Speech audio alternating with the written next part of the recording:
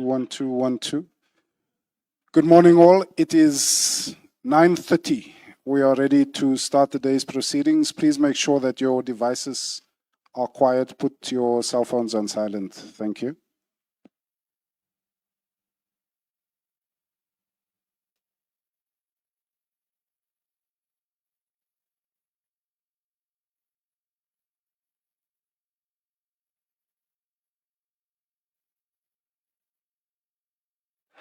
Good morning, Ms. Sillo. Good morning, Ms. Sigals Mube.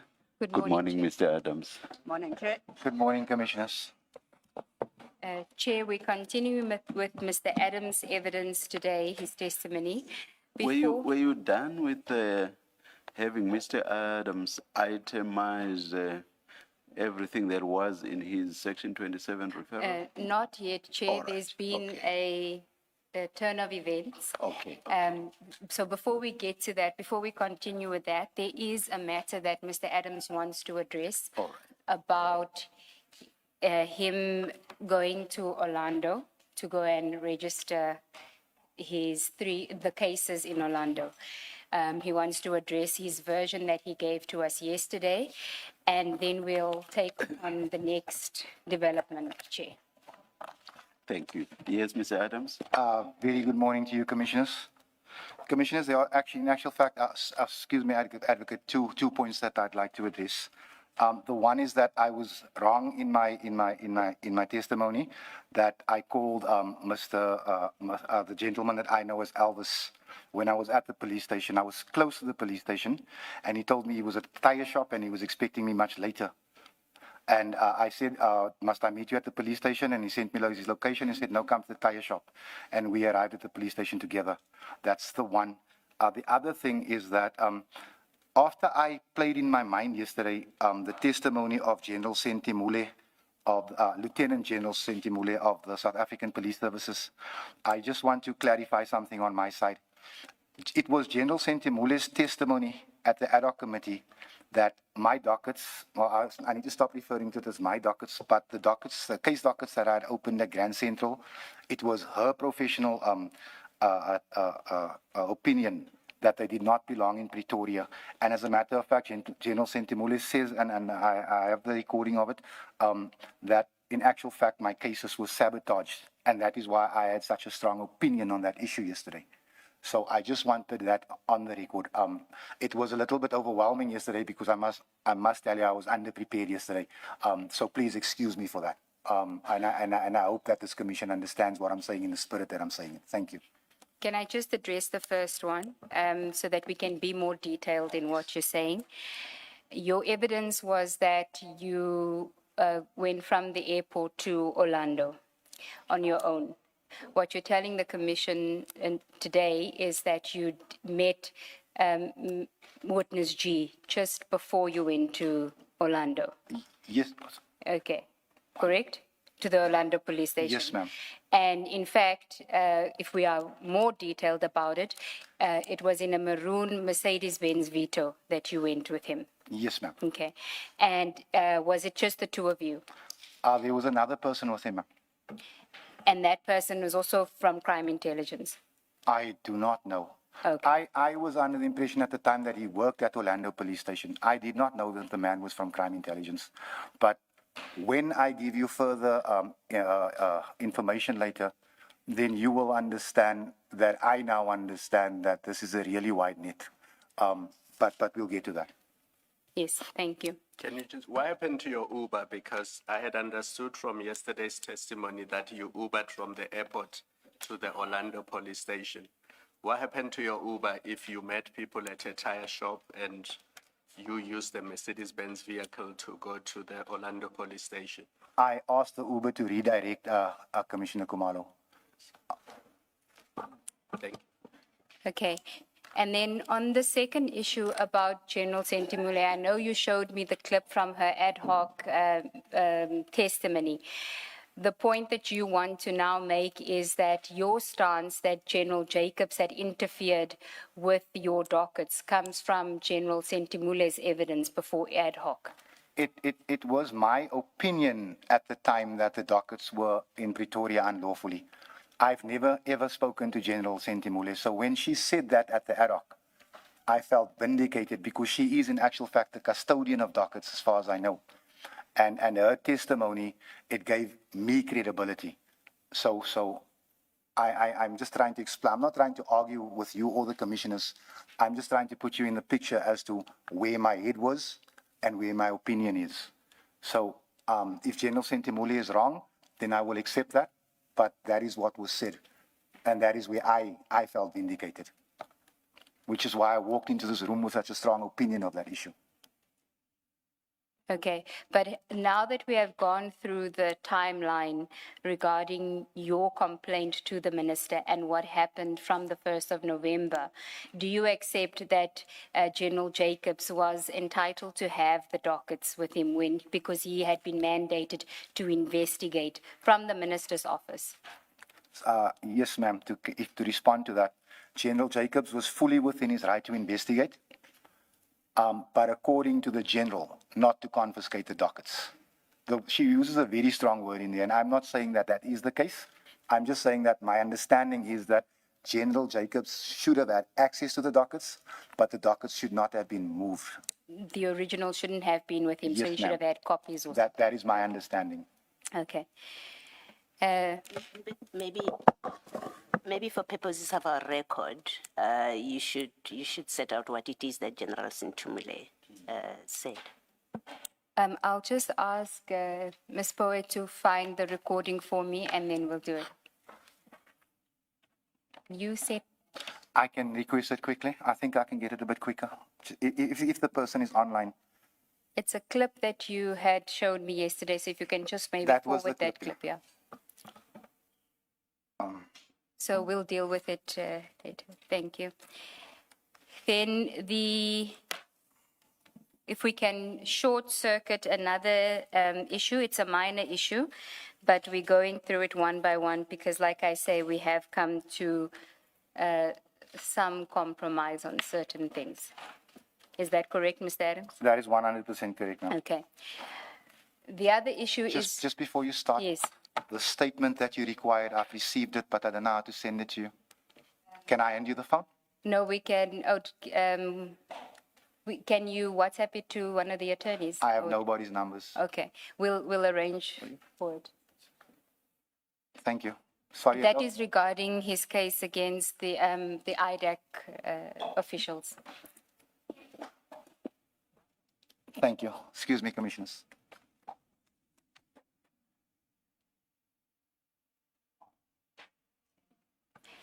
I think it is insofar as you will recall, and we do need to address it, although you and I have discussed it, but we do need to address it in public. It's the issue of the recording of Ms. Ramsami's, the consultation that was held on the 6th of January, 2025. You confirmed that you've listened to the entire recording. You have given us certain clippings that you had wanted to play. You're not married to the idea necessarily of playing it, but it's on condition that should there be something that I wish to play and you then would want to play a clipping as well.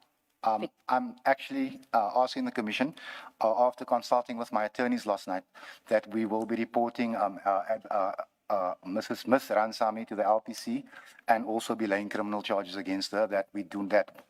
My request is that from my side we do not play the recording.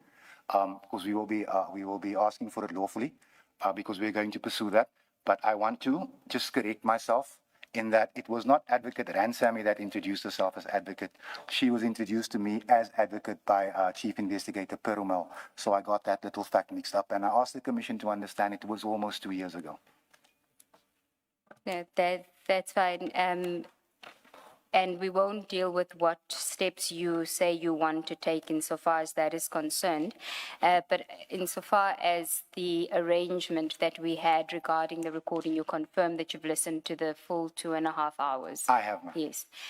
And then there are aspects that you had given us, certain sections that you asked to have played. Do you still want those to be played, or is it? No, ma'am. The 4 or 5 points I asked for, we will play it in court. Thank you. Okay. Thank you. And of course, that doesn't mean that the commission's evidence leaders won't play what they wanted to, but it may very well be that in engaging with you, you will accept what I'm putting to you, having now heard the recording, and we won't necessarily have to play the recording to corroborate what I. 100%. Thank you.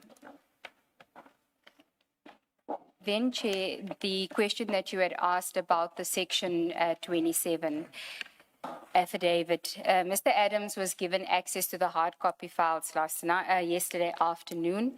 He's had a look at what's we know as being file 2, page 512 to 516. And I think he wants to address you on that. Shall we go to 512 to 516? Which file is that again, Advocate? File 2.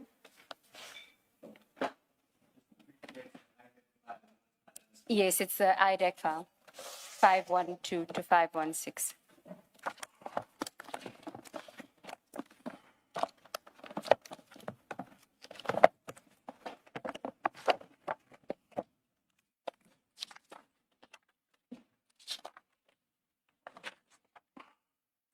I have it, Advocate.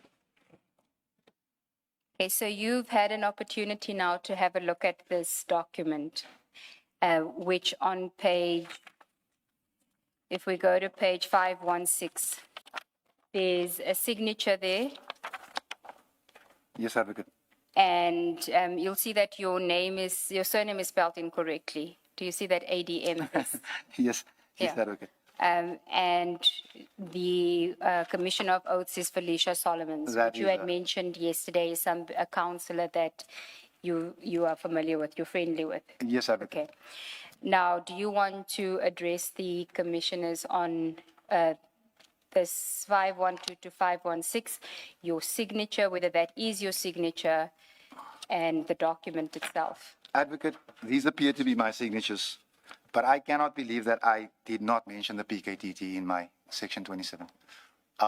This is one of the reasons why I went to open the case, the statement of which I gave you. I have the case number. I haven't supplied you with that yet. I have the case number right here. This is very concerning. And just to save time also, I have laid a case against Chief Mr. Investigator. Adams, I get it, but let's take it step by step because I know there's other things that we've spoken about that you also want to address in order to place your full version before the commission on certain other affidavits. Let's just deal with this section 27. You say you would have mentioned the PK, the one that you prepared, because you prepared the section 27 affidavit, that was your evidence, and you only prepared one. I only prepared one. Okay. I mean, I was busy with it. I printed one. I wasn't happy with it. I did it again. But I only gave them one. The other one wasn't even signed. And it was Mr. Perumal. It was Mr. Perumal. And the one that you gave to Mr. Perumal, you are convinced had reference to the PKTT and the forklift expressly. Ma'am, if you listen to my testimony, I was explicit about the forklift. So I don't understand how it's not in here because I put it in here. Okay. And you only handed one affidavit to Mr. Perumal in November of 2024. Only the one affidavit, but in the envelope, there was the minister's email. And that email is the letter that we looked at yesterday. You're saying it's an email? Was it an email or was it a letter? What are you referring to? I'm dear Makar right now because as you can see, I mean, even in my section 27. No need for onsok, dear Makar. No, I'm saying Go to page 57 of file 2, your file 2. Oh, just a minute. You said you were explicit about the forklift, and you were explicit about PKTT as well, weren't you? Yes, Commissioner. Right. Excuse me for what I'm about to say. Yes. I'm starting to feel like a madman with what these people are saying about my paperwork. That, if you understand, because it's been a while ago, but I know I put that in there. I know, and that is why when Ms. Rantami mentions it, I'm agreeing with her on that. With everything else I disagree, I agree with her on that. Thank you. Page? If you go to your annexures, file 2. Thank you. Yes, ma'am. So page 57. I am on 57. These are the, I think the It's actually page 58. So there's this email that you sent to the minister, Yes, ma'am. page 58.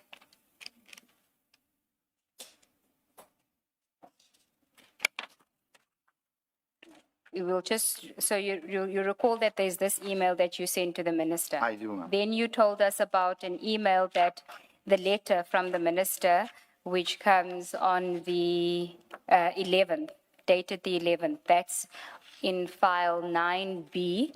So you can take file 9B, page 4004.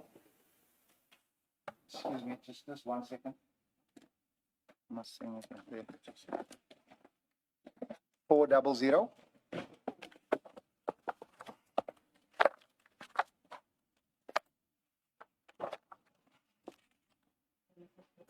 4004, 9B. Yes, ma'am. This is the letter that we dealt with yesterday from the minister's office dated 11/11/2024. Yes, ma'am.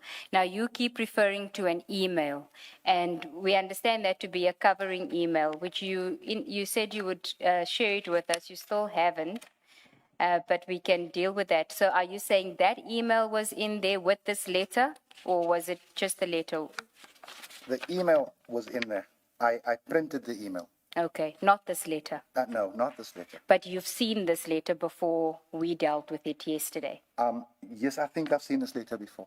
Okay. Now, do you have that? Do you have access to that email now? Ma'am, what I can do, and I can promise the commission this, that as soon as I get to Cape Town, I'll take my laptop to Parliament. I'll print and I'll send you the email, because again, I was asking Sakina this morning, do we have a copy? They said no, but as you and again, it's me and this laptop, but I can have it. I can submit this. That I have that email. I do have that email. And what did that email say? That was on the 11th of was it also the 11th of November? Yes. The day after you sent the email to Mr. Nkabinde. Yes, ma'am. And what did that email say? The email essentially said that this matter has been referred to the IDAC. Okay. So basically what's set out in this letter. Essentially, ma'am. Okay. And it was addressed to you? It was. So it said, Dear Honorable Adams. It was addressed to me. Okay. And it said this matter is now being, your case dockets, this matter is being referred Essentially, to. it says this matter has now been referred to the IDAC for investigation. Okay. Something like that. And you had included that email in together with your section 27 when you gave the envelope to Mr. Perumal? Yes, ma'am. Okay. Can I put Yes, this file away? yes, you can put 9B away. What about us, Ms. Nube? 9B you can put away. I just wanted to show him the letter to establish whether that was what was in his envelope. What page do you want me now? I think Commissioner Baloy wanted to ask you something. You say you will look through your computer to find that email. The affidavit that you say must contain the forklift complaint and the PKTT complaint. Did you type that on your computer? On my computer, on my desktop, yes. Okay. Can you check that as well, whether you don't have a copy of that affidavit? I can check if I saved it. I could possibly have saved it, Yeah, Commissioner. I would expect you would have saved it. I because will check. It was an important document. I will check. Okay, even if it's unsigned. That's It wouldn't be signed, but Yes. if you understand what I'm saying, Commissioner Baloy, it's a referral letter that I'm typing and I'm handing over, and I'm thinking that's the end of it, and then Yeah. all of this comes out. So all right. Can you please help us understand? You typed it in your laptop, no, on my desktop, on your desktop, Yes, sir. on your own. on my own. You then printed it.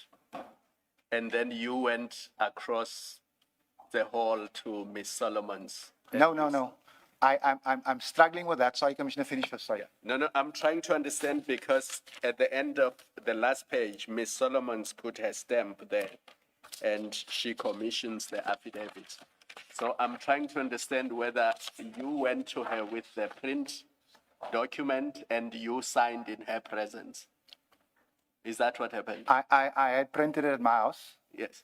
and then I either went to my office or to a house. I'm unsure of where it was. Okay. But you were in her presence. Yes. And you signed in a presence and she stamped it? Yes, Commissioner. Okay, we'll get to whether it's this one or a different one. I will leave it there for now because I will allow Ms. Ngube to continue with her questions.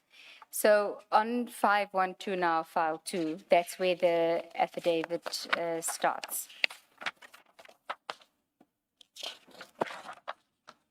The way file 2 as well. File 2, I'm busy with file 2 now, 512. Oh, he's file 2. Yes, you can put his file 2. Do you have IDAC file 2 exhibit? Not your file 2. annexures, yeah. Page 512. 512. That's the section 27 affidavit.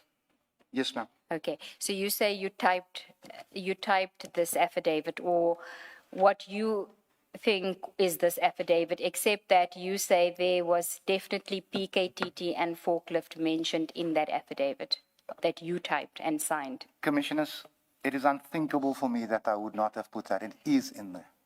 It is unthinkable. Like, there's many things I have not been sure of because of time lapses. That's not one of them. I'm convinced it was in there. Now, when we look at the initials on 512, FS, and then there's a signature there, is that also you and Ms. Felicia Solomon's? As Does far- that look like your signature? Look, I can't speak for her, but that is my signature. On each page, so 512, 513, 514, 515, and then the last page, 516. That is my signature. Okay. And do you recall how many pages yours was? Was it this many pages? I did not count, and I hate to guess because if I'm one page out, but at this, I didn't count the pages. I did not. Because I'm looking at the formatting and all of that of this affidavit compared to what you submitted to us, your 64-pager. This is a very formal, it's aligned, it's very different to what you submitted to us on your 64-pager. Do you accept that? I accept that. Okay. And you saying nobody assisted you with the formatting or anything. You want us to believe that you did this formatting. I had days with this. I had what felt like hours with that, if you understand what I'm saying. If I had more time to prepare for this commission, my submission to this committee would have looked very different. Okay. So when you say you had days with it, when did you, because you get the email from Mr. Nkabinde on the 11th, when do you start with the affidavit? When do you speak to Mr. Perumal? I spoke to Mr. Perumal, I think it was 2 days later. So when I say days, it's not that I had a week. It is in actual fact that I wasn't pressured. With my submission, I was under extreme pressure.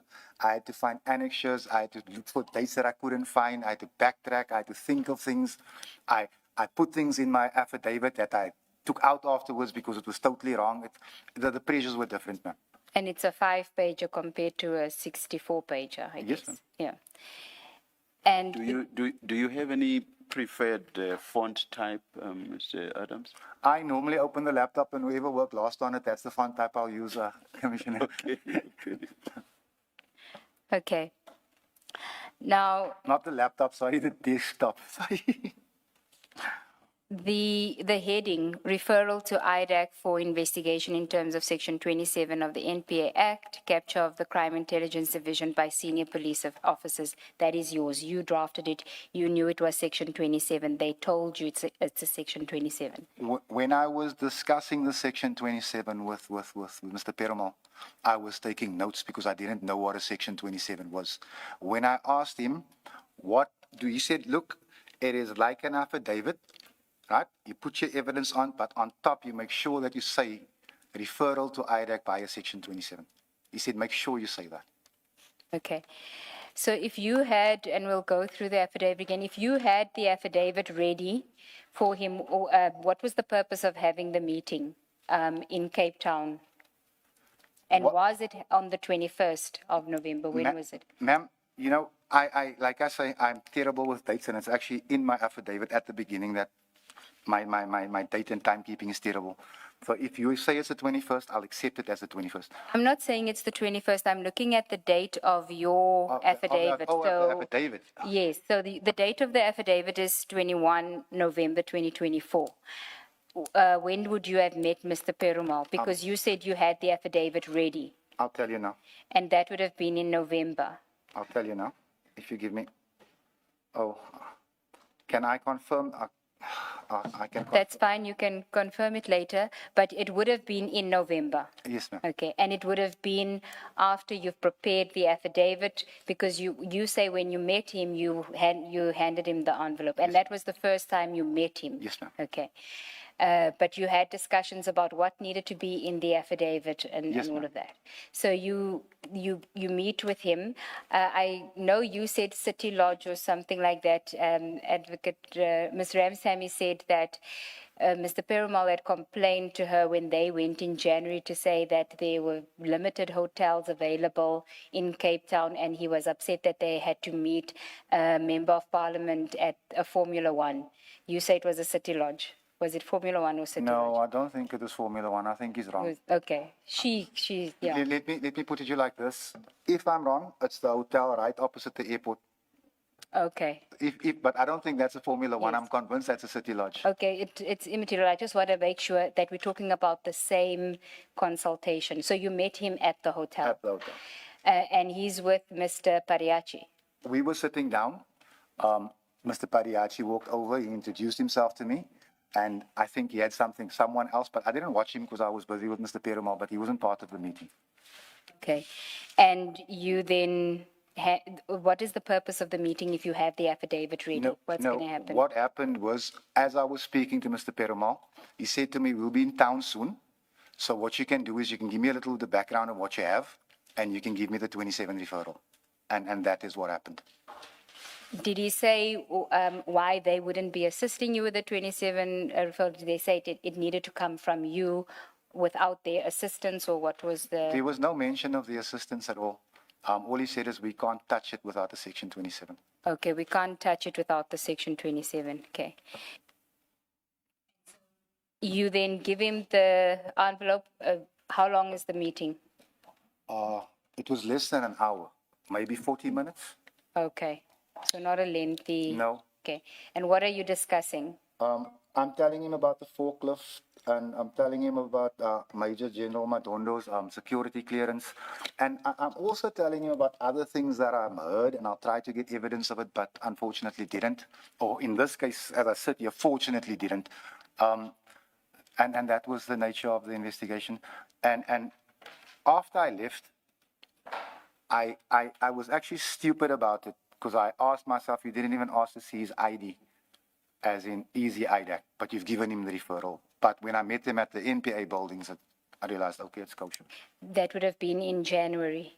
The second meeting? Yeah. Second, yeah, that. Okay. So can we just go through the, I know it might be a difficult exercise because we're talking about you did this in November 2024, but let's try. So we are on page 512, paragraph 1. What you say in paragraph 1, that is all you. Yes, ma'am. Okay. And then we have paragraph 2, it's where you're referring to SAP's crime intelligence is in jeopardy, and you mention your growing concern that the head of crime intelligence, who is General Kumalo, Lushaba, Madondo, and other crime intelligence officers were busy with the systemic capture of the crime intelligence division. That was part of your affidavit. I've even said that in Parliament already. Okay.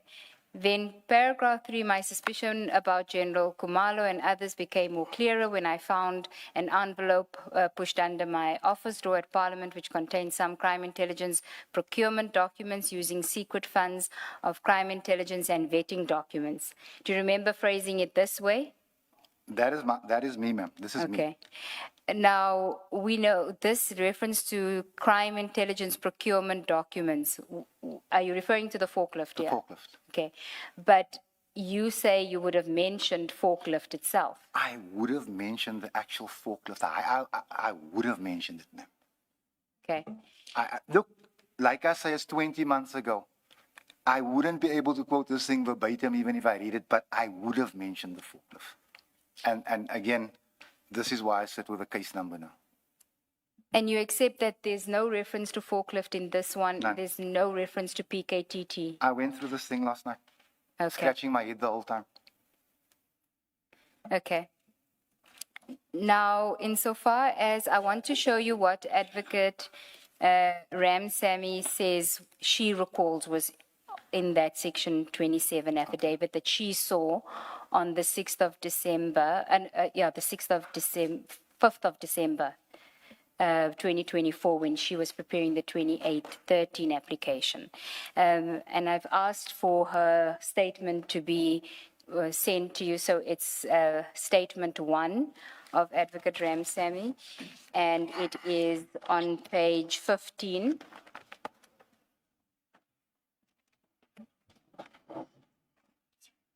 Oh, there, I thought it was coming up, yeah. Thank you, Mabut.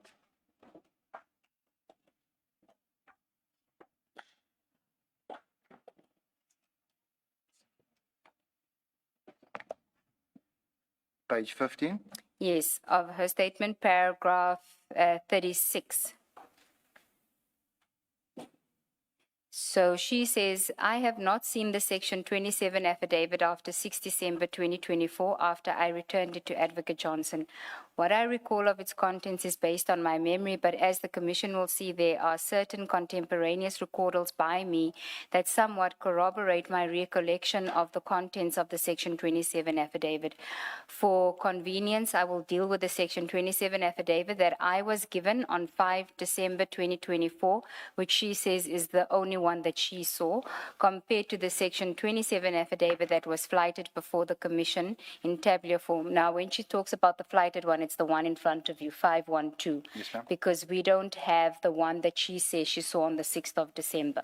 But she says the one that we have at page 512 to 516 is not what she saw on 6 December 2024. Ma'am, Advocate, I'm leaning towards her here because there's things that are not in here. I don't know if someone wanted to minimize something with someone, but there's things that, and as you might have noticed, Commissioners, I don't have the best memory, but let me be adamant about this. There's things that I know I put in there. I only got to hear today. You've said it repeatedly today that your memory is failing you for the first time today. So, Commissioner, you I've heard understand what a many miserable pensioner I'm going to make one day. Okay, so let's go to page 16, which has the table. And if you look at the first table, that's the Section 27 affidavit that she saw. And the second column, that is what you have in front of you at 512 to 516. So she says the one that she saw at number 1, it referred to your Orlando case numbers and the Valeria case number. And the one that's now on page 512 to 516 refers to the Cape Town case numbers. And there's no mention of Orlando and Valeria. I don't think I'd have put the Orlando case numbers in. I don't remember that at any rate. I don't. You don't think you would have put I don't remember doing it. Okay. So I can let me attempt to help you, Advocate. I'm okay with the first page. I don't think there's anything wrong there. Talking about page 512 now? 512. Okay, of file 2. Yes. But let me also be somewhat on the fence about this. I'm not going to say that she's wrong or that she's lying, but I don't remember that. Okay, so just insofar as the case numbers are concerned. Is that what you're saying? Yes, ma'am. Okay. You probably would have put in the case numbers. Can I ask for permission that if Commissioner Kamalo, see, I want to blame you now, Commissioner No, don't Madlanga, worry. Many others have made the same mistake. if indeed Commissioner Madlanga releases me today, that I be given an allowance to make a supplementary, because I'm going to go sit and think about all of this. It's going to be very hard for me It's just yes, no, yes, no. It's 20 odd months ago.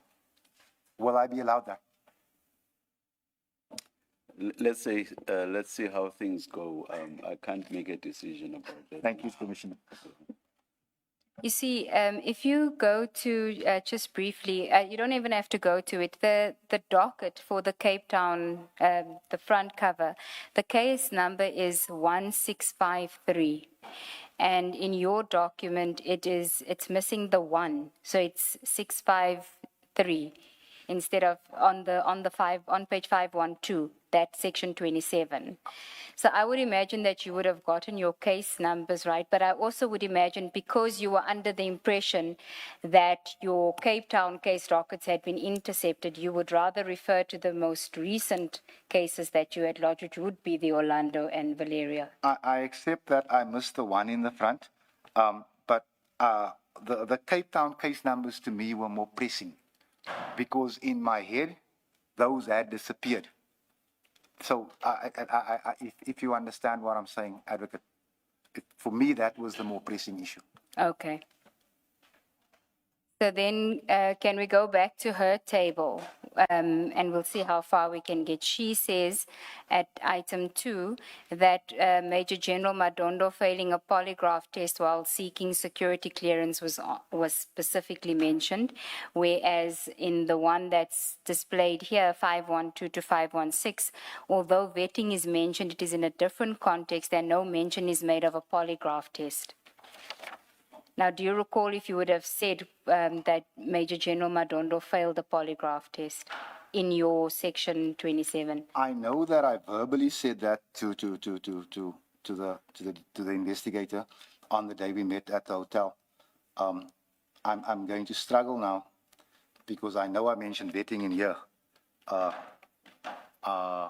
you don't recall the polygraph? I must be honest. I want to say yes, but I must be honest. I can't recall.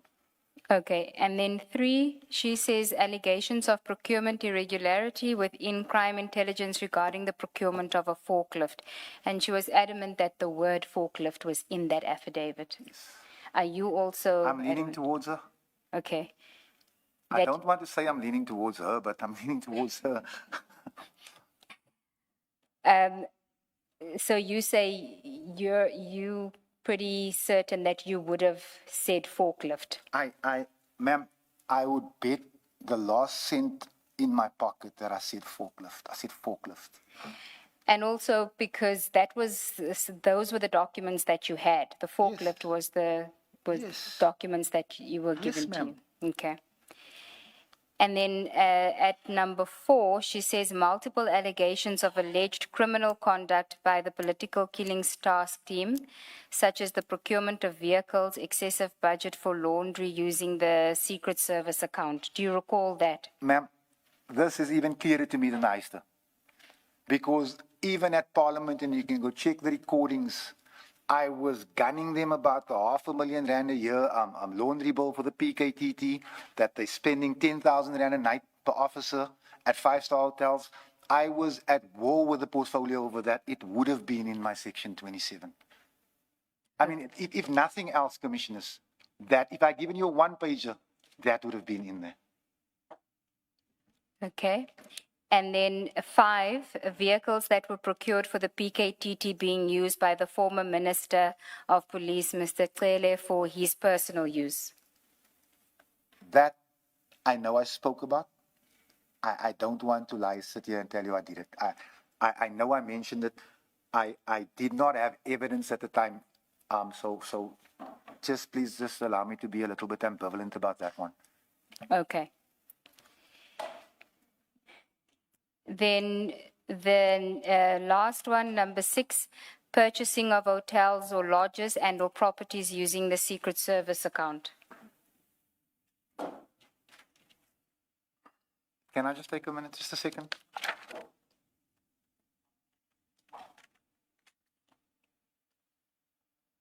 Advocate, will you allow me to leave a question mark there? Okay. Thank you. So in actual fact, you can't assist us as to whether this 512 to 516 you say you're certain that you mentioned forklift and PKTT and these allegations, but you don't know what this document is in, because there's some of it that was contained in what you recall handing over to Mr. Perumal, but some things that should be in there, allegations that you recall were in there, are not in there. Advocate, if I can tell you honestly, I'm probably the most confused person in this room right now, because this is making me question my own sanity right now, but I know I put those things in there. Okay, and what compounds it is that you confirm the signatures on the pages? Yes, I can't speak for Councillor Solomon's. I can't speak for, but these appear to be my signatures. Okay. So Can I just check, Mr. Adams? You say you don't recall. What could you have been saying about the PKTT in your affidavit? That must be clear. You must be clear about that. I can tell you what I said about the PKTT. Yes. And I'm not going to mention the officer's name because I believe cases are being withdrawn today. But there was one gentleman who was a driver, who was promoted from a driver, which I believe to be a sergeant, to a lieutenant colonel. He skipped various ranks. And that I know I mentioned that. I asked to look into that. I asked. You see, you yesterday you said that among other people that you discussed with is Professor Miss Dihas and Miss Mashale. There had been discussions about the stuff that eventually forms part of your complaints, and I think it's a valid question. If you say you're not sure about what you said in that affidavit, or whether what Miss Ramsamy has summarized, whether that is what you said, you surely must be able to say, here's my complaint that I had at the time about the PKTT. That I would expect you to remember. The same with the buildings, where she says your complaint include the Secret Service fund being used to get buildings. I would expect you to remember clearly and say, I could never have said that, because the first time I heard about it was long after I had filed my affidavit. So I'm struggling with that you don't remember things as specific as that. And to remember, I'm not saying to you, you did put it in the affidavit. I'm even allowing for you saying, I could never have said that. I could not have spoken about the laundry expenditure in their budget, because it's not material that was within my knowledge in November. So,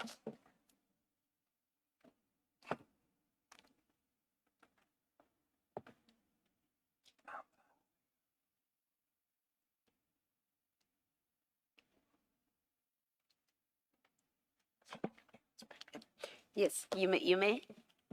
oh, I thought. I've raised two things with you. The one is the buildings, the properties being bought, and the other is about the PKTT expenditure. And if you have already dealt with the PKTT laundry expenditure, I'm happy to leave it, and you've given an answer. But the purchase of the buildings, you must remember whether you knew or didn't know, or had a gripe about it by November 2024. Commissioner, the reason I'm not saying that I did is because I want to be sure. If I tell you that it's in there, like, for example, the forklift, it's supposed to be in there. But with the buildings, I know I had a hell of a fight about the buildings, but I'm not sure if and let me tell you, Commissioner, I'm again leaning towards Ms. Ransami, but I can't nail it and say yes. But I am strongly leaning towards what she's saying here. Thank you. I want to raise a few issues with you, Mr. Adams. I don't remember if I greeted you. Good morning. Good morning, sir. Looking at this affidavit on 512, you say the one that you provided to IDEC made mention of the PKTT and the forklift, right? And we can see that this one does not. Please don't nod. Please answer so that. I'm acknowledging as you speak, Yes, sir. the That's for myself. Yes. Sorry, I thought you were still talking. No, Sorry, that is fine. So this affidavit we're looking at then cannot be the one that you gave to IDEC on the 21st of November 2024, because according to you, the one that you gave to IDEC had in it PKTT and it had a reference to the forklift. Now, the follow-up question is, where does this one come from? The one that we're looking at, if it is not the one that you gave to IDEC in November 2024, where does this one come from? I think Andrea Johnson is best placed to answer that, sir. But it has your signature. That is what, it's making me feel like I'm insane. Yes. If indeed I was part of whatever's going on here, I would sit here and own this is my affidavit. Yes, no, I did not mention PKTT. No, I did not mention the forklift. But this thing, this is not everything I put in this. Did you do two Section 27 affidavits? I did not sign the one because I wasn't happy with it, because I put in words like heister instead of forklift. This is not what, Chairperson, I hope you understand why I went to Wellington Police. Because I was in Wellington on the day this madness was happening, when I saw these things and I said, no, man, none of this, I'm going to lay a charge.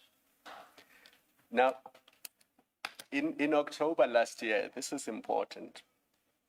In October last year, the people at IDEC, according to the emails that we have seen, were looking for a Section 27 affidavit, and they could not find it. But when this commission sought documents from IDEC, this is the document that was given to the commission. And it raises serious questions about IDEC and you, Mr. Adams. And the question in relation to you is this: did you, after October 2025, sign a Section 27 affidavit and backdate it? No, Chairperson, and you will understand why later. You will understand why later. Now, can you come up with a sensible explanation why we have before us an affidavit that you say is not the affidavit you signed in November 2024? Chairperson, someone has altered this thing. I don't know why. I don't know how. Someone has taken out information that I wanted in here. Information that I'm passionate about. Information that landed me in Pietermaritzburg prison. I can't answer that, Chairperson. How do you explain your signature? I can understand if somebody forged the document as you allege, or they did something sinister. Advocate Ngube took you through every page and asked you if those are your initials, and you confirmed that those are your initials. Now, if this is not the document that you signed on the 21st of November, 2024, where do those initials and the signature on the last page come from? Commissioner Kumalo, I humbly submit to this commission that the IDAC must come and explain this. No, they cannot explain your signature. All I want is you to explain your signature. They can explain other things. They can explain why what you say was in the affidavit is not there. But for now, I want you to focus on the signature, which you say is yours. Unless you say to us that is also a forgery. I am leaning that way, and I think it is. But I don't want to make accusations. But this, look, advocate, sorry to say, look, I have a scribble of a signature, as you can see in my affidavit also. But do you I would assume somebody tampered. Do you remember initialing this document that we see in front of us? Advocate, if I was not aware of the fact that I included words like forklift, PKTT, in my document, you could probably tell me this is my document, and I would agree with you if I was just flipping through it. Forget about the content. Do you remember initialing this 6-page document? I think it's 5. Do you remember initialing this 5-page document and signing the last page? Not the one before me, advocate. Not the one before Not the us. one before me. Not the one before me. There's been alterations made to this document. This is not the one that I submitted. So you say somebody, you don't know who, altered this document? Chairperson, that is clear from where I stand. Unless I've gone mad, unless I'm misreading the thing that I typed. But I'm not mad. I know it was in there. These are two things that, as I say, I'm passionate about. I've been fighting it, and it's not there, and it makes no sense. It makes no sense. I don't know why they would want to take it out. Do the charges that you say you've laid against IDEC relate to this affidavit as well? Chairperson, at the time when I see, I don't think that I've gone through this affidavit. My charges relate to the way they handle my case. Oh, But when I speak to the investigating officer, Okay. this will certainly be one of the things that I Okay, raise. right, okay. Thank you. Then can I take you to what Mr. Rapesu said he recalls was in the section 27, and that is on page 7 of his statement. We've also asked for those files to be given to you. Oh, so okay. we can check.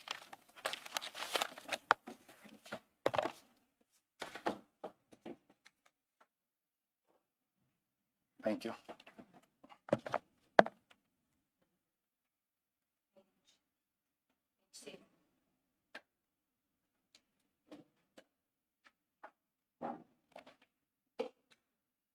Do you have it, Mr. I Adams? have it, ma'am. Okay, so you'll see paragraph 21, the section 27 referral ISO, and the section 27 that served before the commission. He says, I record at the outset that I browsed the section 27 referral quickly and did not read it in full. I did not reach the last page and I did not see who the deponent was or how it had been commissioned. What follows is my best recollection. The section 27 referral I saw dealt substantially with the political killings task team, which I refer to as the PKTT. As best I recall, it referred to the PKTT being accommodated at a lavish hotel and to the cost of their laundry, to lavish motor vehicles said to have been purchased from a slush fund and used by the former Minister of Police, Becky Cele, and to properties and hotels in various provinces, including KwaZulu-Natal and Gauteng. I recall a reference in Gauteng to the Midrand or Kyalami area. Do you recall any of that before I continue? The only thing here that I would actually, let me just make sure, sorry, ma'am. The only thing here that I would actually contest is the issue of Minister Chele, because I did not have evidence of that. And the hotels, of course, which I'm, You're not but sure. he's essentially, he's the man is not, he's not wrong. He's not wrong. Okay, then he says, it also dealt with political killings.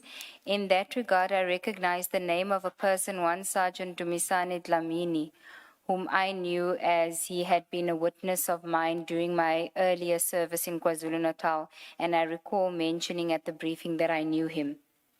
Do you recall that? I don't think that was in my submission, ma'am, but I know that he and I spoke at length about Sergeant Lamini, who's locked up, and he actually agreed with me that that man doesn't deserve prison. That's another one of those things that I'm busy with, but I don't think I would have put it in my affidavit. I don't think so. Okay. We spoke can't about say. it at length. I mean, I'm sure you heard the recording where his name comes up, and you'd obviously have heard that I'm invested in that, but I don't think I put that in there. Okay, you don't think that you had it I in think the... maybe Mr. Rapesha is also remembering the conversation and thinking that. I don't want to speak for him, but I don't think I put that in there. Because he says he remembers mentioning it at the briefing, and the briefing that he's referring to is the briefing that the team had on the 6th of December 2024, so before he met you. Oh, their Yes, briefing. Okay. their briefing, their internal briefing where they were discussing your referral. Because remember, your referral comes through, the team gets assembled, the section 2813 is approved, and then Advocate Johnson calls a team meeting. So that's the first meeting of the investigating team and prosecutorial team. So he's referring to that briefing. Can I answer you like this? He's the last one between the two of us to have seen the affidavit. If I may answer you like that. So I'm not going to argue with him from a point of certainty, but I wouldn't understand why I put that in there, because that was a totally separate fight. It was a totally separate fight. But it was something that you were passionate about, and it had to do with the PKTT. Yes. Actually, now that you put it like that, I might have mentioned him, but can I? It's fine. I'm not going to press you for an No, answer. it's just, I don't want to disagree with him, and because he might actually be right, but I don't want to disagree with him. Yeah, I think I'm basing it off what you say is that it is something that you were passionate about. You discuss it at length at the meeting of 6 January 2025, insofar as the PKTT is concerned. And he then says it was in in it, and he remembers discussing it at the briefing session and telling the team that he knows Dlamini from his work in KZN. Yes, yes, he Okay. told me that, excuse me, that Sergeant Lamini was a witness, that he believed the man to be innocent, and that was basically that kind of conversation. Okay. Now, unless the commissioners want to ask anything else regarding the Section 27?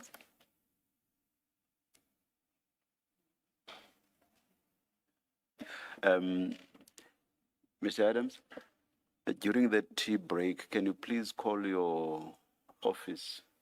Ask them to find the affidavit, the one that you signed and had commissioned, not this one which you disclaim.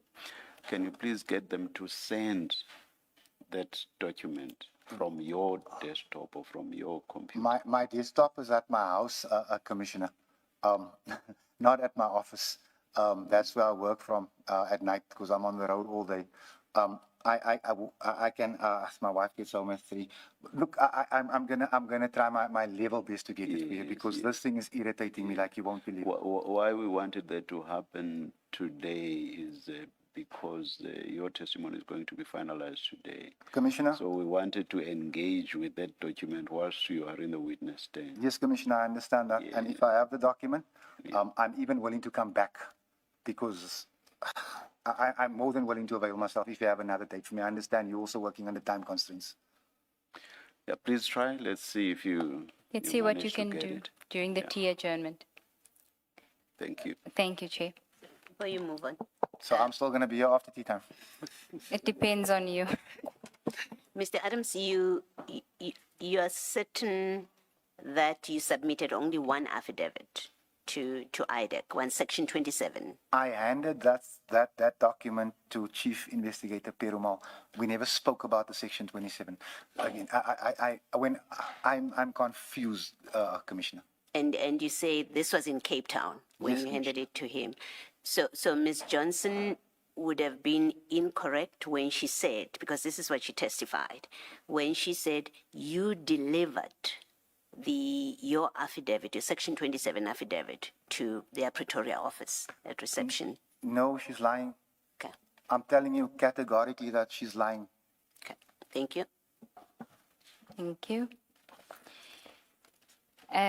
But you were in Johannesburg or in Gauteng in November, correct? You went. I'm in Gauteng every month. I don't know if that helps you, but I'm in Gauteng a lot.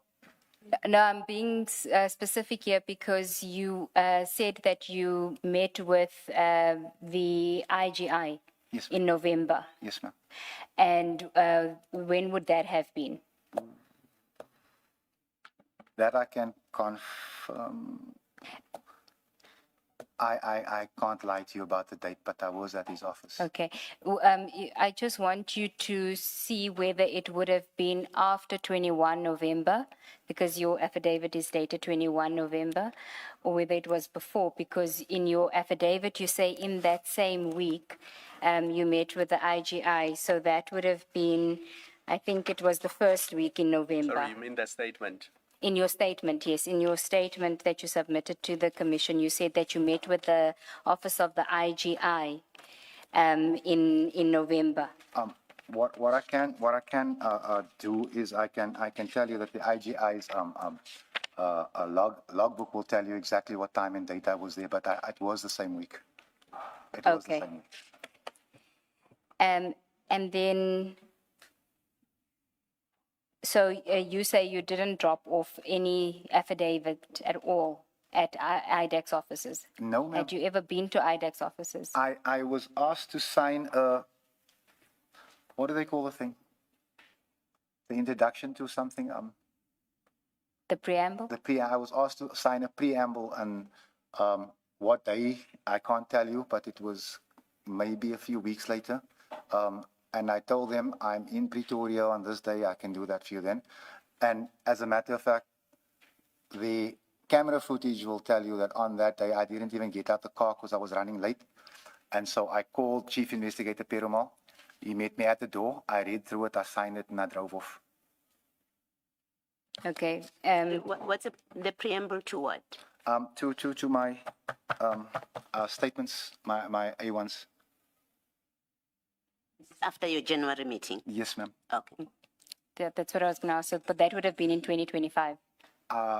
Yes, probably. I would. There, I couldn't help you, but that was the only time I ever went near their office. I've never been inside. Well, we're trying to figure out when it would have been. It would have been after your meeting with them in Cape Town on the 6th of January. Yes, ma'am. Definitely. Okay. Definitely.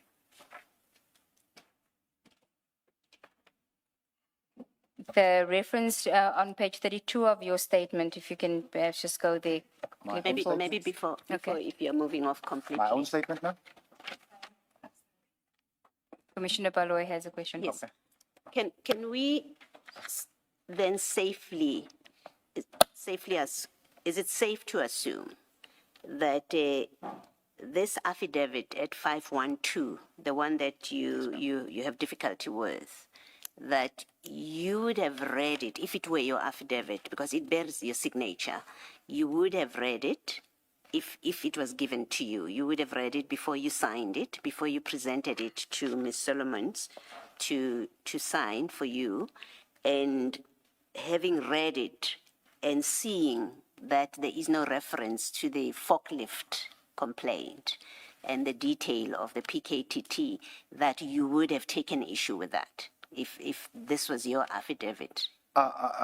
Because those were important issues for you. Advocate Beloy, I promise you that if I look at the pages as I flip past it, it looks like mine. But there are details in there that I know I put in there. And I don't know to what end they were removed, but they were in there. And you're certain that if this is your affidavit, then the forklift and PKTT allegations were removed from your affidavit? Yes. Okay, thank you. Thanks, Ms. Long. Thank you. On page 32 of your statement, which is file 1 of your files.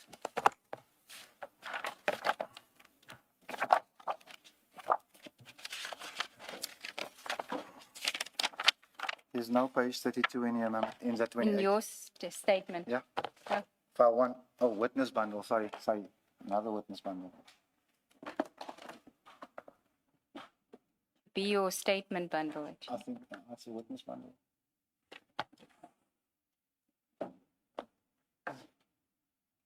Small witness bundles.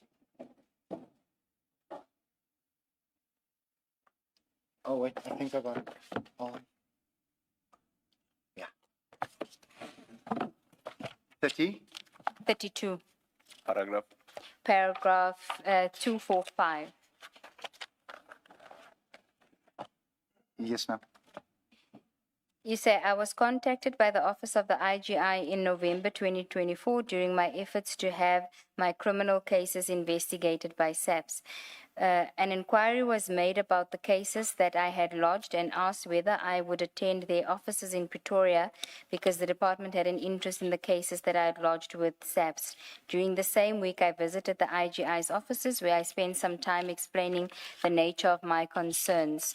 But you don't give us a date of when in November that would have been.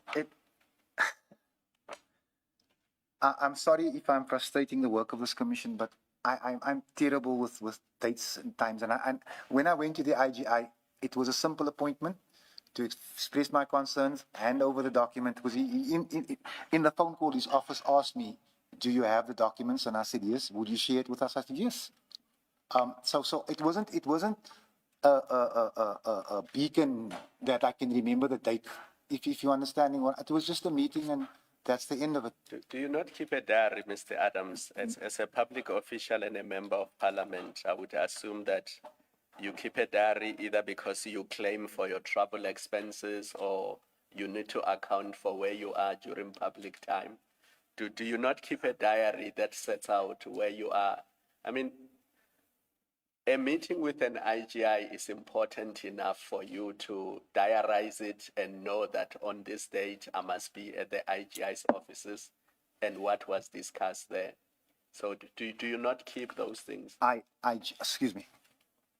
Yes. I generally I save my appointments on my phone, and that device has left me. And the other reason that I wouldn't bother with a book diary is because I don't claim from Parliament, not a cent, ever. So if I have a meeting, let's say with you tomorrow, Commissioner, it will be on my phone for 9 o'clock with a reminder.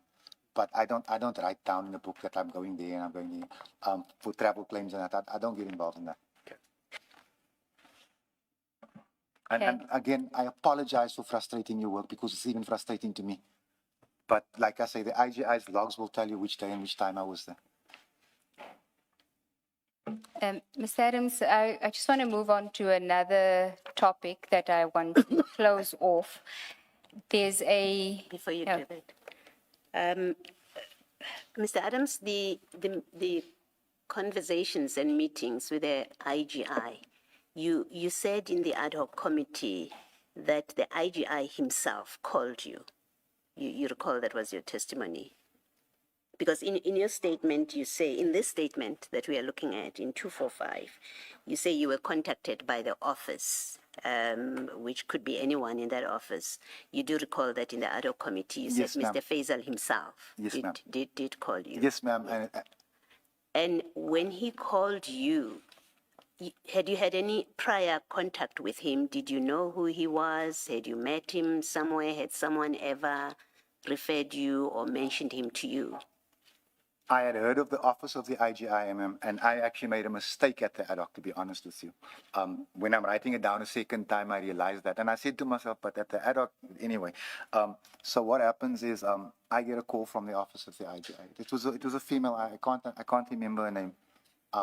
And she told me the IGI had asked her to make contact with me. But how could you make that kind of mistake? That it's the IGI himself that called you. It's a very specific person. It's a head of office, and who holds a very important position. How could you possibly make a mistake that he called you? It is, in my estimation, Commissioner Below, it was a very stupid mistake to make, a rudimentary one, but it was not intended to mislead anyone, because the call was from the IGI, but via his office. So I did make it. It was a very stupid, a casual, stupid mistake. And I do own it. I accept that. And as a matter of fact, as I was writing my statement, I knew the contradiction, but I put down what actually happened. But if you pick up the contradiction, why are you not explaining it in your statement? Because it is quite a serious allegation or fact, if it happened, that the IGI himself called you. That's very important. And if at the time of drafting your statement, you realize that I made a mistake, why are you not correcting that in the statement?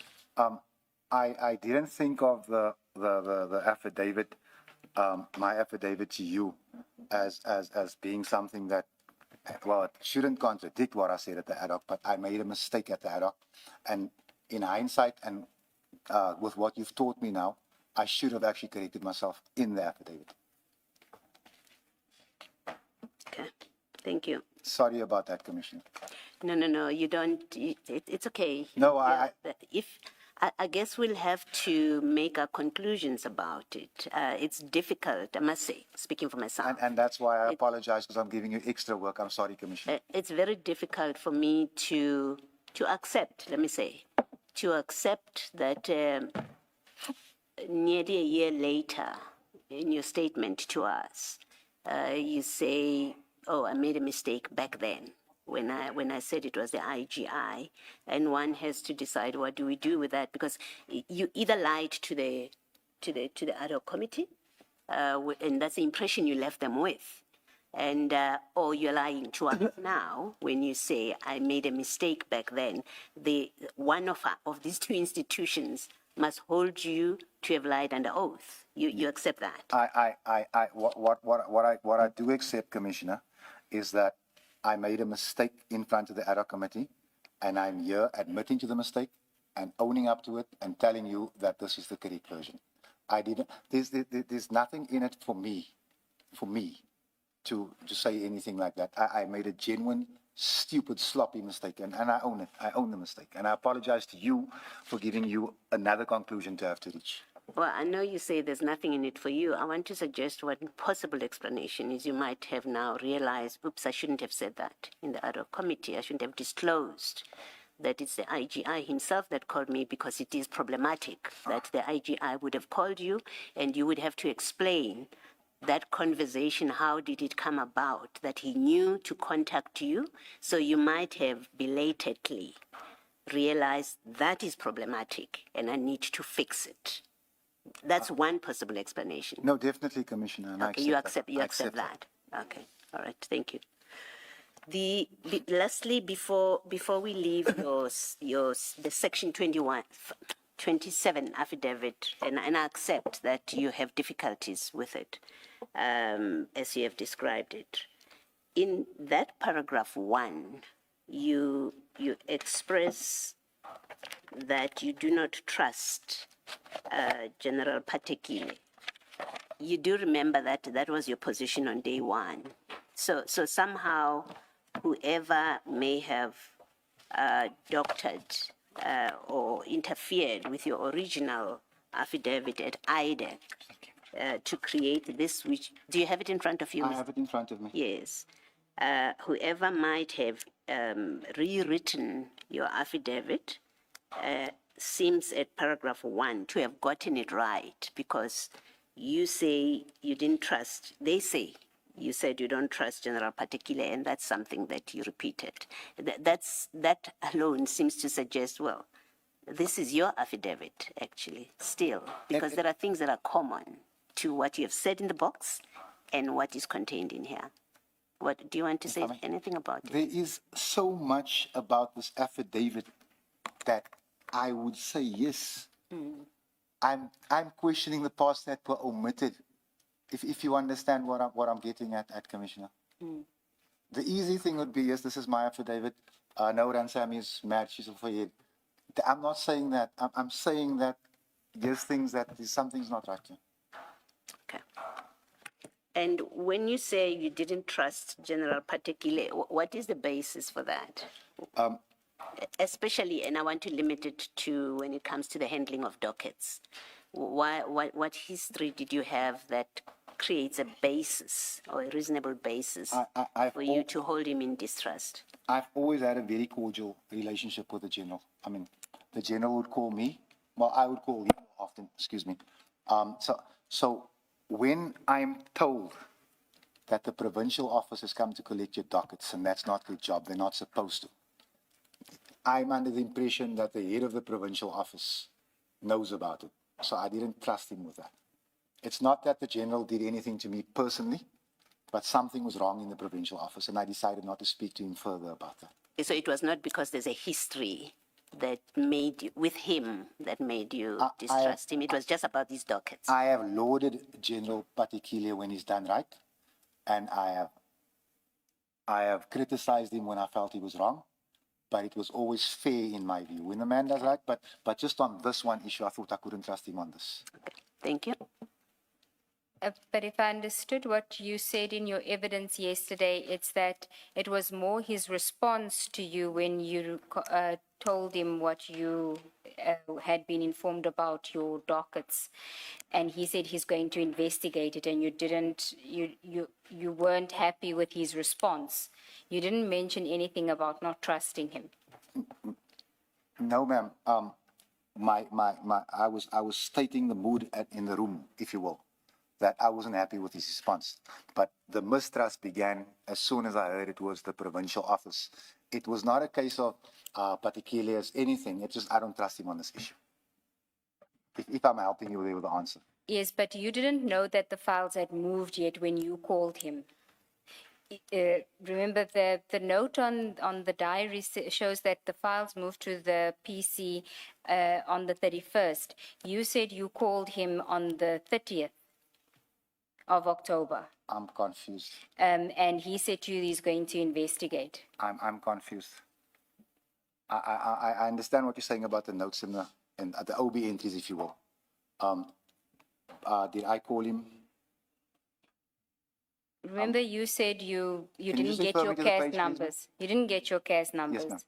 And then you get told by General Lincoln that your dockets are being intercepted. He didn't tell you that they'd been transferred. No. Yes. You call the PC and you're not happy that with his response. Yes, ma'am. That's what you say. So that's what I'm saying. Your sequencing is out. No. So essentially, not happy with his response and mistrusting him on the issue is essentially the same thing for me. Okay, so you mistrust him because of the response that he gives you. What? Yes, ma'am. I expected more urgency on something like that. I did, and therefore I mistrusted him.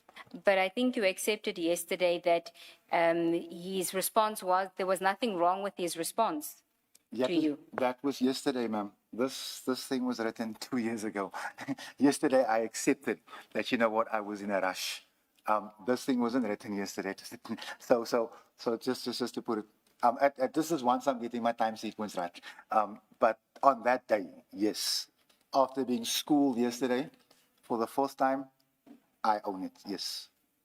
Okay, I think when you do that, when we engage you like that, then you must accept it. You must say, look, I was wrong here, so that we don't have this, because now every time it's going in circles, we confront you with an allegation in your statement. You stick to it, even though the day before you had conceded the point. No, my time sequence was wrong. As you said it, you were right, but I didn't have the understanding. So yeah, I accept. Okay. Then I want to just go back before we go to the next topic. There's an issue that we dealt with yesterday, again, regarding your time, your sequence. And it's a media clip, because you do quite a few of those. So there's a media clip that we want to play, and then I want to engage you on what you said in that clip.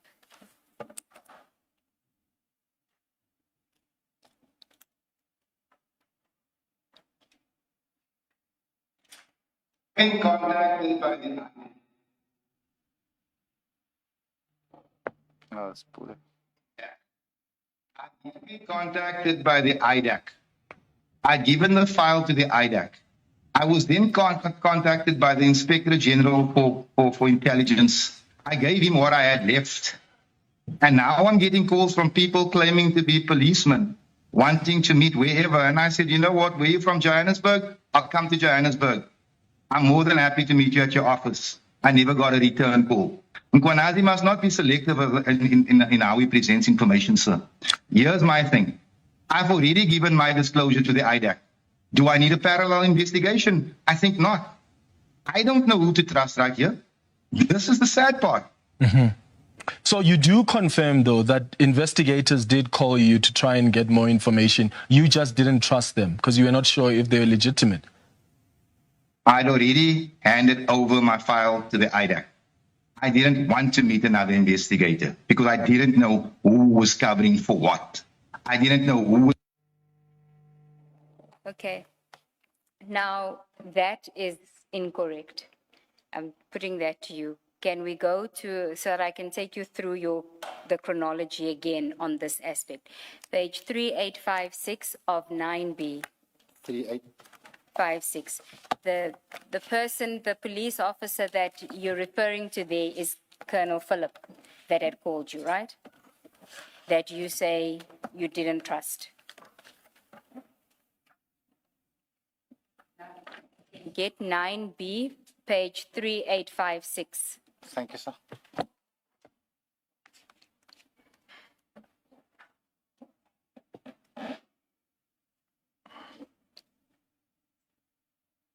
Do you have it? I do. Okay. I want you to remember your evidence yesterday on page 3856. The table there, you said you don't dispute the table, what's set out in that table. Now, on the 2nd of November, he does the introduction. We've been through that. 3rd, you have engagements with him throughout the beginning of November. And you'll see that the last engagement is on the 9th of November 2024. Mr. Adams indicated that he has eventually addressed the challenges at his residence and will call Colonel Phillip by the end of the week to confirm when he, Mr. Adams, will be coming to Joburg. 15 November, outgoing call to Mr. Adams, no answer. So the last engagement would have been 9 November. At this stage, there's no IDAC, if we are to believe the email from you sending the email to the minister on the 10th of November, the minister's office, on the 10th of November, and Mr. Nkabinde responding on the 11th, and the letter saying that IDAC must investigate. We've been through that. All of that is 10 and 11 November. So when you say in that clip that you were already engaged with the IDAC when Colonel Phillip called you, that's not true. Can I just see the date on that thing, man? Because I'm actually Which doubting- date? of that clip, please. Of the clip with Clement. Yes, please. Just the Okay. date. I don't need to see the clip. I've kind of got a frame of what. See if we have the date of the clip, but Okay. If you can. I think the more important thing is what you're saying in the clip about the history. Of No, the- I yeah. understand that. And I'm just trying to think what I was doing or thinking at that time. Okay.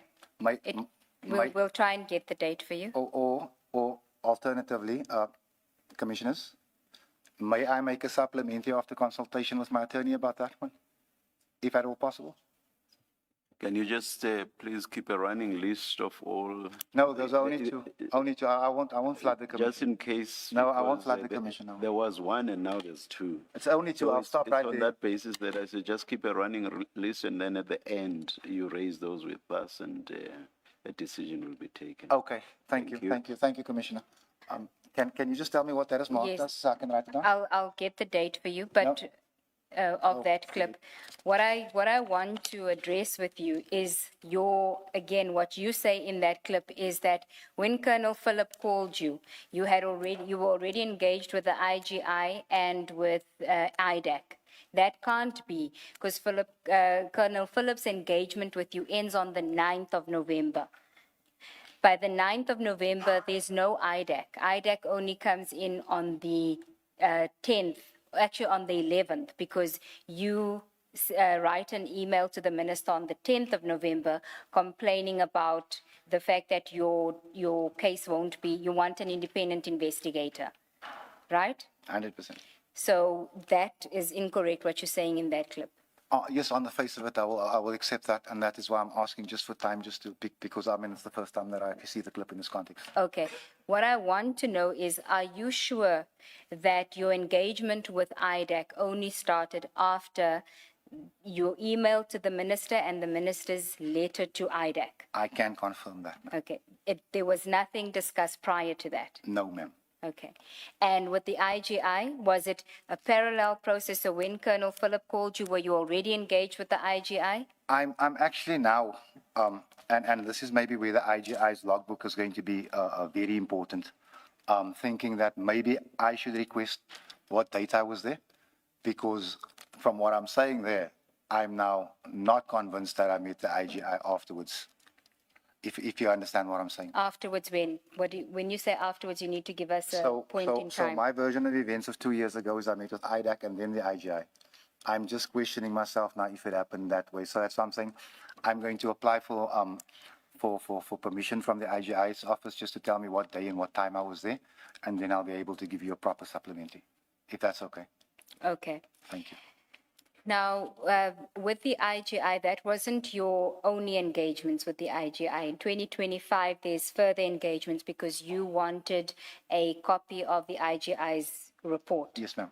How did you become aware that the IGI was investigating crime intelligence? I was the complainant in the matter. I had handed him some of the documentation that he had, and I would regularly, well, not regularly, I would email him to ask if there's been any updates. And then one day, brazenly and out of frustration, I asked if the report, no, he confirmed that he concluded his report. His report was of the minister. I asked if I may have a copy of the report. He said no. I emailed the minister. I asked the minister if he'd bring the report to the portfolio. The minister never replied. Now it's at this stage, and I'm sorry to be speaking so long on limited time. It's at this stage I'm thinking if the minister doesn't want to share this report or to deal with whoever's been doing what, if any findings have been made, then the minister's part of it. And that of me was, luckily I didn't say it to anyone. It was a blunder. It was a massive blunder Then the minister is part of what? What are you? of the cover up in my head, in my view. Which cover up now? Because you're now with IDAC and you're with the IGI. So there's, you were aware that both were investigating. Did you think that your complaints were being investigated by the IGI and IDAC, right? You were running the IDAC process as well. Yes, ma'am. Okay. Now, why would you think that the minister is involved in the cover up? In my view, if there is proof of corruption, I felt that the place that it must be mentioned is in the police portfolio because that's where it was raised. So I'm emailing the minister to ask him if he's going to bring the report to us as a committee, and the minister never responded. And to me, that was a little bit offish. But didn't you first ask the IGI for a copy of the report? Yes.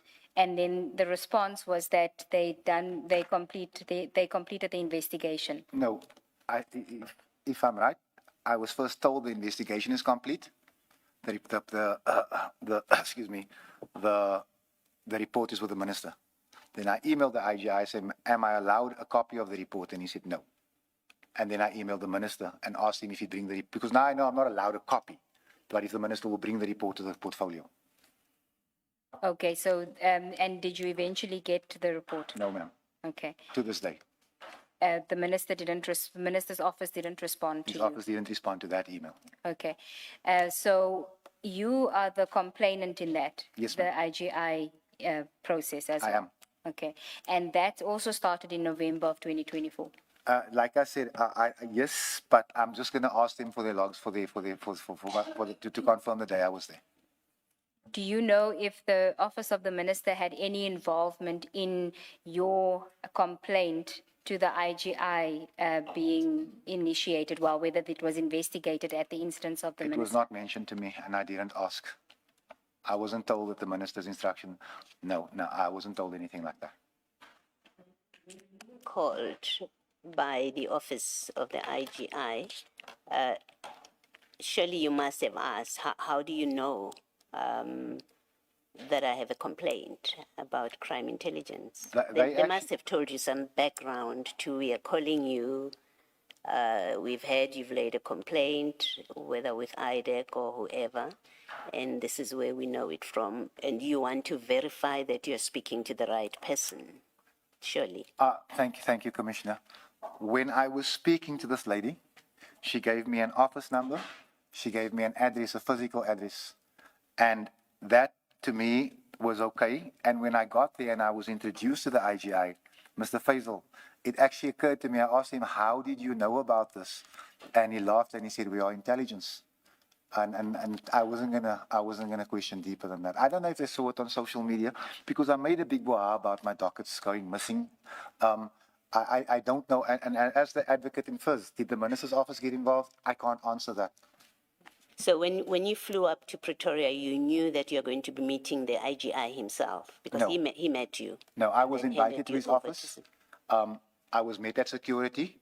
A lady came down to me to fetch me at the gate. She took me into a room. The IGI was sitting and having coffee. He told me, our advocate governor is just a few minutes late. If you'll have a cup of tea with me. We sat, we just started sipping the tea when the advocate came. And he said to me, right, she will be handling you. But I had explained to him the nature of my concerns. And I was taken into a room with advocate governor, and everything else flowed from there. And you say at that point, the only body that had the complaint, your complaint, was the minister's office. At the point when you get this call. Yes. From the IGI's office. The minister's office and the National Commissioner's office. No one else knew about it. When did you inform? You're mentioning the National Commissioner's office for the first time, unless I have missed it. When and how did you put your complaints, as we have them now, and as you put them to the minister? When and how did you put them to the National Commissioner? I'm just trying to gather my thoughts on that issue, but I know I sent an email to him complaining about You're making me think now. Did I send that email? No. No. The email refers to me speaking to the minister where I tell him your national commission is not helping. I only sent it to the minister's office. Sorry, Advocate Palua, I almost sent you in the wrong direction. Thank you for the question. So at the time that you get a call from the IGI's office, the only people who are sitting with your complaint is the minister's office. Only the minister's office. Okay, thank you. Can you just clarify this? After the letter from Mr. Nkabinde, let me not say from the minister's office, 11 November 2024, and they told you that they'll be referring your complaint to IDEC. Yes, sir. Did you have any further engagements with the minister's office regarding the crime intelligence issues and PKTT issues? The only one was I became aware of a rumor, and it's only a rumor. I'm not throwing shade at anyone. That there was a plot or plan to arrest the minister if he tried to, what's the word? To do away with the PKTT. That was a rumor that I heard. I called Mr. Nkabinde that day, the morning, and I said, are they really going to arrest the minister? Because as everybody knows, my feeling is still the same. The PKTT is overfunded, the AGU is getting too little. I said to him, are they arresting the minister over the PKTT? And he said, listen, we've heard. I don't want to say too much, but we are taking it seriously, but the minister's done nothing wrong. That was the only discussion I had with him. Let me ask it differently. After you submitted your Section 27 affidavit to IDEC, did you go back to the minister's office to say, I have now submitted my affidavit to IDEC? No, Commissioner Kamara. I did not. And you did not say to them, I have now met with the IG's office? No, Commissioner, that I didn't do. So they don't know what you did after you received the letter of 11 November 2024? What I did is I told the police portfolio that I'd met with the IG's office and I'd handed in the document. No, I'm focusing only on the minister's office. No, not with the minister's office. So they don't know that you submitted a complaint to IDEC? No. Or at least you didn't tell them? Let's put it like that. I didn't tell them.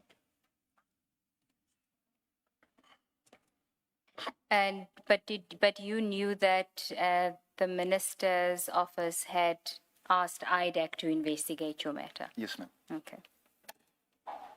Chair, I see it's 11:01. Shall we take the? Let's adjourn and resume at 11:30. And please, the desktop issue and your 27 affidavit.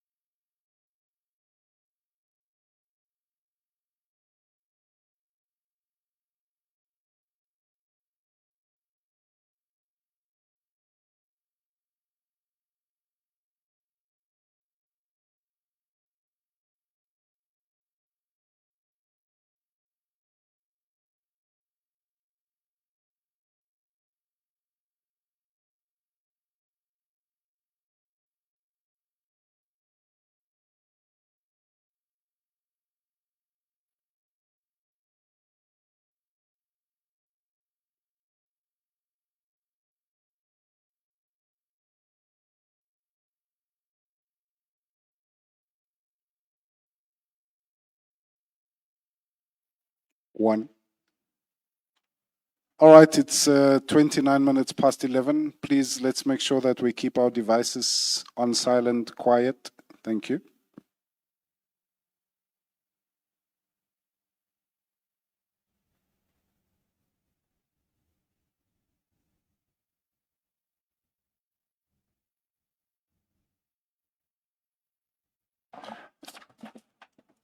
Yes, Thank Mr. thank you, Gosnell. Chair.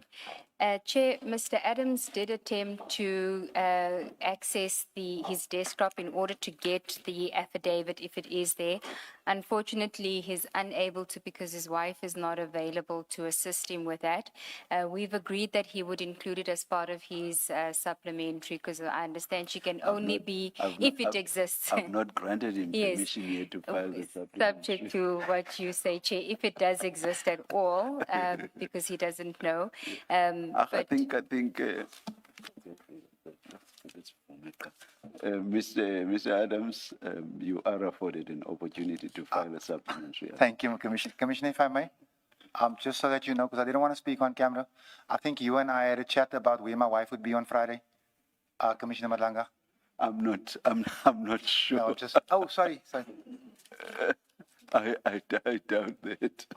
I think all we've done when we meet outside would just be to exchange greetings and pleasantries. I don't remember that kind of detail anyway. thank you, Chair.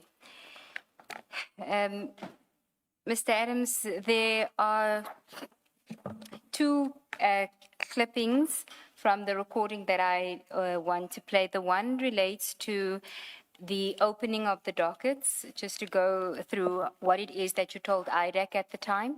And the second is what you had spoken about earlier about the threat that was made, that you heard, the rumor that you heard that the threat was made by General Mkonazi for Minister Mchunu, that he would be arrested if the PKTT is disbanded. I'm not so much interested in what you say, what you communicate to them, but what Mr. Perumal says in response to that, okay? So can we start with and Chair, I think you will need the headphones that were, and just check if you have a pair. I do, thank you. I think this portion is audible, but it's easier to have the headphones on. So this is a recording after introductions are made, and Advocate Ramsamy asks you about what happens from the time that you receive the documents. So we're working on that, but we need to prepare that. With regards to that, how did this information reach your table? Let's start there with the housebreaking situation with Lushaba. Shaba, hey? Yeah, sure. I was given the thumbs up and not. I read it. I You didn't try to make any attempts to trace who dropped the file off or anything. There are no cameras. So that was exactly. And you're still in possession of that file. Yes. No, it was the documents. Yeah, no, we have them. How many copies were there? Full names is Fadil and I don't know. Say FADIE.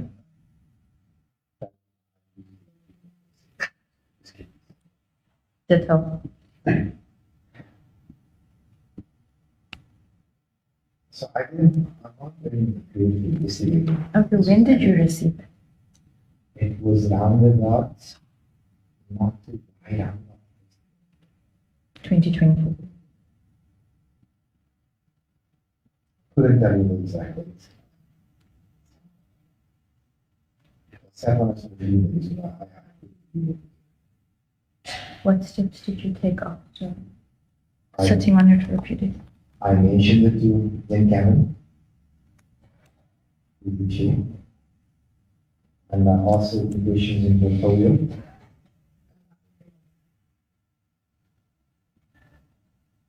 Which one was it? Sorry.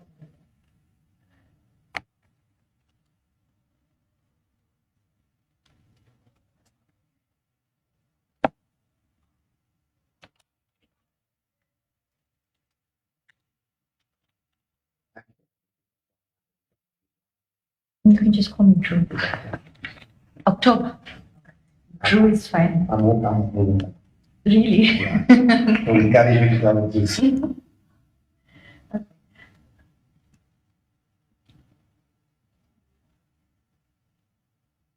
What steps did you take after asking the questions at portfolio and not receiving no? I went to cancel the police station. Take on something. I let the charges there.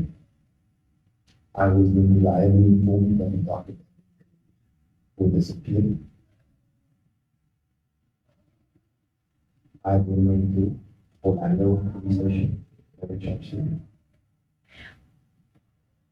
Okay, one of the questions we will be asked, when you found out about the Grand Central, you then left the entire province and went to Ikasi and opened the document. Because if I disappeared, the president would disappear, which is fine about. So you had no faith in I opening know it that within the it's- province? What steps did you take with regards to going to Orlando? You booked your private vehicle, you I took took a, the flight. okay? Mhm. Um, then Who did you go with? I went to Do you have any contacts at Orlando? When you opened the dockets in Grand Central, how did you get hold of the CAS numbers? They SMS them to you? yesterday. I didn't receive it. No SMSs. So how did you get those CAS numbers? Now, the case numbers are provided me there with. I got there, and then some. I said I wouldn't be in the station. I'd been contacted by the IDAC. I'd given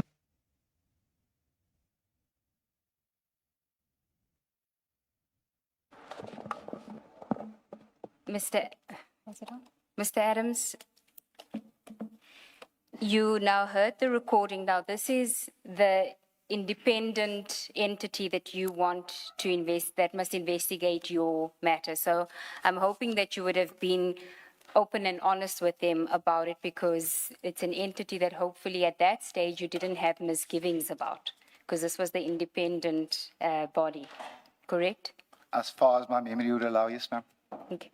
Now, you do correct yourself when you give the date when you initially found the documents, and then it is put to you. Oh, sorry. Ms. Sigels, I heard and I think it's the case, in fact, with my co-commissioners. I heard Ms. Ramsamy quite well, but it wasn't the case with Mr. Adams. With Mr. Adams. Yes. Can you perhaps just summarize what Mr. Adams says? Will do, Chair. Advocate, excuse me, Justice Madlanga, Commissioner Madlanga, if you could just speak up, I'm struggling to hear you. Oh, sorry Thank you, about sir. that. Thank you, sir. Yes. I was saying I had difficulty hearing you. I could hear Ms. Ramsamy quite well. So I was asking Ms. Sigels Ncube to please summarize what you say. I was hoping I someone, would hear bits and pieces here. I and was there. hoping someone who was also struggling to hear me. Thank you. Thank you. Yeah, Oh. yeah. I heard it quite clearly, but it could be because I heard it, played it on my own system rather than through this. So Ms. Ramsamy asks you, let's start with the Lushaba matter, and she says, how did you get the documents? And you explain it was, you found it under your door. And she then asks you, what did you do with it? You said you mentioned it to Mr. Cameron, and you asked questions at portfolio committee, and nothing came of it. That's what you say. And she then says, and then what did you do? You say, I went and laid a charge. And she asked you, when did you get the documents? You say 1 November, around about 1 November initially. And you say, but I don't really remember the exact date. She asks you, what did you do? You say you lodged, you sat on it for a few days, and then you went and you opened a case at Grand Central.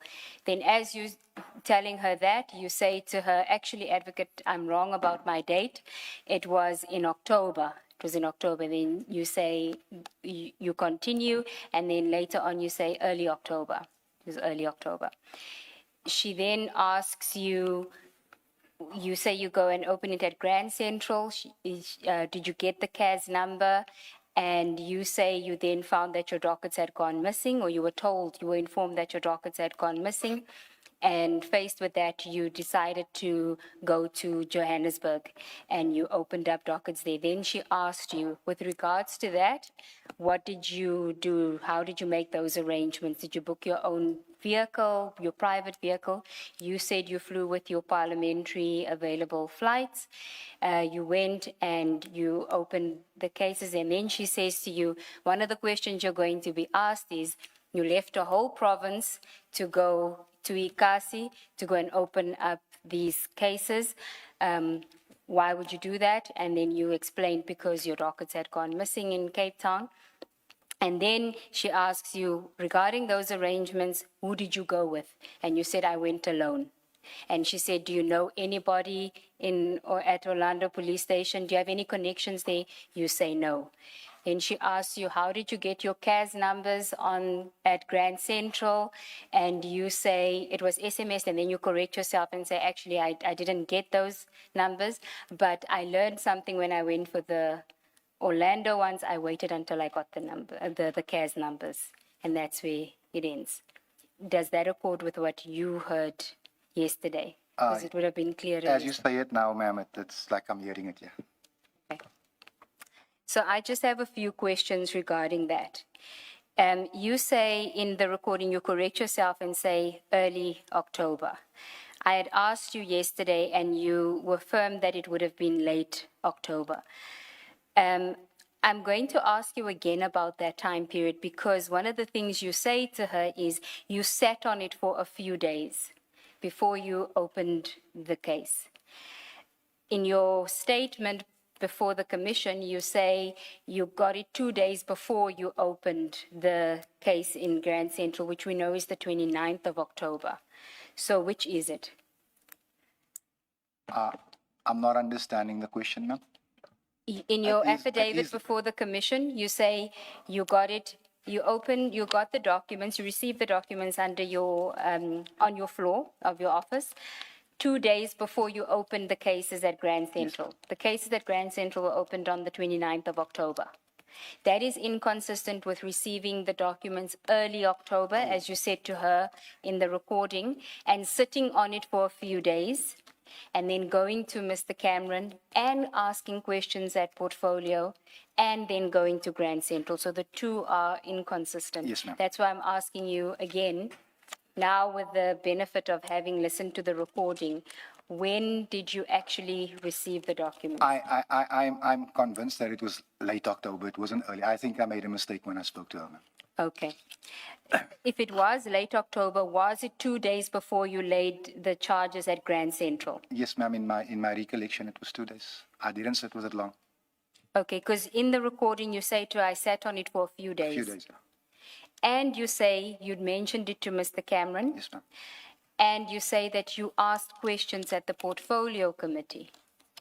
So when would that have been? I almost think that the sequence is wrong. I laid the cases and then ask questions at the portfolio. I would ask the commission to understand that this is just a conversation with the prosecutor, and I'm just giving her the information as she's asking the questions. I'm not taking notes. I didn't check my phone. I'm just relaying to her as she's asking questions. And for example, early October, I know it wasn't early October. Sorry. Okay, well, this part is important because you know from the recording that one of the pertinent questions that she asks you is it's important to know what you did with the information before you laid the charges. And because she says to you, you have a duty to report, not just to open cases. Right? And you say, well, I spoke to Cameron and I asked questions at the portfolio.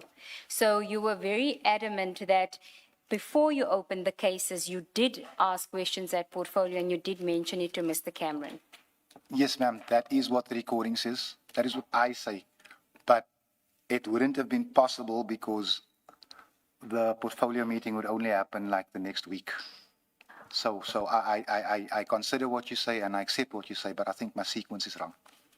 Yeah, but you know, having listened to the full recording, that conversation or that topic comes up at least 3 or 4 times in that recording, and you are consistent with. In fact, at some point, when she's assisting with the wording of your statement, she says, you went to Mr. Cameron, you went to the portfolio, you asked questions, and you got shut down. You recall that part of the recording, which Yes, says ma'am. you got shut down. Yes, ma'am. You didn't object to that part of it, but let's leave that aside. What follows from that is that Mr. Perumal says that we should exclude that from your affidavit. Do you recall that? Because they didn't want to necessarily then get Mr. Cameron involved in the loop of things, and they didn't want to then have the defense ask for parliamentary minutes and all of that. You remember that part of the recording? Yes, ma'am, I do. So it is significant that was what you had communicated to them, because they wouldn't know that you've got your dates mixed up or your sequence mixed up. And it's an important aspect because she's saying you can't just simply have gone to open the cases. You should have reported because you have a duty to report. And an important part of that reporting is Mr. Cameron, mentioning it to Mr. Cameron and asking questions at the portfolio. So I'm asking you again, is it that you lied to IDAC or did you lie to the ad hoc and to this commission about that? Because it can't be a mistake. It can't be that you were confused about the timeline. I wouldn't say that I lied to IDAC because I had no reason to. I think I just gave them the wrong information as it just came out as she was. Like I say, if I had my notes, if I had taken notes, I wouldn't have made that mistake. It's just me and my dates and time frames, and that's what I struggle with. One of the things I struggle with, rather. And I will tell you honestly, I didn't remember Mr. Perumal's comment until I heard it yesterday. And at the time, if I think back, I thought it was just a case of an investigator just wanting a clear-cut case pertaining to what's in front of us. But as things have unraveled at this commission, I don't know anymore. Yeah, I will accept for purposes of our engagement that you weren't aware of what Mr. Perumal's motives were necessarily with this. No, ma'am. But you were aware that he did have an ulterior motive or another motive in addition to investigating your matter, because he says it when you guys are discussing the threat made by General Mkwanazi, right? I want to play that recording next, but I want to ask you again, Mr. Adams, insofar as whether or not you raised the issue with the parliamentary committee before you went to Grand Central. What is your version? You didn't do it before. No, ma'am. Okay. No, ma'am. Okay. And the reason you didn't do it, is it what you told ad hoc, that these things just don't go anywhere when you raise it at that committee? If I may, ma'am, I know that you're trying to get done and you have another witness. You know I'm trying to do what? I know that you're trying to get done because you have another witness. No, I don't have another witness. Oh. I have enough time for you. Okay, so when you raise things at the parliamentary portfolio, I mentioned the 100 million rand drugs, which goes away. I mentioned the hotels. I mentioned the security clearances. Nothing is ever done. So when you hear me say it in that recording, it's because whatever you bring to Parliament, no one is held accountable. And that was my frustration in the room again. Okay. And did you know at any point in time after your engagement now with IDAC on the 6th of January 2025 that they were also approaching Mr. Cameron to get an affidavit from him for purposes of the investigation? No, ma'am. Mr. Cameron didn't discuss it with you? Mr. Cameron would never tell me something like that, ma'am.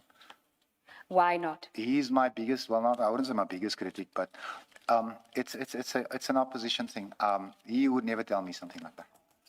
But you are the A1 in all of these matters, and there's a statement by him in one of the dockets. Were you not informed about that? No, ma'am. I was not. I was shocked when I heard this. I was not told. I was not kept informed. I was given scant information regarding the progress, but that wasn't one of the statements made. Okay. And just then to confirm on another aspect from the recording, you told IDAC as well that you went alone to Orlando Police Station. When I say alone, ma'am, I mean that I went without anyone from Cape Town, none of my support structure. No, Mr. Adams. She asks you, do you have any connections at Orlando Police Station? So she was very specific on a follow-up question and you said no. That was the opportunity for you to say to her, actually, there were prior arrangements made. I was meeting somebody there who had made arrangements for me. Because she found it as strange as we do that you would go to, like she says, Ikasi to go and open these dockets. If I may respond, ma'am, a man that you meet once is not a connection. Not from where I'm at.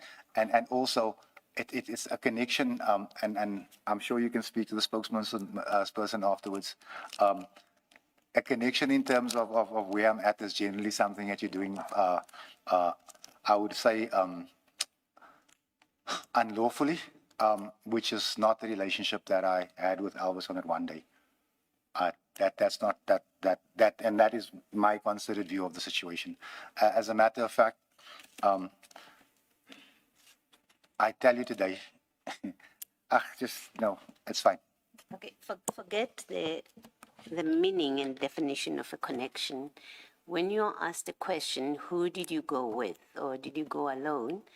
There's only one answer on your facts. It is, I went with somebody else, even if you didn't want to disclose who it was.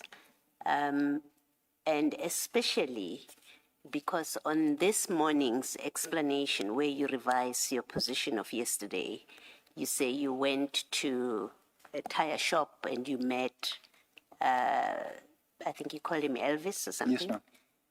Elvis, you met him at a tire shop, so you went wherever you had slept, you went to Elvis's store, and then you went with him to Orlando. That is, you didn't go alone. The answer to the question, who did you go with, could never have required you to speak to from Cape Town. It speaks about that morning. Who were you with? And if you say, I was alone, that's a falsehood. I accept that, Commissioner. Okay, thank you. And in your statement before the commission, you also did not disclose that part. No, Commissioner, I did not. Why is that? Why would you not disclose it? Because you are now testifying in the commission. Forget about IDEC and the recording. You are now before the three of us, and you are explaining the circumstances under which you ended in Orlando. And you don't mention this crucial information that, in fact, you went to a shop somewhere and you were driven in a Mercedes-Benz to the police station. And presumably you left the station in the same Mercedes-Benz and you went somewhere with these people before eventually you went back to the airport. Why would you not disclose something which is so important to what we are investigating? Thank you, Commissioner. Commissioner, this is not an excuse, and I'm not offering it as an excuse. But I wanted to add much more to my affidavit, but the time constraints, and that is actually something that even as I will admit to you, as I was going through my affidavit, wanting to add more information, that wasn't at the top of my list. But as you frame it to me, it should have been in there. But I asked the commission to understand that I did ask for a later date because my supplement, my affidavit would have a lot more. There's information in here that some of it pertains to your scope, some of it doesn't, but that I wanted to put in here. And unfortunately, Adams, you had an extra week. Remember, you submitted an affidavit late Sunday evening. You came here on Monday. We couldn't deal with your evidence. You were given a week and a half to come on Wednesday this week. So you had a week and a half to add this. You must have known all along that the reason you are being called to this commission is these cases that you opened in Cape Town and Orlando and how IDEC took over your case. So that is crucial information that you did not mention in your statement. And even as you were giving evidence yesterday, you did not mention it until you were confronted with it and you had to correct your evidence this morning. Now that is problematic. I understand your situation, my situation, But Commissioner. is there any reason why you did not mention it yesterday? Let's assume for a moment you did not have time as you were preparing your statement. Yesterday, when you were going through your statement, what is your reason for not mentioning that actually, when I got to Orlando, I contacted Elvis, we met somewhere else, we then traveled to the police station together? It was an oversight on my part, Commissioner. It was, like I said, I was underprepared yesterday and I admitted that, and I actually asked the advocate for an extra day and I was told I wouldn't get it. So I was not prepared as you would want me to be or as I would want to be. And for that, I can only apologize. Can I suggest that it's not the subject of an oversight when you sit and say, I took an Uber from the airport to Orlando. You can't the following day say, oh, I went to Elvis's tire shop the following day, and we traveled together in a maroon motor vehicle, Mercedes-Benz. There's no oversight. It's a completely different story. And as you told it yesterday, that I took an Uber and I landed at Orlando and I met Elvis there, you would know as you're telling it that, but that's not what happened. You've conjured up a story. You've come up with an explanation what happened that day. It cannot be an oversight, this change of your story. You chose to tell a version. The best you could do is to say, I don't have any recollection of that day and try to make sense of what I did. That's why I told you a different story. It's not a matter of oversight. And I want to put a proposition to you, but do you want to comment on what I've said now before I put my proposition to you? No, Commissioner, I do not want to comment. What I want to suggest to you is when you look at what you tell us happened, the facts of General Lincoln at the airport, he's the one that said go to Orlando. When you are at the airport, he's the one that said to you, call this number. And this happens to be a crime intelligence person who, as Commissioner Kumalo pointed out to you yesterday, happens to be the same person that dealt with Mr. Mkhotsi, Mr. Matlala. There's that connection. And you tell us, General Lincoln gave you his contact details, you know he's a crime intelligence person, or even if you didn't know, you meet him at Orlando. Those facts suggest you knew this cannot be disclosed. These facts of how all of this came together. You knew it can never be public. That's why you don't tell people, I had this from General Lincoln. Remember yesterday you were asked, did you say who your source was? You say, no, I did not. It's because you knew you couldn't, if he's your source, including that he's connected to you with these people. And I want to suggest to you that that's why you did not tell the truth about how you land up at Orlando, including who you went with. It's because you understood this could not be disclosed because of the people that are involved with it. Do you want to comment to that? That's my view of why you have told us the story that you have. If I may comment on that. Yes. I understand how the dots could be connected, Commissioner.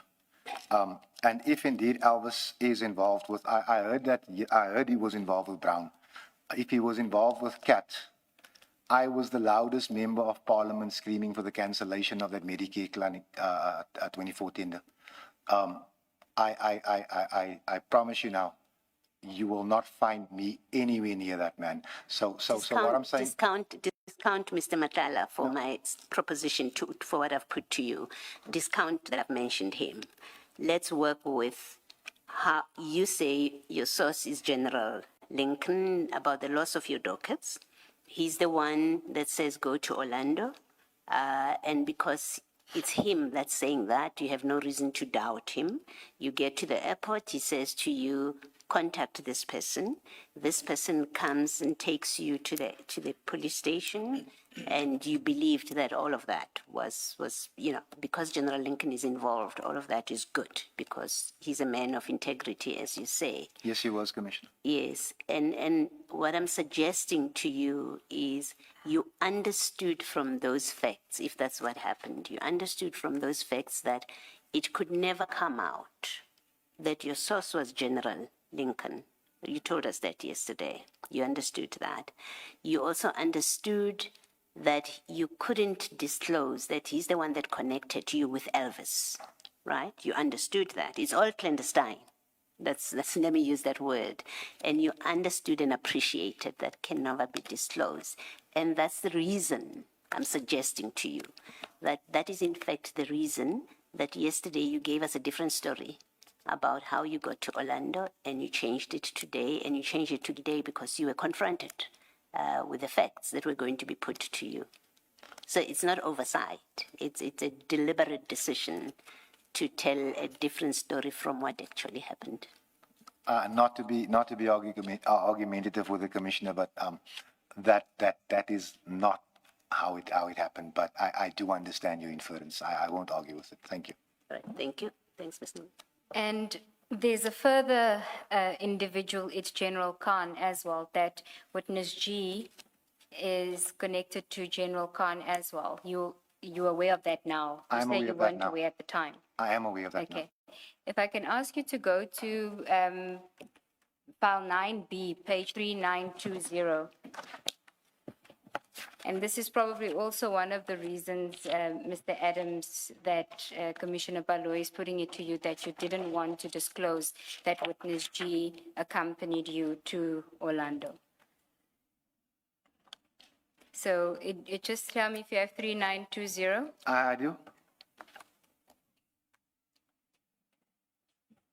This is a letter from General Khan's attorneys, and it is addressed to one of the recipients. It's I think it's Miss Mbele or Mr. Mbele, but it's CC'd in there is General Mbuso Kumalo. And it regards a request that was made by General Mbuso Kumalo to interview or see General Khan while he was in hospital. And the attorneys address a letter to them to explain what the arrangements will be regarding visits to with General Khan by SAPS officials. And the letter says, we confirm that we act on behalf of Major General Feroz Khan. We have been copied in on the exchange below. As a solution, we propose that subject to our client's medical condition, and the professional views of the attending medical team, any visits to our client must be facilitated through witness G. We have requested that witness G facilitate such requests as he is more readily available to respond in person and that he is or should be familiar with members of SAPS. Our reservation regarding the appointment of the PKTT is being addressed with the acting national commissioner.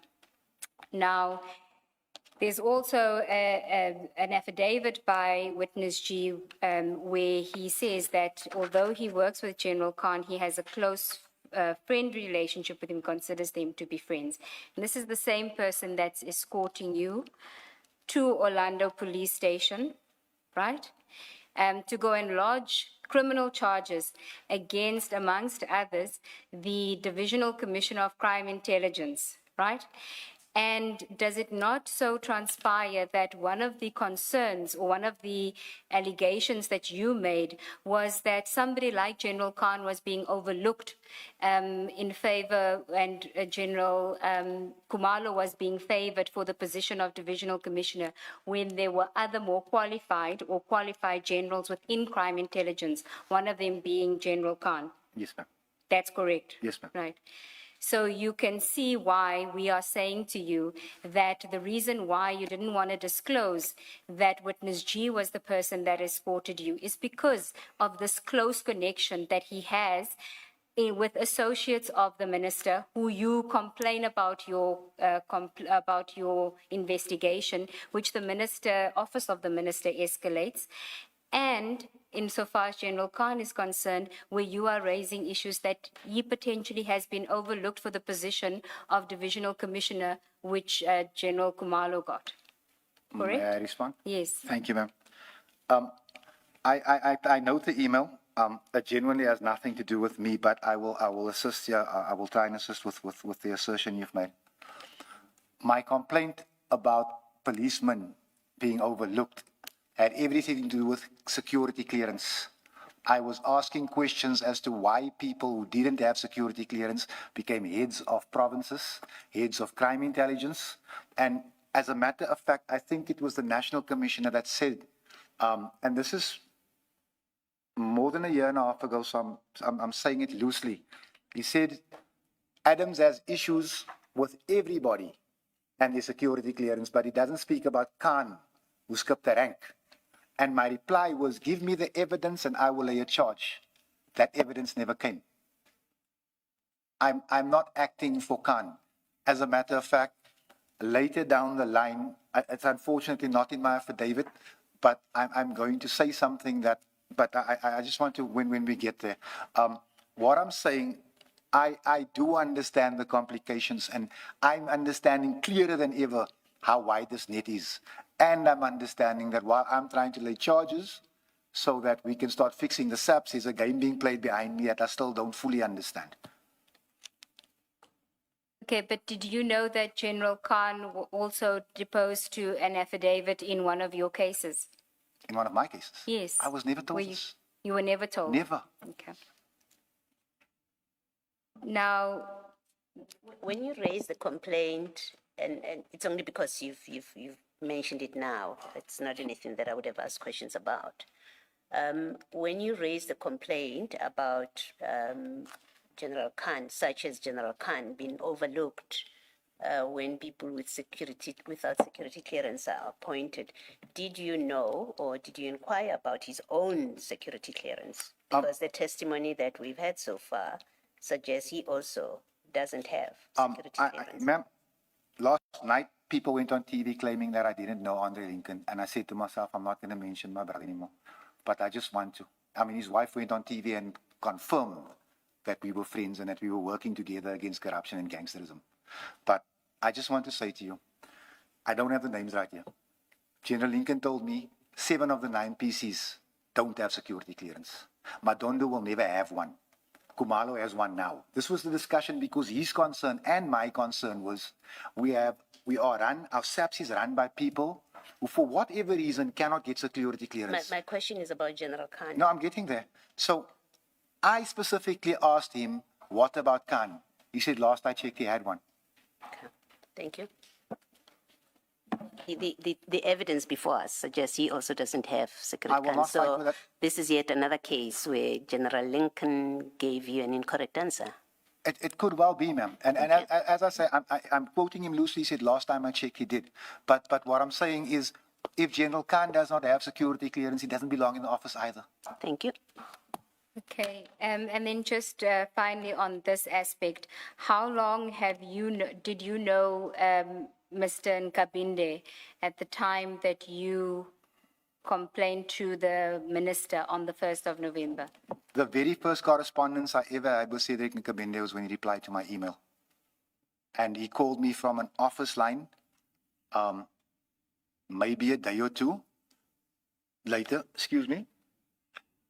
and asked me if I was happy with the progress made, with his responses. And I said, yeah. And he said, take my cell number if you need me after hours. But I never used it until one specific day, and you're going to play that recording later. That was the first time I actually used his cell phone. Okay, that's when you use a cell phone, but I think you are wrong on your sequence again, because remember I took you to your email of 1 November 2024 at 8:21, where you addressed the email to the minister himself. And then I say to you 4 minutes later, the email is then addressed to Mr. Nkabinde. So how would how did Mr. Nkabinde know to send, for you to send the email to Mr. Nkabinde? How did you know to do that? And that's when you said you received a call. Yeah, so it wasn't a day or two later. All of our email addresses are on the parliamentary phone book. If I punch in your name, your email address will come. So I found out who the minister's staff was. And also the other person that was looking, no, I'm lying, no. You are lying. You said yesterday lying. that I am lying. Yes. No, my sequence is And here. I to- wasn't even trying to catch you out No, in I a lie. know. I was just No. correcting you. If I may, ma'am, sorry. It's because I'm being flooded with paperwork here. That's why I'm correcting myself. I'm lying. The first time I spoke to Nkabinde, I got a response from Nkabinde was, I'm not going to steal. I emailed him or did he email me? You emailed the minister on the 1st of On the November, 1st. the minister himself. And I said to you, how did you know to then email Mr. Nkabinde 4 minutes later to forward that same email? And that's when you said you got a call from Mr. Nkabinde to forward it to him. Yes, ma'am. Okay, so that was the first time, the 1st of November, Yes, not 2 days later. Sorry. So you're saying that is the first time that you spoke to Mr. Nkabinde? Yes, ma'am. Okay. And how did the relationship progress such that by the time you meet on the 6th of January 2025 with the IDAC guys, you're able to tell them about what Mr. Nkabinde told you about the threat made by General Mkonazi? I will happily tell you that. I received information and it seemed too far-fetched to be true until I spoke to certain people who said, this is a concern. And I think you're going to play I don't know if you're going to play the recording because I don't want to. About the threat? Yeah. Yes, I'll get So to that. There's one part where you use very colorful language. Can I Well, you ask use that it you- in both, but the Can- first one, it's not as audible. I had to strain my ear for it, but I could hear the colorful language. Can I? And Can so I ask I'll that you rather don't- play the second one, Please. but I can't protect you from what you said there as well, but it's less than the first one. And I'm asking that if we can even edit it out. My mother's watching. Okay, tell your mother to switch off now because I can't edit it and. Okay. Yes, you can explain the relationship and then we'll get to the recording. How the relationship There progresses. was no real relationship. And I'll tell you why I only called him on that day is because I have, at the best of times, maybe 50 people on my WhatsApp. People are free to use my parliamentary number. There's no WhatsApp on there. But as for WhatsApp, it's a very intrusive thing. So I did not call him. I took his number, but I did not call him. Okay, Are we playing now? I'll play it now, Chair. May all sensitive viewers or listeners please switch off or stop listening at this point, please. Thank you, Chair. Mommy, please. Do we need it? That's that- perfect for me, thank you. And that includes Mama Adams.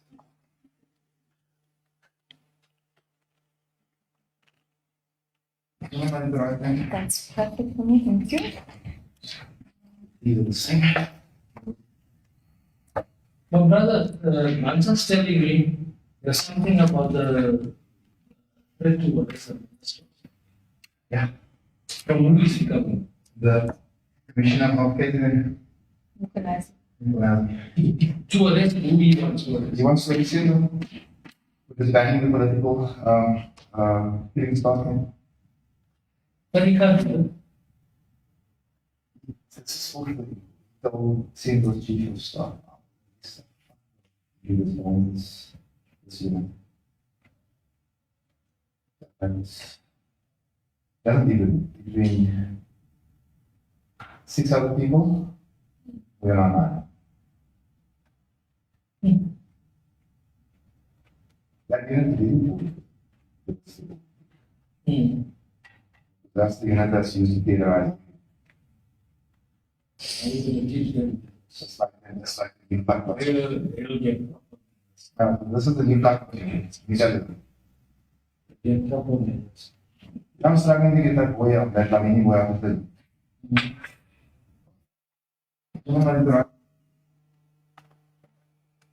So just to summarize what is being said, you tell them, and can I just preface this by saying, when you first tell Ms. Ramsamy and Mr. Rapesu about the threat by General Mkwanazi, you in fact don't really know General Mkwanazi. No. You struggle to even get to who he is. You mistake him for somebody as a general in crime intelligence. And Mr. Rapesu is trying to get the name out of you, and he says, who is it? Is it somebody that's national? And you didn't know. That's correct. So as at 6 January 2025, you didn't really know General Mkwanazi. No, ma'am. Okay. So by the time you repeat the threat to Mr. Perumal, the reason why you know it's General Mkwanazi is because Mr. Rapesu asks you, is it General Mkwanazi? And you say, yes, that's the one. Yes, ma'am. Okay. And you're relaying to them that Mr. Nkabinde told you that General Mkwanazi called him, Mr. Nkabinde, and said that he's going to effing arrest Minister Mkhunu if he disbands the PKTT. Correct? If I may, I had heard the rumor that very morning that there was a plot to arrest Minister Mkhunu. Now, I've made it very clear to anyone that will listen that while I have my differences with the minister on the issue of disbandment of the PKT and the strengthening of the AGU, I support the minister. And what the rumor was going around, and I have a screenshot of it somewhere because someone sent it to me, but by the next morning it had gone countrywide. It was that General Mkwanazi, no, I don't know if General Mkwanazi's name is on there, but the PKTT is going to arrest Senator Mkhunu if he tries to disband it. So I called Mr. Nkabinde and I said to him, I'm hearing rumors that probably aren't true, but they are concerning.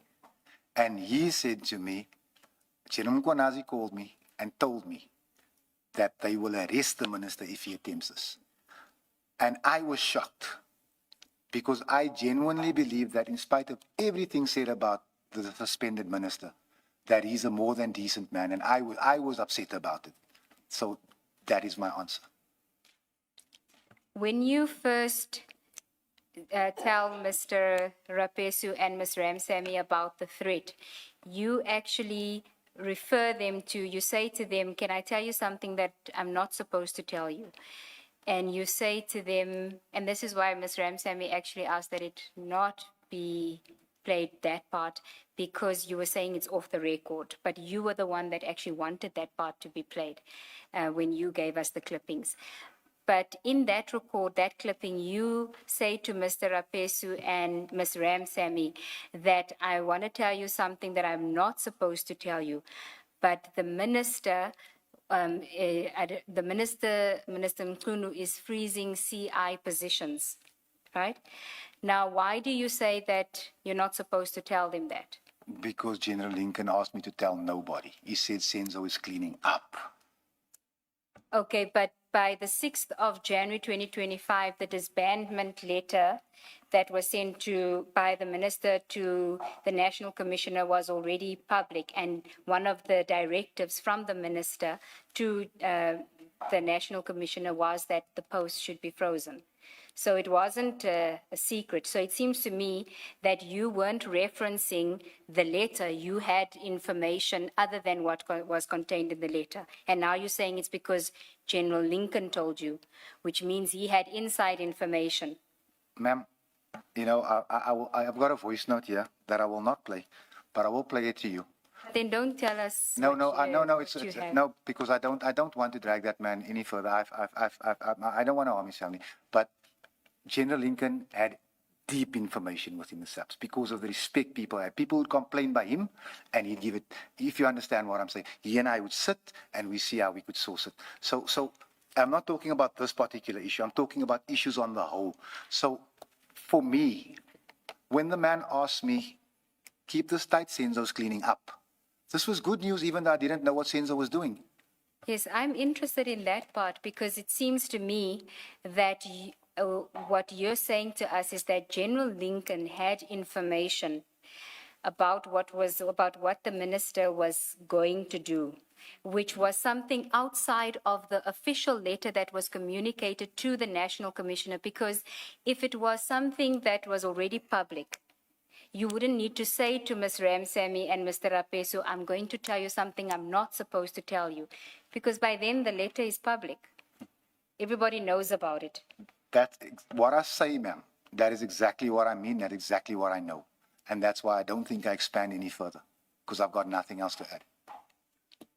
So General Lincoln didn't tell you how he knew that Minister Mkhunu wanted to clean up. Out of respect for him, there are things I didn't ask. Okay. You know, there are things above my pay grade. But I must state for the record, and I don't want to mention my friend anymore, that the respect I had for that man, I never questioned anything about him. Okay. I think, Mr.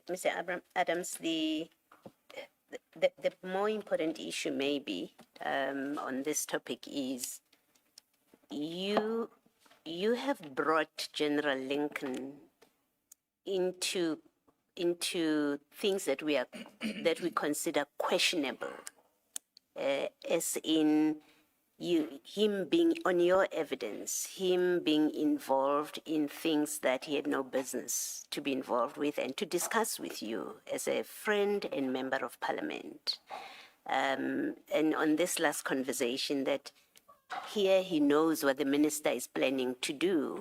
And if he were here, we would have had to ask him the question, what business and in what capacity you're retired. So I appreciate that you express, and I don't quarrel with the kind of respect for him that you express, but I don't know that you realize that you've brought his name into matters that are of concern, not only subject matter to the commission, but who in fact was involved in what looks like machinations. You know, you've involved him, you've invoked his name in that way. I just want to draw it to your attention that that's the effect of your testimony. And if we accept it, maybe let me say, if I accept your testimony that implicates him, everything that you have said about him, I would, alone, I'm not implicating my co-commissioners, I would conclude on what you have said about him, that he was part of the shenanigans that have created and resulted in, among other things, the prosecutions of General Kumalo that we now know IDEC is dealing with them the way that they do, or the National Prosecuting Authority. I would have to conclude that he was part of the machinations that, and he had knowledge into the minister's decisions and reasons to dissolve the PKTT and the other decisions that the minister has made, because that's how you've implicated him. You know, he's feeding you information, he's sending you to meet with people clandestinely that you're not able to disclose because you understand you cannot disclose these things. It's a consequence of your testimony, how you implicate him. Do you want to comment? Please, ma'am, if I may. This man had retired from the SAPS. He lost both his legs. He was an amputee. He sat in a wheelchair. He'd get in that wheelchair, find his way to his car, and meet me in Manenburg or Lavendale to stop gang violence. He was passionate about cleaning out the SAPS. I understand 100% the consequences of what have happened since I opened those cases, but my affidavit said General Lincoln told me walk away, son. More importantly, what I'm trying to say is that this man had no ulterior motives. Yes, he may not have had, and it's still a debate that must be had whether we accept what you say about him. But I'm saying if I accept that your testimony about him is correct, that he told you this, he connected to you and all of that, if I accept that, then it creates the impression that he was part of, he involved himself, let me say, he involved himself in business and affairs that as a retiree, he had no business to be involved with. He had no business to get involved in telling you that, oh, the minister is cleaning up. He had no business to know that. You understand what I'm saying to you? Because he's not in force. He's not in the force, in the service. I will concede that. You understand that? But, Okay. but I just want to state it on the record. That man had no intentions that weren't good, and Okay. thank you for that. Thank you. Thank you, Mr. Mr. Adams, then can we go to the topic of your A1 statements? And I had prepared extensively on this, and you came. I had prepared extensively on this, and you came to me this morning to say that you want to tell us about these A1 statements before I interrogate you on it, which is on page 3475 of file 9. File 9 or 9B? I think 9. it's 9, normal 9, Thank you. just 9. That's fine. Thank you, sir. 35. 3475.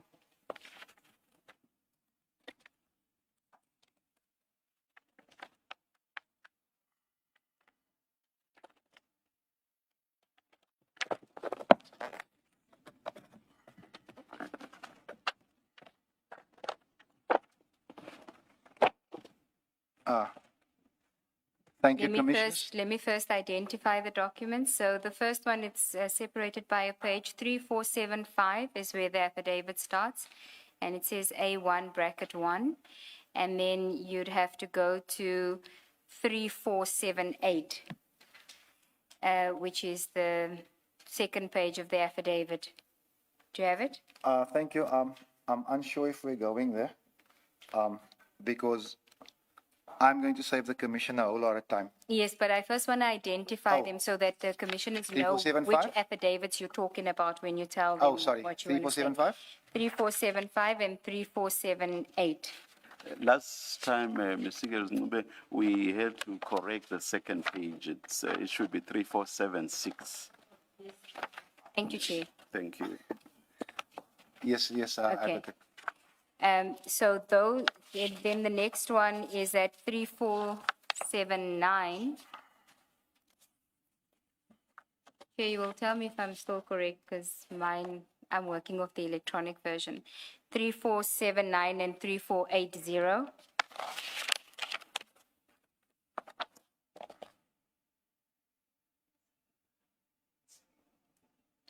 Yes, ma'am. Yeah. And then 3483 and 3484. That's the third one. Yes, ma'am.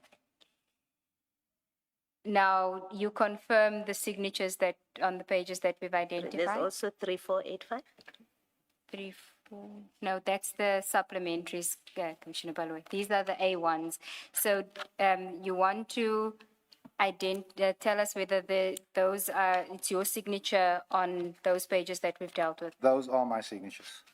And it's commissioned by Mr. Perumal on the 6th of January 2025. Yes, ma'am. And it says, in my presence at Cape Town. Yes, ma'am. Okay, tell us about this affidavit, these affidavits. Commissioners, thank you, Advocate. Mrs. Ransamy is right that this is a deviation on these affidavits, but they are commissioned on the same day, on the date as said. However, what has transpired in this committee, it has become obvious to me that Advocate Johnson was working with a brief, and that I was seen in this respect as a pawn. This is why I have laid the criminal charges against the IDAC and Dylan Perumal. And if it is okay with the commissioners, and I will consult my attorney and the investigating officer, who I intend to see this week, and we will, if it is lawful, I will give you my affidavit that will be presented to the NPA. Because what happened here, from here on in, and I do not wish to talk about it here, not on a public platform. From what I know now, it was wrong. False pretenses were used. And from here, I'm not saying what happened before. I'm not saying hotels weren't bought without tax monies. I'm not saying any of that. But right here, I think 30 years of prosecution experience was thrown around. Certain things were done. And this is why I have laid the criminal charge with the IDAC. I mean, against the IDAC. Well, let's just take it step by step. These are your affidavits. Yes, It was ma'am. commissioned by Mr. Perumal on the 6th of January 2025 in Cape Town. Yes, ma'am. But not during the consultation that was held with you, Mr. Rapesu, Ms. Ramsamy, and Mr. Perumal on the 6th of January 2025. I'm going to give the commission one final statement on this before I invoke my right, not to remain silent. Well, you don't, according to you, you've laid the criminal charge, so Yes, ma'am. you won't have to invoke any right. And we don't know whether it's under investigation, you've just lodged it. So I am going to ask you to explain to the commissioners what you've said. Yes. And I want you to be very careful with what you say, remembering that you are under oath Yes. now regarding this. Yes. And I have given you ample opportunity to have a look at the document and confirm that it is your signature. You took the file home with you as well, and you confirm and you remember that this was commissioned by Mr. Perumal in your presence on the 6th of January 2025. Yes, ma'am. Okay. You can tell us the circumstances under which that occurred. Some hours after my consultation with Ms. Ransamy, Mr. Perumal and Mr. Rapesu, Mr. Perumal called me. You could see he was pressured, or you could hear, because he spoke as fast as I do. And he said to me, I've submitted your A1s to the auntie, he said. I said, who's the auntie? He said, the ID. I said, okay. He says that the ID is not happy with the way we structured this thing. She wants your case broken into 4, and she says we must add a little bit more meat. I said to him, when do you want to do it? He says, I'm flying out tomorrow. It was late.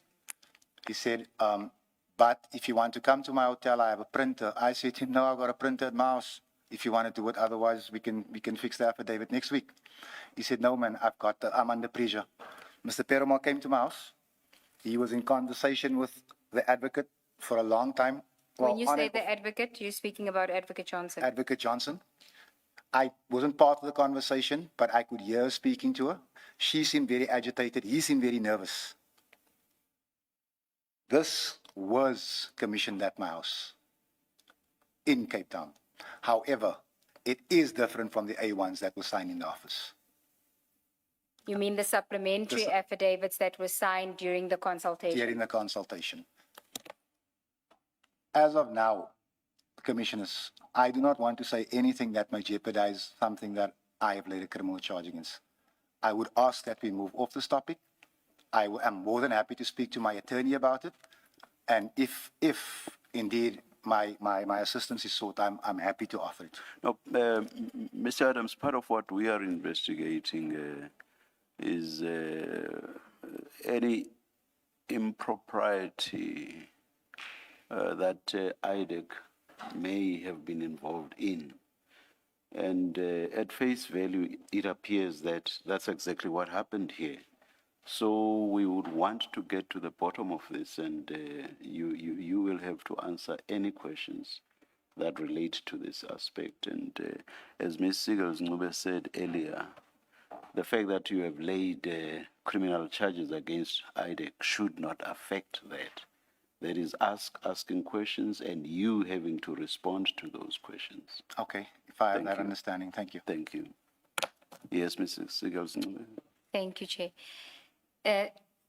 You say that that Advocate Johnson and Mr. Perumal were in conversation. Why, and what was he doing? Was he drafting while he was talking to her?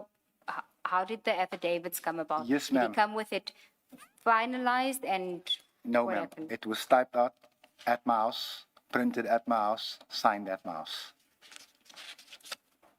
Okay. And this, Sorry, you say in that session, he was speaking to Advocate Johnson. How did you come to know I that it recognize was? the voice of, even after hearing it here, it's the same voice. Okay, so you It's the same recognize from voice. her voice. All And right. he was calling her, and she was calling him. It went back and forth as they were typing. I personally at the time saw nothing wrong with it. The auntie wants the case broken into 4 because they're going to do it in sections. The auntie wants more information. And at the time, thinking nothing of it until things are mentioned and said here. If you just throw your mind back a little bit, Commissioner, that's the stage where I demand to come and testify. Thank you. It's not that Mr. or Chief Perumal's phone was on speaker. It's just that No, he has the phone. it does happen with cell phones that if the person's phone, the phone volume is high, you can hear even if it's not on speaker. No, the phone, I can confirm the phone is not on speaker, but I couldn't hear the conversation, but words come out. Yeah, okay. And So the volume was high enough for you to hear the voice. yes, I was sitting on his left-hand side. He was the one in front of the Okay, computer. Okay. So I'm not a voice specialist or analyst, but my belief is that he was speaking to Andrew Johnson. All right, thank you. Can I just ask a question? There's a preamble which accompanies this A1 statement, and it's dated 6 January 2025. And you signed it. When did you sign it? No, I flew up to Joburg to sign the preamble, sir. Was it on the 6th or on a different No, date? it couldn't have been on the 6th. It couldn't have been on the Couldn't 6th. have been on the 6th. So why did you put the date of the 6th on that document? Was the date on at the time when I signed it? Yes. Now, if I can have a look at that, please. Can you put it up in file 3680? Identify.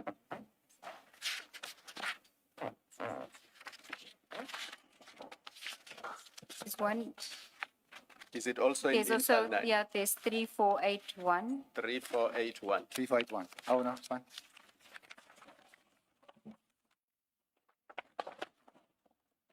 Eight-one.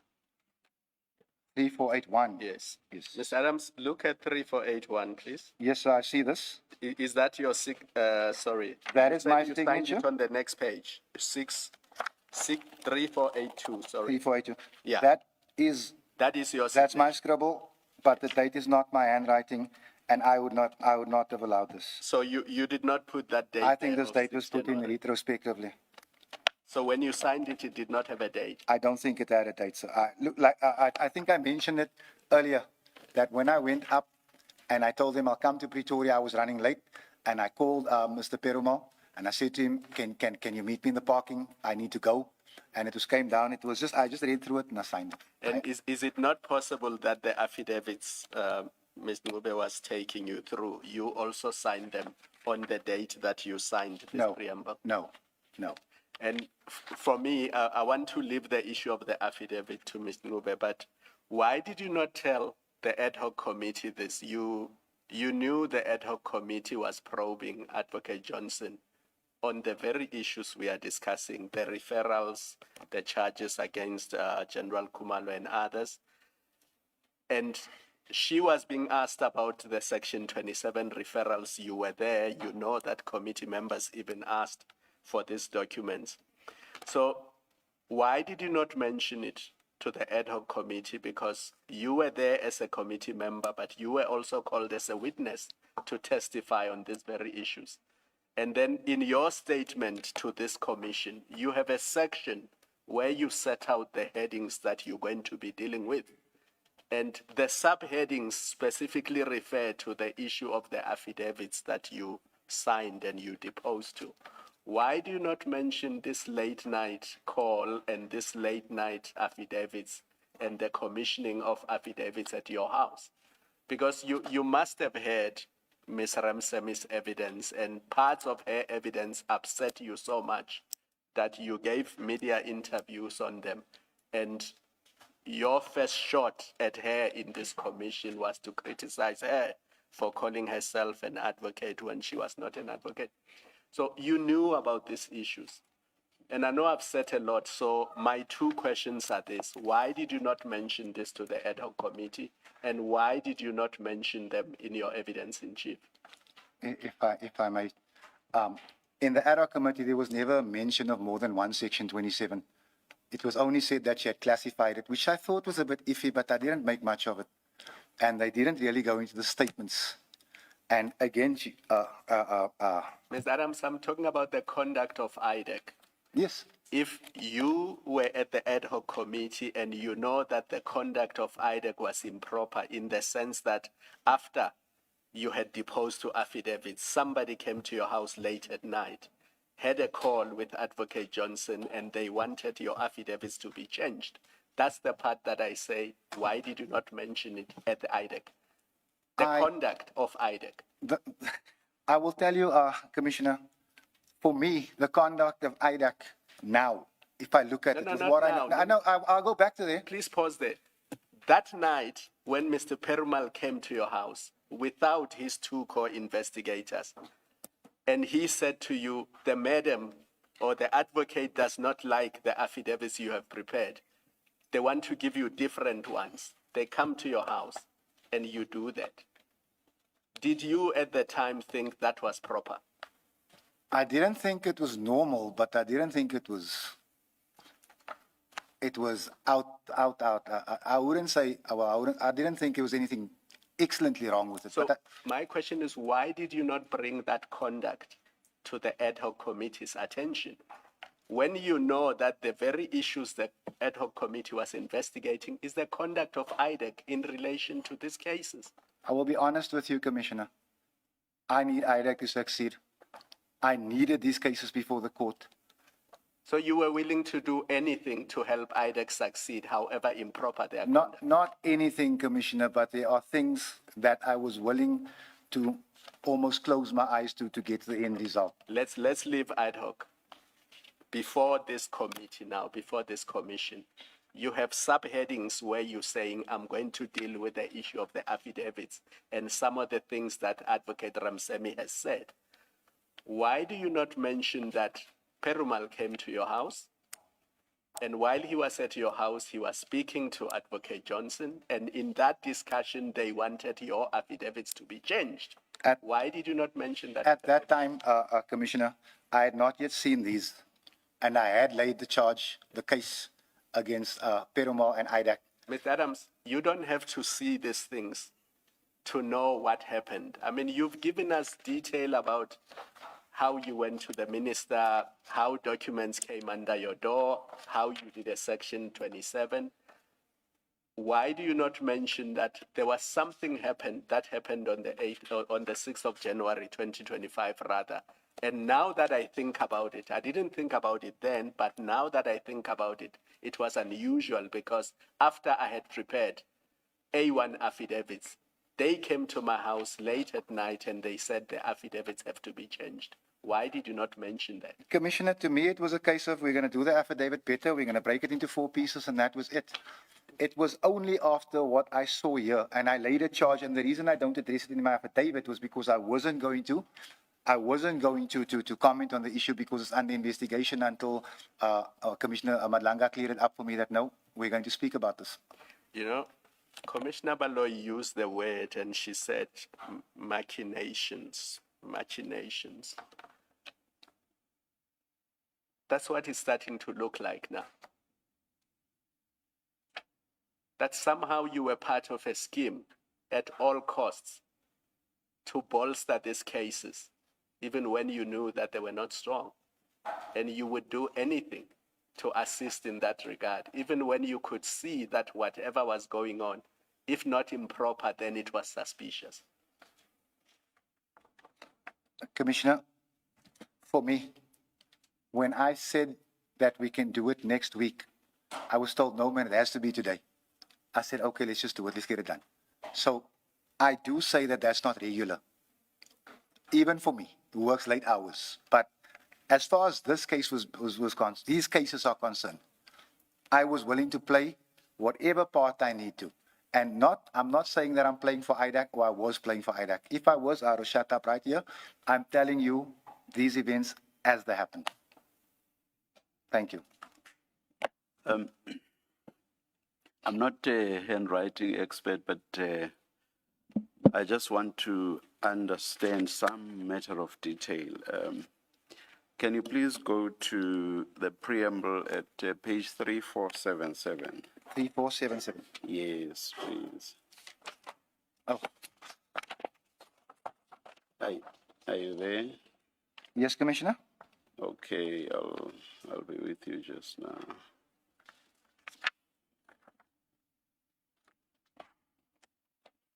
Uh, 3477, I'm sorry. Yes, Commissioner? Yeah. The corrected one. I'm not with you, Commissioner. There's a preamble, it comes, Is that what I'm looking for? We'll help you with the signature, but Yes, I'm there. is that the correct one? No, the one that has A1 and 2 in brackets. Yeah, A1 and then bracket 2 Yes. at the top Okay. in manuscript. you have that? 3476. 3476. Yeah. Yes. Do you have it now? I have it, Commissioner. Yes.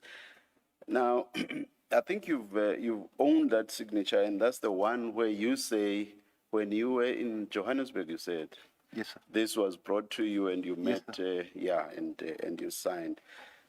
What I've noticed with the signatures on the preambles, if, for example, we were to think in terms of angles as in mathematics,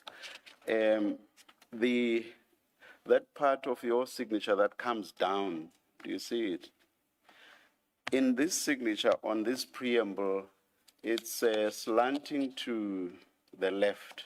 So if we're talking an angle, it would be an obtuse angle, slanting to the left like that. And let's go to page 3481. There as well, you see that slanting to the left, which would again be something like an obtuse angle if you look at it in conjunction with a dotted line at the bottom. You see that? I see that. Yeah.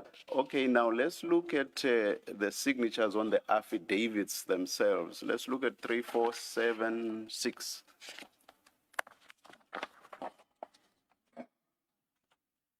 You see, are you at 3476? Yes, I am, Commissioner. Do you see that that line is slanting to the Yes, right? Commissioner. If it was an angle, it would be an acute angle now. And let's go to 3480. There as well, same thing, slanting to the right. And then we go to 3484. Same thing, also slanting to the right. I know that when you sign, like if I were to sign now, even if I were to sign immediately after having signed, I sign my signature, and immediately within seconds I sign. Those may not look exactly the same, I know that. But what strikes me is that with all the preambles I've referred you to, we see what approximates an obtuse angle. With all the affidavits, we see what approximates an acute angle. Can you explain that? Yes, please? Commissioner, I can. Yes. I signed that while I'm sitting in the car. They brought the paperwork down. It was a case of this. That's why I can tell you the signature is mine. The date is not accurate. I can tell you that without a shadow of a doubt. It couldn't have been that date. But they brought it to the car for me. I signed off and I drove off. And how were you holding the document? In my as left you hand. signed? In my left hand, signing with my right hand. That is why even for my scribble, that is terrible. But the paper was not slanting, it was... Commissioner, I straight wouldn't in be able front to of tell you you. which way I was leaning, but I do remember I was holding it in my left hand and signing on it. And that is why, if you look at my signature, I don't have a pretty signature, and that is even slightly uglier. So that's the reason for that. Okay. So I will own the signature. It's mine. The date, that does not belong to me. Yeah, I just had to raise that because there are lots of issues around these documents. No, I understand, And therefore, if I notice something that's off with the signatures, I just had to engage you on it. I understand, Commissioner. All right, thank you. I just take you back to these affidavits that you, in this conversation with Mr. Perumal, that Advocate Johnson wanted the topics or the complaints to be broken up into 4 parts. You've already at that point given the team of 3, Perumal, Ramsamy, and Mr. Rapesu, you've already given them 4 different, separate affidavits. Yes, ma'am. What does Mr. Perumal say to you now you're supposed to do? Why are you now required to do four separate, to deal with what now? Because you have 4 separate affidavits already. Yes. So I gave them 4 separate affidavits, and my understanding was that she wanted it done another way because she wanted to break it into separate cases. I don't know if it was 4 or 6 matters. So that was my understanding of the situation, of which I was willing to comply. I was willing to comply. Yeah, what I'm trying to understand is you already have 4 separate cases, remember? And that's what those affidavits that you gave earlier in the day to the 3 of them, the supplementary affidavits, they deal with 4 different cases. Yes, ma'am. What was explained to you is going to be the difference in the content, because it must have had something to do with the content. He must have said to you, now we need to exclude this for reason ABCD, or we need to include that for reason ABCD, for his approach to you to make sense. What does he say to you? Is My the problem understanding with the content? affidavits that I gave them was that it was going to be 3 cases, Even though you gave him 4? even though I gave him 4. Okay. That was my understanding. He then said to me that, no, the auntie wants it in 4, which I didn't argue with because she's the senior prosecutor. Yes. So he said to me, the auntie also wants a little bit more meat to the cases. And this is where we sat down, and this is where we started writing. Yes.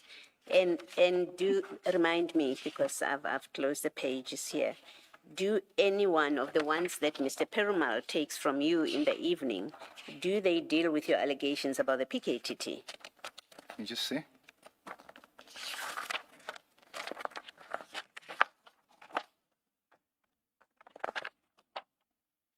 I see that the one speaks about General Tsele and General Kuma. If you look at the one at 3475, 3, 4. 75, Thank you, ma'am.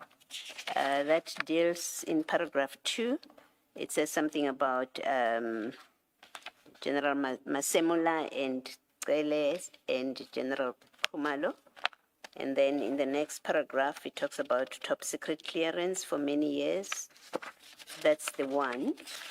And then the second one at 3479 speaks to General Madondo and the documents that you found under your door. Which page are we at now? Sorry Commissioner? about that. I'm sorry, I just lost track now. 3479. 3479? You'll see in paragraph 2, it deals with General Madondo. Yes, ma'am. And the documents that you found. And then if you go to 3483. 3483, Oh, 3, fine. it deals with Brigadier Mukwele's appointment. Yes, ma'am. I think there was an earlier one. Mr. Mubet, you want to remind me? The 3. We only Three, have the four? 3. We only have the 3. Okay, so we have these 3. None of them speak to the PKTT matter that you've covered in an earlier affidavit. And the None of them speaks to the forklift, as far as I can see, that you had dealt with earlier. There was a 4th one relating to the forklift. And when I questioned Chief Perumal about the PKTT, Yes. he said that will come at a later stage. Did he explain why? I mean, it's an important topic to you at the time. It's very important to me, and still is.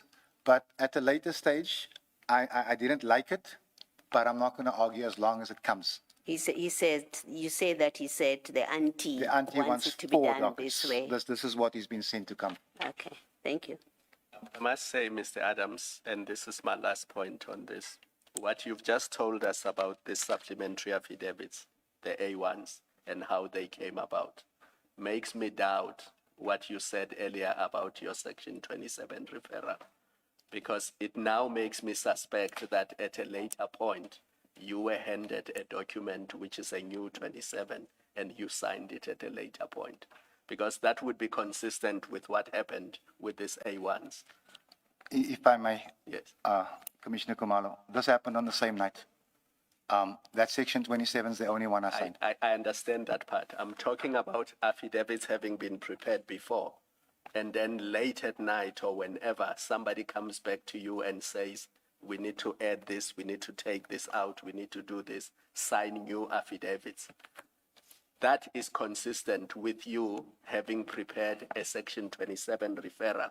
And then at a later point, somebody coming to you and say, we no longer want PKTT or forklift in this. Let's take them out. Sign a new section 27 referral. Because if that is your signature in the document that we looked at, it does not explain why it does not look like the original that you say you submitted. And the only logical explanation is that at a later point, you were presented with a different document and you signed that document. No, Commissioner Kumalo. Because we're going to live here not knowing how your signature ends up in this document that starts on page 5112 of file 2, because your signature is there and we don't know how it ends up there.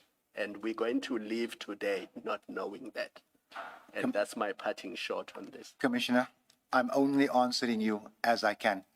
For instance, if I may, that, forget it again, the introduction, Preamble. the preamble.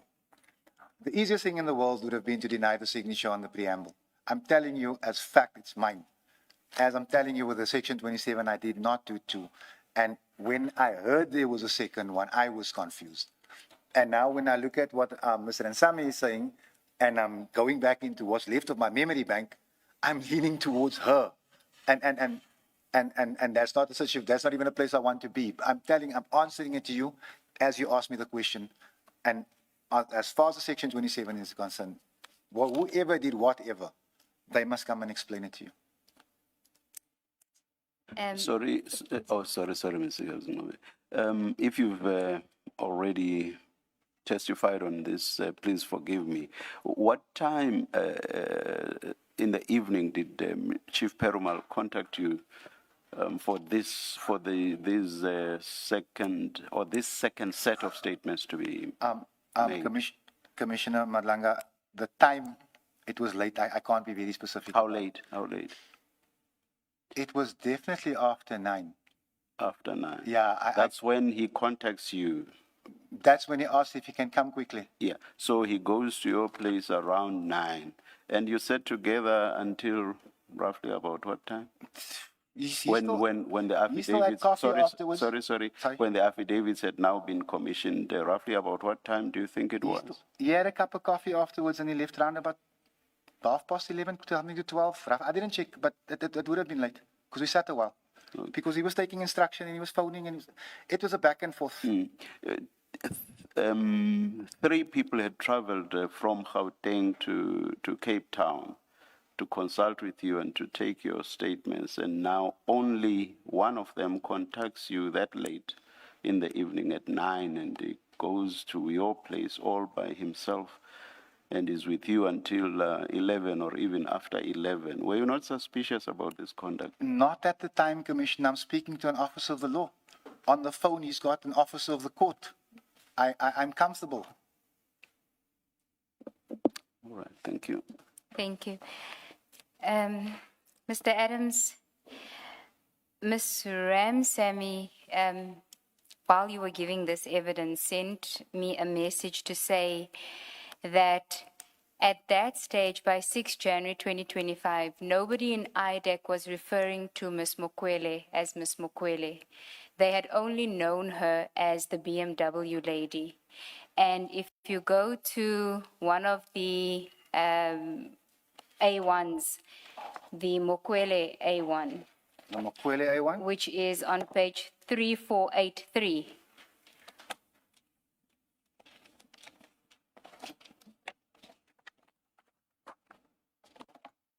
Yes, do you have it?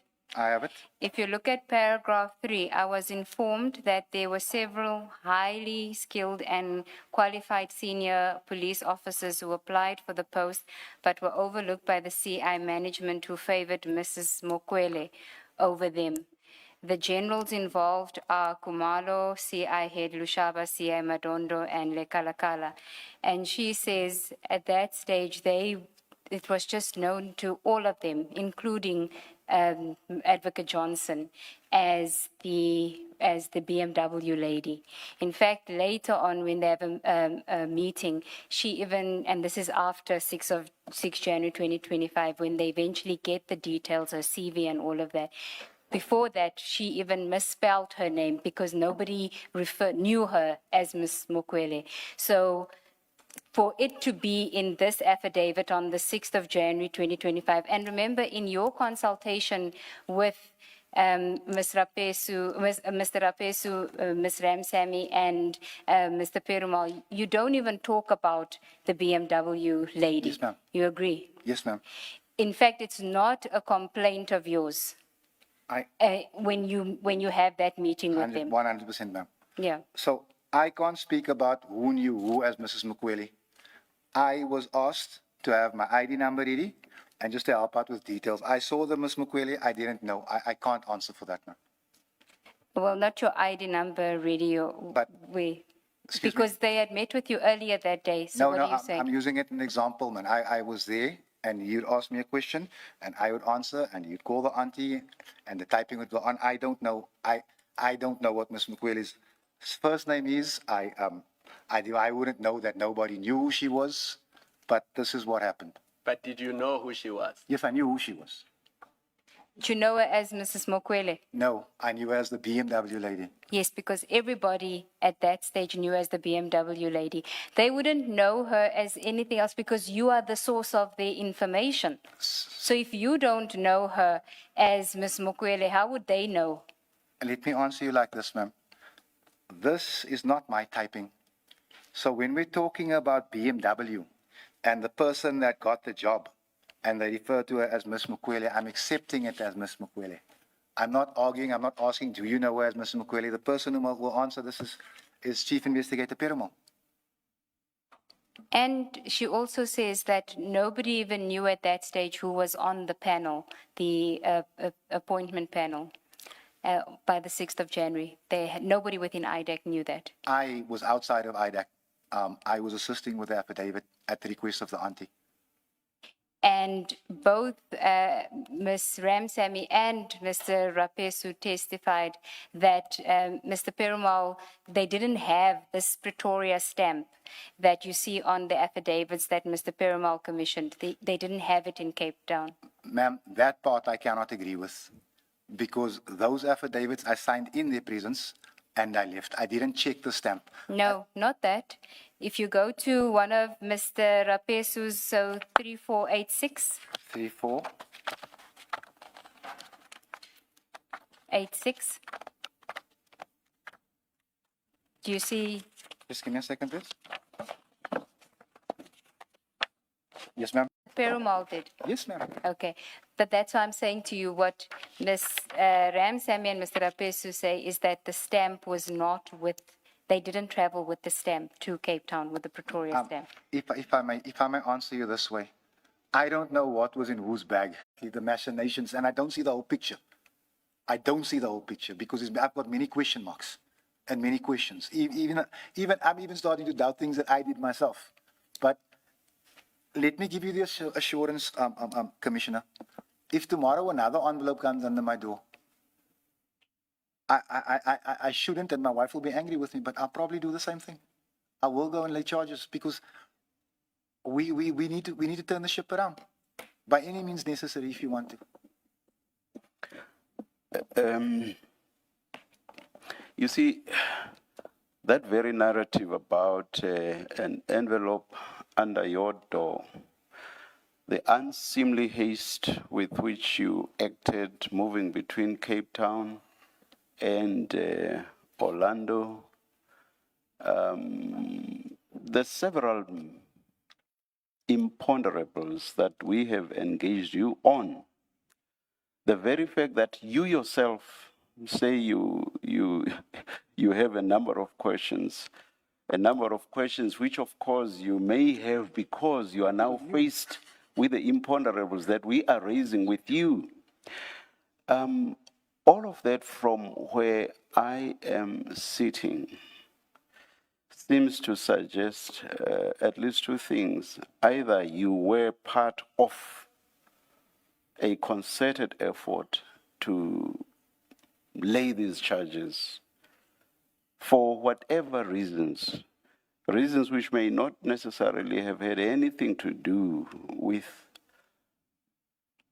a genuine belief of the existence of criminality. So you having been part of that, or, as I said, at least two possibilities, or that you were used to achieve this purpose, that is the purpose of laying these charges for whatever reason. Do you want to comment on If that? I may comment, Commissioner. Yes. Most of the cases that we have before the court and that are under investigation, we actually don't know who the sources are. Well, not most of them, some of them. So we are used. Many times there's no merit in it. Like you can receive 10 things and there's only 2 things worth reporting. So I do believe I was used. I believe that what I saw was real. However, the courts have, the NPA has made a determination. You will soon make a determination. I will respect both. But to the extent that there are a number of questions that you can not answer on issues that you yourself participated with your eyes wide open, one could say that those are indicators that you were a willing participant in all of this. What's your comment? Commissioner, the one thing I'll take away here, besides the hiding you gave me on day one, is that I need to pause sometimes. I need to not react immediately, and I need to do better timekeeping above all. But I wasn't a willing participant in anything. There was nothing in it for me. This has cost me big time. As you can see, I don't even bring an attorney with me because I can't afford to house him here. So I understand that there are people that might have benefited financially who sat before this commission. I'm not one of them. This madness that I got myself into, it was only because I want to see our boys live. That's the only reason. And I tell you now, Commissioner, someone told me last night, Madlanga is going to kill you. I said, why would you say something like that? He said, they need a sacrifice. I said to him, Buddha, not to you, to him. I said, Buddha, if our children are going to live longer on the Cape Flats, forget prison, they can send me to hell. And that is why I'm here. You know, give them the assurance that I don't kill anybody. Thank you very Commissioner, much. if I may? Yes, If I may? yes, yes. I really need to get to the bathroom. I've had a lot of water. Let's adjourn, but we will come back. We are not taking the lunch adjournment now. Thank you. Let's adjourn. Just 5 minutes.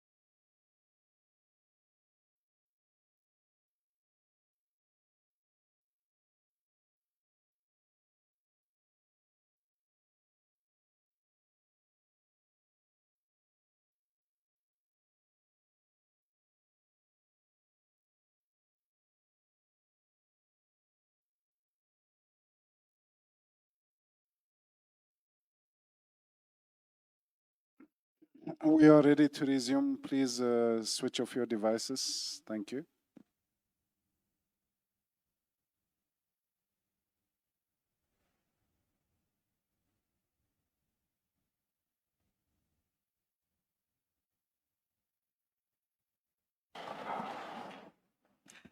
Yes, Ms. Sigal. Thank you, Chair. Chair, two brief matters. The first is that Mr. Adams has now given us the recording of General Sentimule's evidence at ad hoc. It's a 2-minute clip that he wants us to place on the record, and we'll just play it quickly. And then there's one last topic that I want to address with him. Is it audible enough? Or It do we is need audible, this? yes, Oh, Chair. thank you. Chairperson, Yes, Mr. I Adams. just wanted to bring you to your attention. I lost track of time earlier. It's Friday. If my mother sees me on TV at 1:20, I can't go home. I need to be in mosque. So if we can please expedite this out. I understand the commission's responsibility. I'm hoping that the commission understands mine. So that's 7 minutes. Or... I don't know if it can It will fit in. be, I will be done by then. I'll keep my answer yes. short. Thank you. No, I don't think that you'll be able to elaborate, but let's see.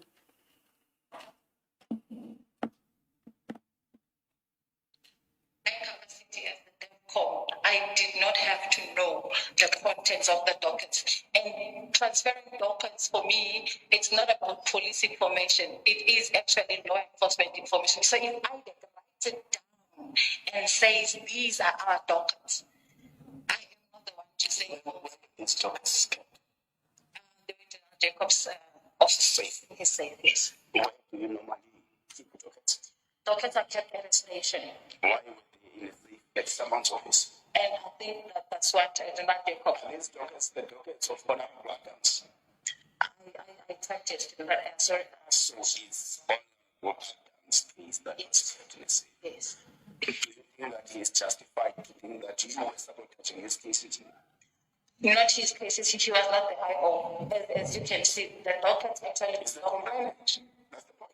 He wanted to open cases, police stations. He wanted to. He says to us, he was testifying, he's going to testify today. He was testifying that he has 1 to 3 police stations on the basis that he felt that you of South Africa sabotaged. That's the reason he even went to an extent of going to ITEC. And you come in and confirm that he opened on police stations where he kept in a safe of someone's office, not where dockets usually get kept. It's a secret. Sabotage, I think I'll be quick to that. And I would agree with you, and I did say this over and over again, that in my capacity as the DEVCOM, I did not have to know the contents of the docket. That's the clip that Mr. Adams wanted us to play, Chair. And yeah, Commissioner, I apologize. You know I'm here willingly. You know I'm trying to be as cooperative as I can. May I ask of you, Advocate, if you could perhaps allow me to answer whatever it is you're going to ask in a supplementary. I have to go to mosque and I can't. okay. I love my life, Justice. Chair, I'll just then place on record, since I have 4 minutes left. It's the document at page 3527, which is a section 28.6 summons that IDAC sent to the acting National Commissioner, Lieutenant General Dimpani, asking in May 2026, asking for the details of the PKTT that traveled to Cape Town to arrest Mr. Adams. And that is what I wanted to ask him, whether he had any, and the information is at page 3531, where it says particulars pertaining to the PKT team that traveled to the Western Cape for the arrest of Mr. Fadil Adams, MP. And I wanted to know from Mr. Adams, what business was it of IDAC to know which members of the PKTT had gone to arrest you, and were you involved in asking IDAC to get this information of the members of the PKTT? I was in prison at this time. It's on the 11th of May. Oh, okay. No, I never had a discussion, not with anybody about this. I don't even know if this is IDAC's business, but surely the IDAC can come and explain. I would just like to, Commissioner, if Advocate Lee is okay, if I can just, there's a Pretoria case that I would like this commission to look at. It's 561/7 of 2024. It relates to the murder of a covert intelligence of a CI. There are allegations that Mr. Adams, you've given us limited time, so we've got the case I thought number. you were We'll done, deal sorry. with it. Thank you. We'll take down that case number. If I may, But you said I you know, needed to go. if I may, it is alleged. Can't you make your point in your supplementary affidavit about that? I just case? want you to Please, hear please. this. I just want you to hear this, Commissioner. Okay, all right. God is going to hit me for this, but I just want you to hear this. All right. It is alleged that Brigadier Johnson, who I now know is related to Andrew Johnson, was involved in the cover-up of that murder, and it is believed that that cover-up goes all the way to General Khan at Crime Intelligence. So I'm asking you to please have a look at that. Thank you. Thank you. Chair, I have nothing further for the witness. May I just comment on the clip that was played? My sense listening to that and having the background of the evidence that we went through, my sense is that Mr. Ngola and General Sentumule appear not to have been aware of the background of the investigation that was being done by, what's the rank of Philip? General James. Oh, that was being conducted by Colonel Philip. I think if they had that background, I doubt that the questioning and answers would have gone the way they did. I just wanted to make that comment. Am I released, Commissioner? Yes. Thank you very much. Thank you. Sorry, let's Adams. adjourn formally. Let's adjourn formally. What time, Chair? Yes. What time will we? What time do we? We'll come back at 2:20. And what's the final word then about? It's just a supplementary from this. Correct, Chair. Yeah. Yes. You'll communicate with the evidence leaders about the timing and everything. Let's adjourn and resume at 2:20.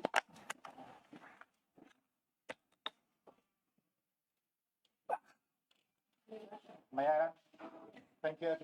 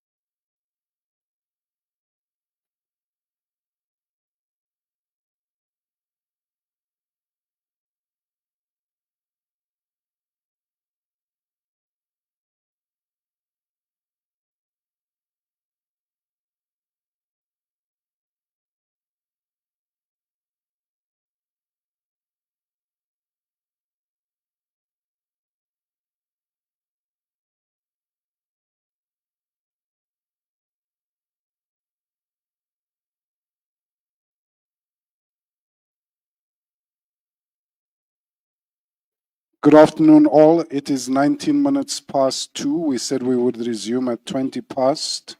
Please make sure that your devices are quiet, that your cell phones are on silent or they're off, switch them off.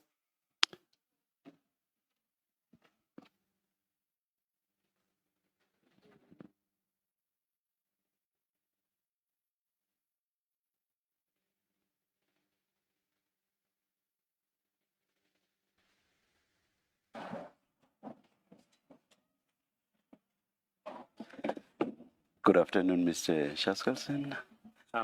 Afternoon, Chair. Can you please place your name on record? Good afternoon, honourable members of the panel. I appear for the witness before the Commission. My initial is A, surname Nepal, spelled N-E-P-A-U-L. I'm assisted today by my assistant, Mr. Mshaka. Thank you. Good afternoon, Mr. Nipple. Thank you. And good afternoon to you too. Is it Colonel? Yes, Colonel Govender. Good afternoon, Commissioner. Good afternoon. Chair, Mr. Nepal and I have had a bit of a back and forth over the last a few days. We've received a series of affidavits from Lieutenant Colonel Govender. One of them is the subject of an in-camera application. And I think it's important to separate that which can be dealt with publicly and that which may have to be dealt with in camera. In relation to that which can be dealt with publicly, Lieutenant Colonel Govender is still promising us an additional affidavit, and we have two thus far. We've suggested that what we will get is a consolidated affidavit, but it's not here yet. And in relation to the in-camera application, we have agreed a process where the fact of the in-camera application will be publicly notified today. Will be notified together with what was Lieutenant Colonel Govender's, let me call it the original in-camera application, which doesn't provide any detail of the evidence, well, which doesn't provide the evidence which is sought to be kept in camera. But we've explained to Mr. Nepal that we can't, as evidence leaders, consider our position until we've seen the whole affidavit setting out that which Lieutenant Colonel Govender wants to testify to in camera.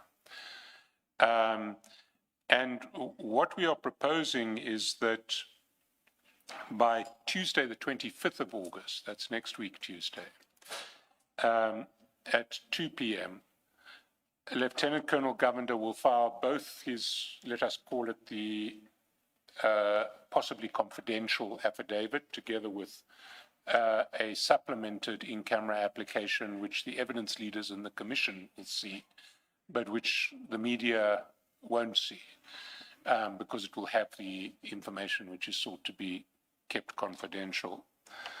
The fact of the application and the broad outline of what it seeks to achieve, the in-camera application, will be publicized today or in terms which don't disclose the confidential information. If the Commission, after seeing the full application, or if any member of the media wants to oppose, they will do so by Wednesday at 2 p.m. In other words, 24 hours after we see the supplemented application. And Lieutenant Colonel Govender, if there is opposition, will file a reply by Thursday morning at 9. If it is necessary for argument in the in-camera application to be heard, we'll seek a direction from the Commission that it be heard at some stage from either after hours on the 27th of August or some stage before Monday the 31st of August, because Monday the 31st of August is the next free day which we have, or next available day for the hearing of Lieutenant Colonel Govender's evidence. We would like to use this afternoon to take Lieutenant Colonel Govender through his non-confidential or one of the non-confidential affidavits that he has furnished to us, so that we can use the time rather than wasting it and having to traverse that in the consolidated affidavit on the 31st of August. So we have agreed to those arrangements. Obviously, it's subject to the Commissioner's consent. What I should have done at the very beginning is handed up this draft so that you can have it in writing in front of you. But can I do that now? You confirm the arrangement, Mr. Nipo?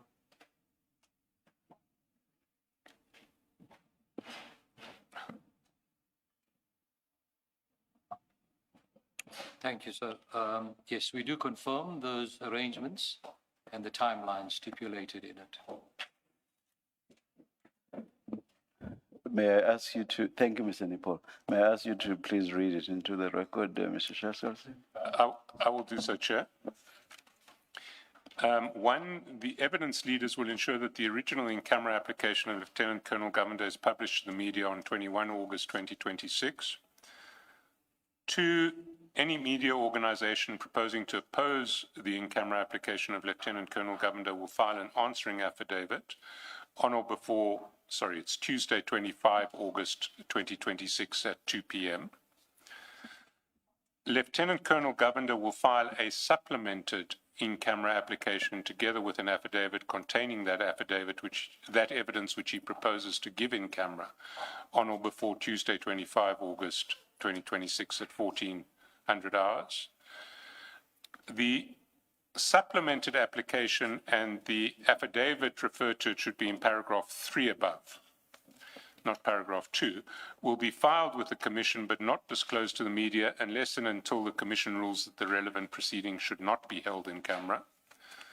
5, if any member of the media or Commission wishes to oppose the in-camera application, 5.1, they will file their answering affidavit on or before Wednesday, 26 August 2026 at 1400 hours, and Lieutenant Colonel Govender will file his replying affidavit on or before 27 August 2026 at 900 hours. If it is necessary for argument in the in-camera application to be heard, the Commission will hear argument on or after 27 August 2026 at 1630 hours, meaning on or after 4:30 on the 27th of August. But not necessarily on the 27th of August if it doesn't fit in with where the Commission is. Lieutenant Colonel Govender will file his consolidated non-confidential witness statement on or before 900 hours on 28 August. Lieutenant Colonel Govender's evidence will continue on Monday the 31st of August at 9:30 a.m. Thank you, Mr. Shaw, but can you please explain paragraphs 2 and 5.1? Aren't they addressing the same subject? You're absolutely right, Chair. So, except that, let me just look. Yes. Except that 5.1 read with the intro or the main part of the paragraph also refers to the Commission, whereas 2 does not refer to the Commission. Chair, I think if we change 2 to will give notice on or before Tuesday 25, Okay, then I think that is what I originally had in mind. All right. I'm trying to salvage All right. Thank you. my dignity in this process. Thank you. With those changes, a ruling is made in those terms. Thank you. Thank you, Chair. At this point, might I ask to be excused? Mr. Mosikidi will be leading the evidence of Lieutenant Colonel Govender. Thank you. Can you please, Mr. Shaskalson, arrange for a proper ruling then to be made for signature by the Commission Secretary? I'll do that shortly. Thank you very much. You are excused. Good afternoon, Mr. Musegiri. Afternoon, Chair. Afternoon, Commissioners. Chair, Lieutenant Colonel Govender will take an oath, Chair. Thank you. You will be swearing. Yes, that's correct. Thank you. Commissioner. Thank you. Do you swear that the evidence you are going to give is the truth, the whole truth? The evidence you are going to give is the truth, the whole truth, nothing but the truth. If so, as you've done already, Yes, sir. please raise your right hand and say, "So help me God." So help me God. Thank you. Thank you, Chair. Colonel, you should have with you a file, written file 1. Chair will be using one file with possible reference to file 2, but for now, let's concentrate on file 1. The only reference that the chair might want to have to file 2 is if the commissioners want to check the regulation 10.6 questions that he's speaking to in his affidavit. But anything else will rely on file 1, Chair. In file 1, Chairperson, there's one preliminary affidavit, and then there will be a second statement that also called the first supplementary statement by the Colonel. Colonel, can you confirm that you have file 1 with you, which is a statement file? That's correct. I do confirm, Commissioner. Yes, and then if you flip over to the first page, you will see that there's an index to statement, and it will say preliminary statement of Colonel Govender. Yes, that's correct, Commissioner. Thank you. And then you will see that when you go to the next page, being actually page 1, then that will be the start of the statement. And then if you go to page 28 of that document,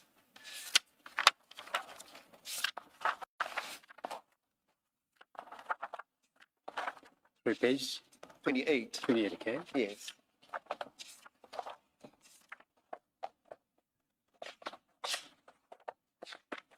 I'm with you. Yes, you'll see there on the top right, there is a signature on top of deponent. Can you confirm that to be your signature? I do, Commissioner. Thank you. And then you confirm that the contents of the statements here are Yes, I do, Commissioner. Thank you. And then I want you to go to page 1.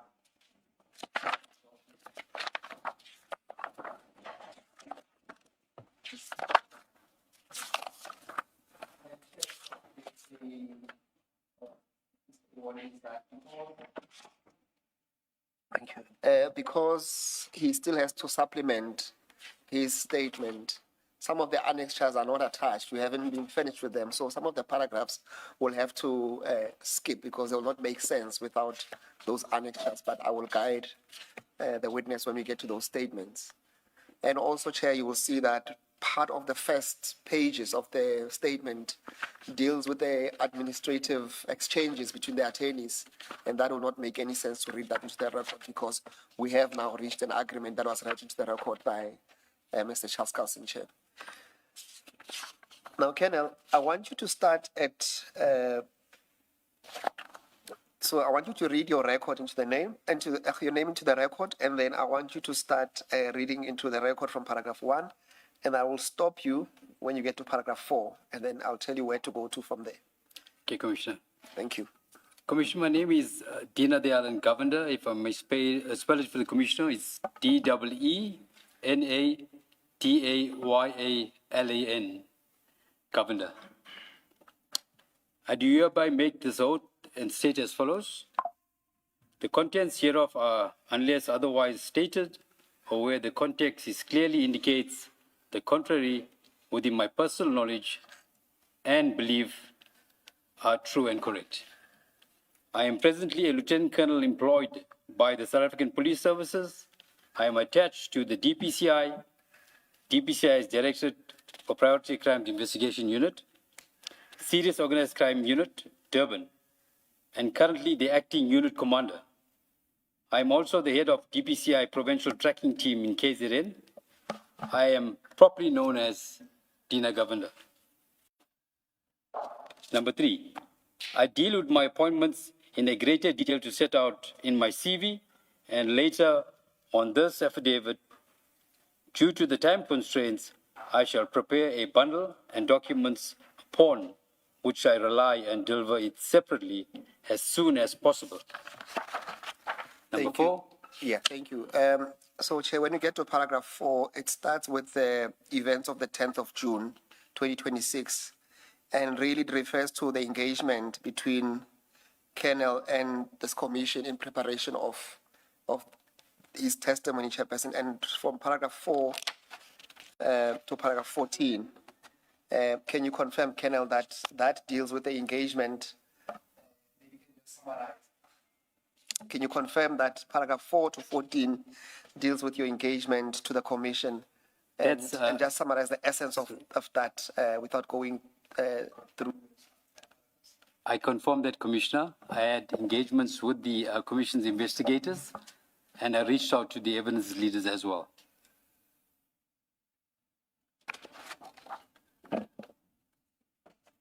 And, Chairperson, when you go to paragraph 15 on page 4, so from paragraph 15, Chair, to paragraph 23, there what's contained is a reference to correspondence between the attorneys, Chairperson.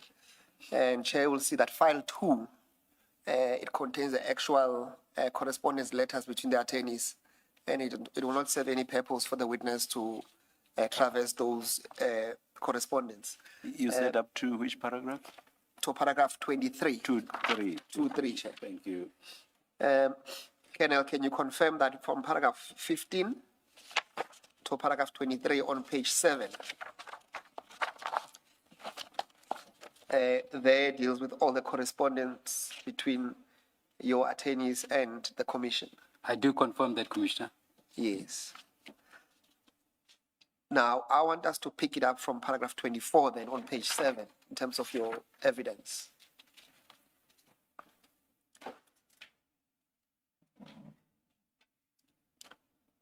May I proceed? Proceed to read into the record paragraph 24, yes. Thank you. Paragraph 24, I respectfully submit that it is in the interest of justice and for a fair, proper hearing that I be allowed the opportunity to supplement this affidavit when the latter documents become available. I shall, however, attempt to the best of my ability to furnish as much detail as I can at this stage in response to Regulation 10.6 notice. Paragraph number 25. At the outset, I wish to record that I feel that I am being unfairly targeted by Mr. Len John of IPED and for ulterior purpose. For the reasons that I will appear hereinafter, it is my respectful view and submission that I am being used as a pawn to discredit Lieutenant General Nkonazi, the Provincial Commissioner of KZN. It is common knowledge that this commission was established pursuant to the allegations made by him. Paragraph number 26. On Sunday, the 16th of August, 2026, I received a telephone call from a known person. The importance of the call was to request me to implicate General Nkonazi in the shootings, which John referred to. I have the recording of the phone call. I have requested a transcription of it, and I will make them available to the Commission. From there onward, Commissioner, if I could, while I'm at paragraph 26, is to refer to the supplementary affidavit 1. Chair. On the same file.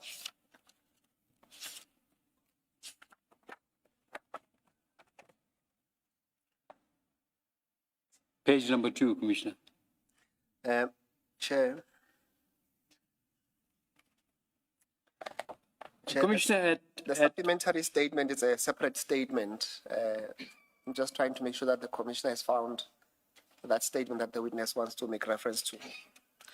And you want to start at page 2 of that document. Yes, page 2, paragraph 6, Commissioner. Perhaps before you do that, Colonel, can you confirm on page 5 of that document the signature there to be your signature? Yes, actually page 4. On page 5 on the raid, top right. He's correct. Page 4, and then on page 5 is the Commissioner of Oaths. That's precise, yes, bottom right. Yes. And do you confirm that to be your signature? I do confirm that, Commissioner. And you confirm that this is your statement? I do confirm that, And you Commissioner. stand by the contents there too? Yes. Yes. Then you wanted to take chair to page 2 Yes. of the document. I want to take the Commissioner to chair to page 2 and paragraph number 6. And I'll proceed, Chair. On Thursday, the 13th August 2024, I was approached by a certain known persons to have an informal meeting outside the building in which HIPOD offices in Durban. I duly did so.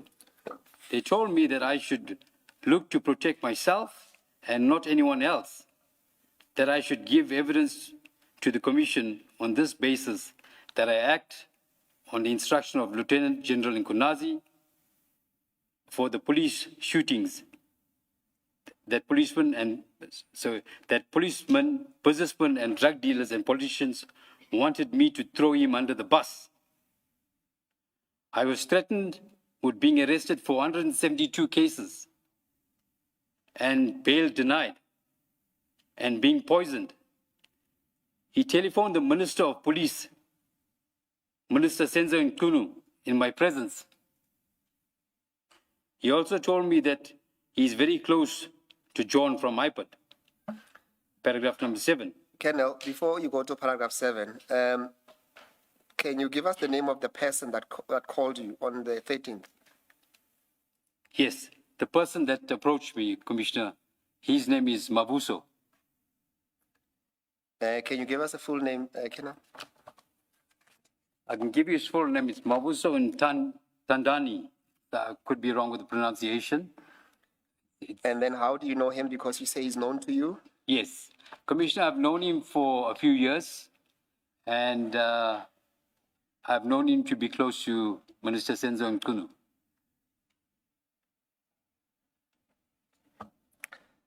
Right, can I go up and when you say close to, you know, we've had many allegations in this commission. Brown Mokhosi is close to this person, so and so. You've seen them together. Why do you say they are close to the minister? Commissioner, I'll come further on. You'll deal with that later. Yes, indeed. Yeah. All right, we'll take that for now then. Please proceed to paragraph 7 then. Paragraph 7. On Sunday, the 16th of August, 2026, at approximately 10:14, I received a telephone call from one of the persons who had met on Thursday before. In this conversation, he made serious allegations against Lieutenant General Nkunazi, and again sought to influence my evidence to the Commission to falsely implicate Lieutenant General Nkunazi in police shootings. I attached Mark DG1 and independent transcription thereof. Paragraph number 8. On Wednesday, the 19th of August, 2026, the aforesaid caller phoned me at 10:36. He continued in the same vein in his previous conversation, and the independent transcription thereof is attached here, marked DG2. 9.1. Sorry. In paragraph 6, your use of they did not make me think that you were talking about more than one person, because these days that's what people normally do. They will be used so as to cover all persons, including non-gender conforming people. So I understood your they to mean that or to refer to that. Now I see in 7 that you are referring to more than one persons. Yes, Commissioner. So who were the other people Yes. that you are referring to in paragraph 6? It's a good point, Commissioner. For clarity, there was another gentleman that, I don't know his name, that accompanied Mabuso. So that, were you seeing that person for the first time? No, I've seen that person before as well. But you don't know who I don't know his who correct they name. are. And do you know where they work? Commissioner, they in business, according to them, but in political circles as well. Okay. Yes. Okay.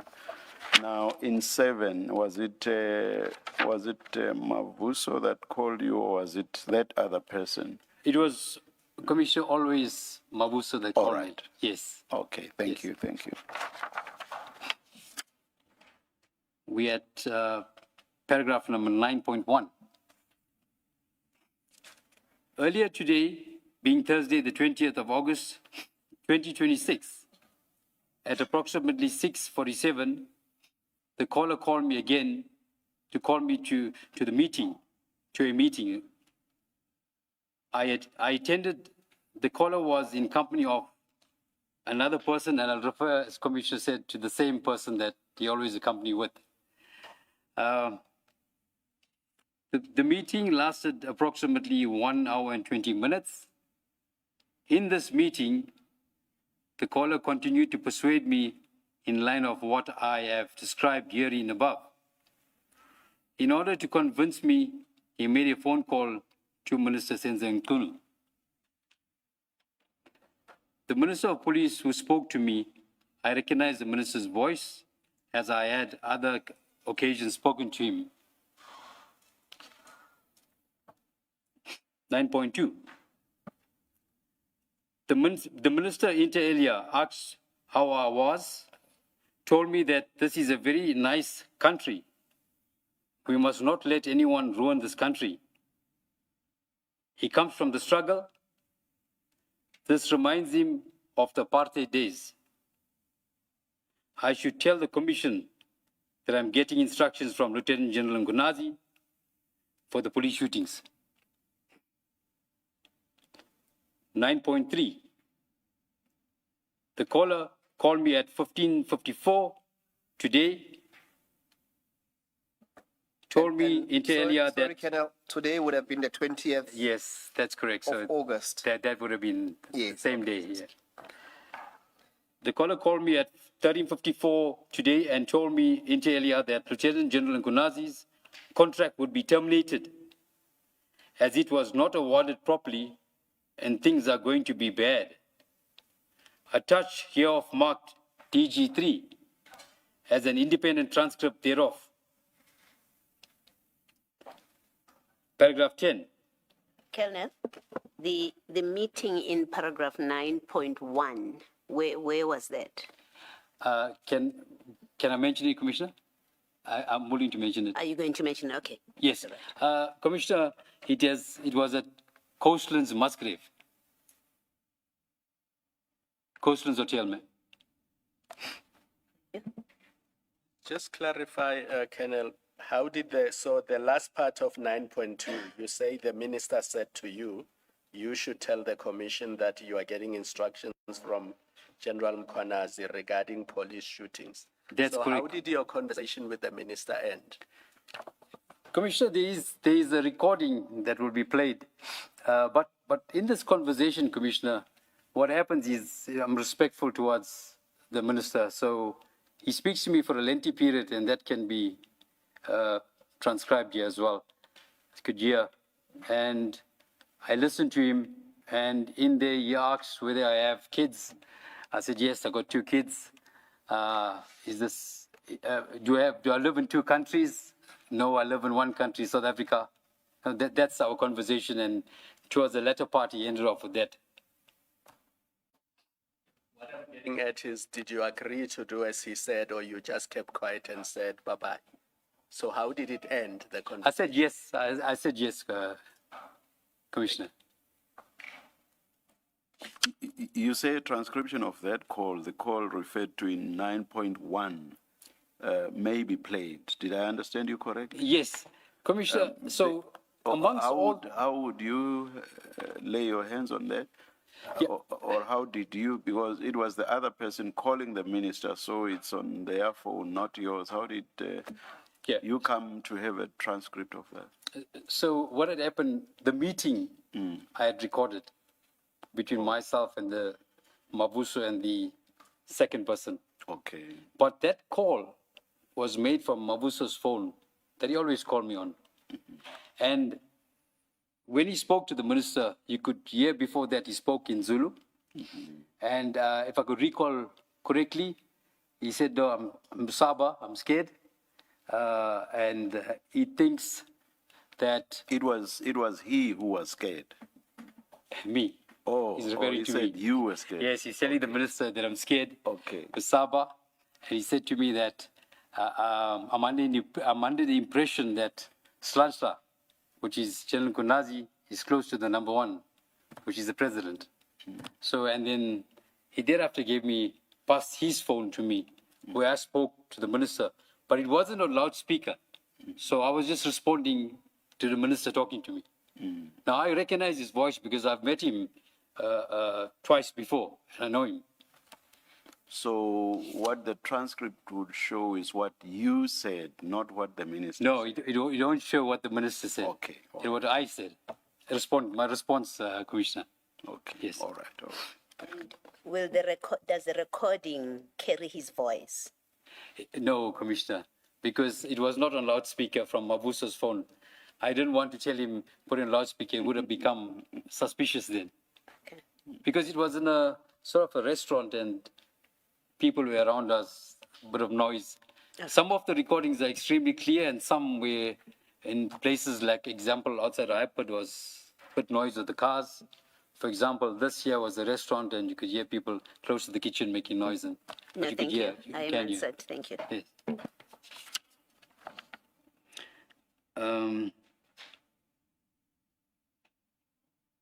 So 9.3. Sorry, I finished the number 10, paragraph 10, Commissioner. May I proceed? Yes.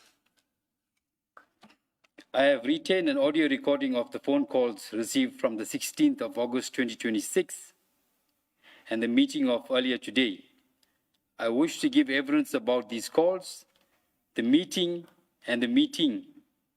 Play these recordings to the Commission. Well, there's some typographical errors. I have obtained an independent transcription from Sneller recordings of the content of the phone calls to me on the 16th of August 2026 at 10:14, 19th of August 2026 at 10:56, which I attach here to mark DG1 and DG2 respectively. I have requested for an independent transcription of the meeting held earlier today and the other recordings. I will make those audio recordings and transcriptions available to the Commission and evidence leaders. I am also attempting to ascertain video surveillance footage of the meeting held earlier today. I will also make such evidence available, which I did, Commissioner. It came through today. Paragraph number 12. Okay, I'll stop right there, Commissioner. Yes, Chair. So what we have, so we have the audio of the 16. That's DG1 and the one on 19th, DG2. Those have been transcribed. We have tried to reach an agreement with the kernel that we can at least play one of them. I think the shortest is 4 minutes that we can play. Alternatively, we can just go through the transcript. But I'm in the chair's hands, what the chair prefers, which will be more efficient. My first prize will be to do the audio, Chair. The 4-minute one. The 4-minute one. Let's do that. Thank you, Chair. Sorry, before we forget, in that last sentence where it says, I'm also attempting to ascertain video footage, I understood you, Colonel, to say you have provided it. Yes, indeed. That's in the last sentence. It was fetched today, Commissioner, from the hotel. You have it, Mr. Msikit. And Chair. if you do, should we not be giving it a number, as in DG3 or whatever? We do, you will see that on the index, it's the reference to Commissioner. So the video will be item number 27.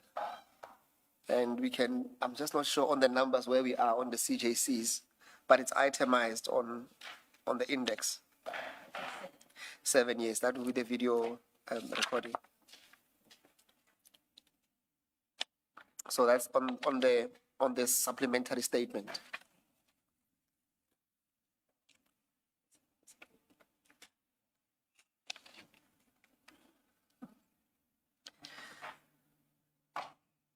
May I propose that because we only have 6 items, then we see how we can marry that to the supplementary affidavit or consolidated affidavit when he brings it in, then we can just align it properly there so that we don't misuse or duplicate the CJC numbers.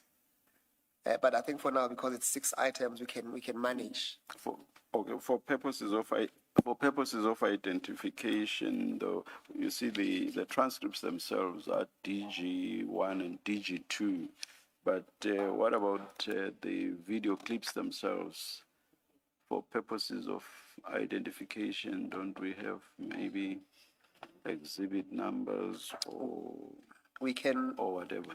Yes, what we can do, Chair, when you go to the index, what we can, so it's DG1, DG2, DG3, so we can continue from there so that at least we don't lose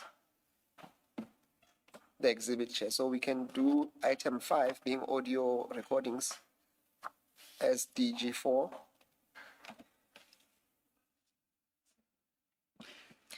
So these are annexures, Chair, to his statement.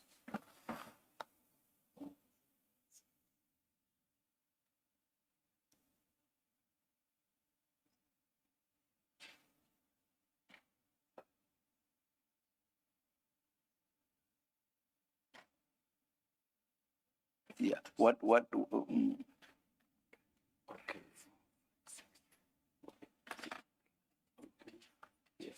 Yeah, seeing that we went up to DG3, then we just say 4, 5, 6. Thank you, Chair. That will make sense. And then when the consolidated affidavit comes, we can deal with it in terms of the CJCs, Chair. Thank you. Thank you. Then you play your first one. Thank you. Same thing what you're telling me now. Because they say you can't do this alone, and you were given instruction to someone. So now you can't let yourself suffer alone and your family. So why? So who is saying that someone is? Sorry? Who is saying that someone is? Instruction. They say maybe the big man here in KZN, you see, because they say you can't do this alone and you're not going to go down alone. Yeah, but who's big man, Baba? But if one needs to follow with the transcript, it's on page 18. You will see that it just mentioned unidentified male. Okay, Colonel, this big man. Is that correct, Colonel? Is that where we are? That's great. Thank you, Chair. Which 18? I'm looking at 7. I'm looking at 7. Yes, Chair. Sorry, my apologies. 7. Yes. Okay. Thank you. Sorry, the recording, Commissioner, you were saying it's 18, page 18.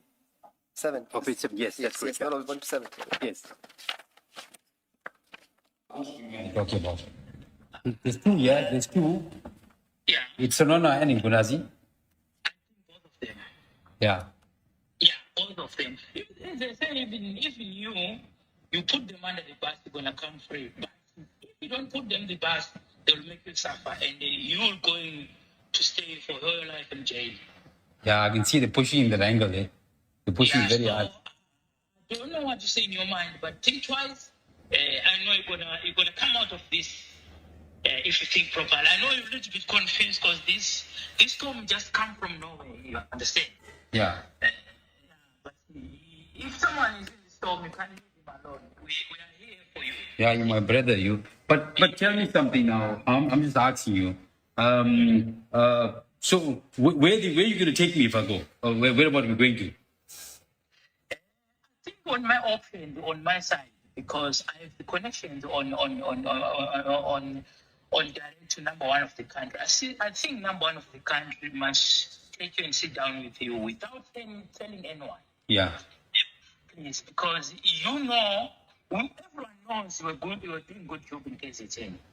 You're Yeah.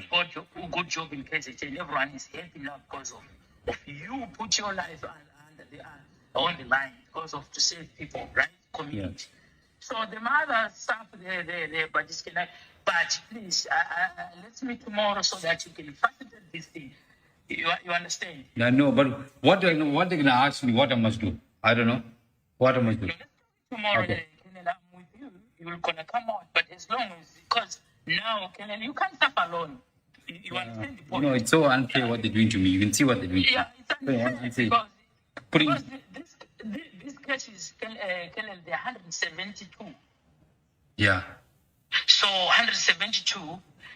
Each case is life sentence. Each case is life sentence. I know. So they're gonna make you serve and they're gonna block the bail for you or even the whatever. But you can't go alone because we know who you are. Yeah. You understand? KZN has got a peace right now because of you. Yeah. Yes. So you mustn't just treat you like you are like anyone. You understand my point? You know, I've never done anyone anything. And you know what? Everything I will help people. But for what they're doing now and trying to set me up, it is sad. It's hard so, brother. It's hard so. That's why I say I'm with you. As long as you come back with a sense of understanding. Yeah. Because I know you are going through a lot and you are frustrated, and there's a lot of things keep coming out. See. Yeah, but who's doing it, Baba? Who's McBride? Who's? It's, I know it's coming from McBride. So who else, Baba? Right on top, maybe it's bigger people. People, business people, politicians, drug dealers, all of them. But they're after Nkunazi. Why are they fighting with me? All these things you were not doing it for your own instruction. Yeah. You understand? But what I'm saying, why are they fighting with me? I never do nothing. Can I see tomorrow? What time am I gonna be free? Because I need to see agent early in the morning. Sharp. Bye. What time am I still gonna I'll phone you, Baba. I'll phone you. Okay, Kenny. Keep on. Sharp. Bye.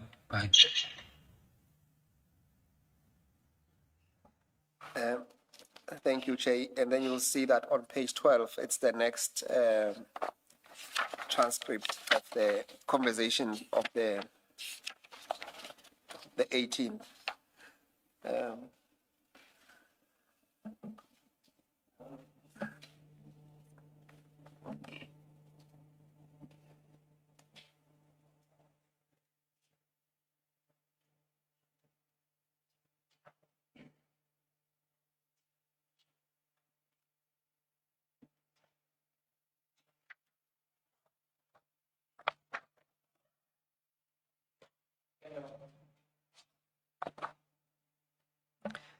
And then you'll see that on page 13, that's on DG2. Sorry, Colonel. The recording that we just listened to, who is speaking there? That's Commissioner Mabusu. He's speaking to myself. Okay. All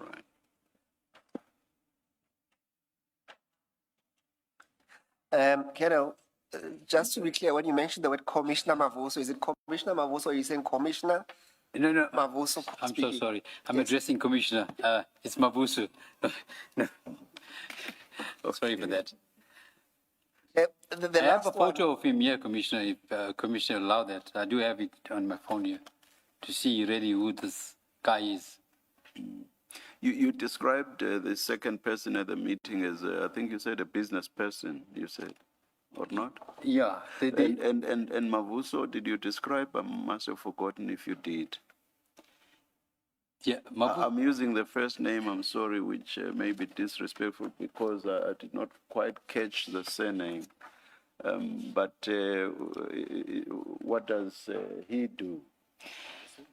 Commissioner, Ndandani or Ndandane? So let me put it in this terms, Commissioner. Mr. Ndandani, what does he do? So they are sort of political runners in terms of business contracts. Running around fixing. They call the fixers. They'll fix any problem up. Okay. So that's my understanding of them. Okay. They're always together, the two guys. All right.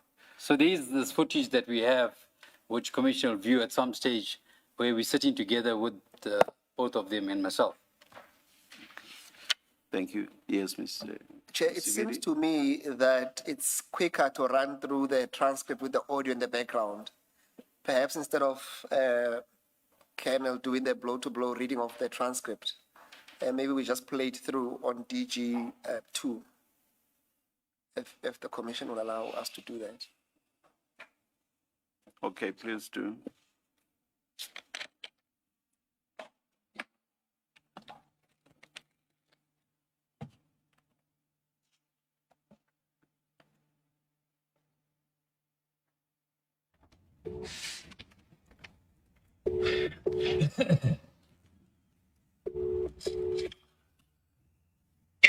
Hey, Buta, sorry, man. I'm in provincial office for the meeting. Hey, I was tired, but I finished up late last night, 1 o'clock, 1:30 in the morning. I came back early morning to work this morning. I'm not too sure what's going on. I think maybe tomorrow, maybe Friday.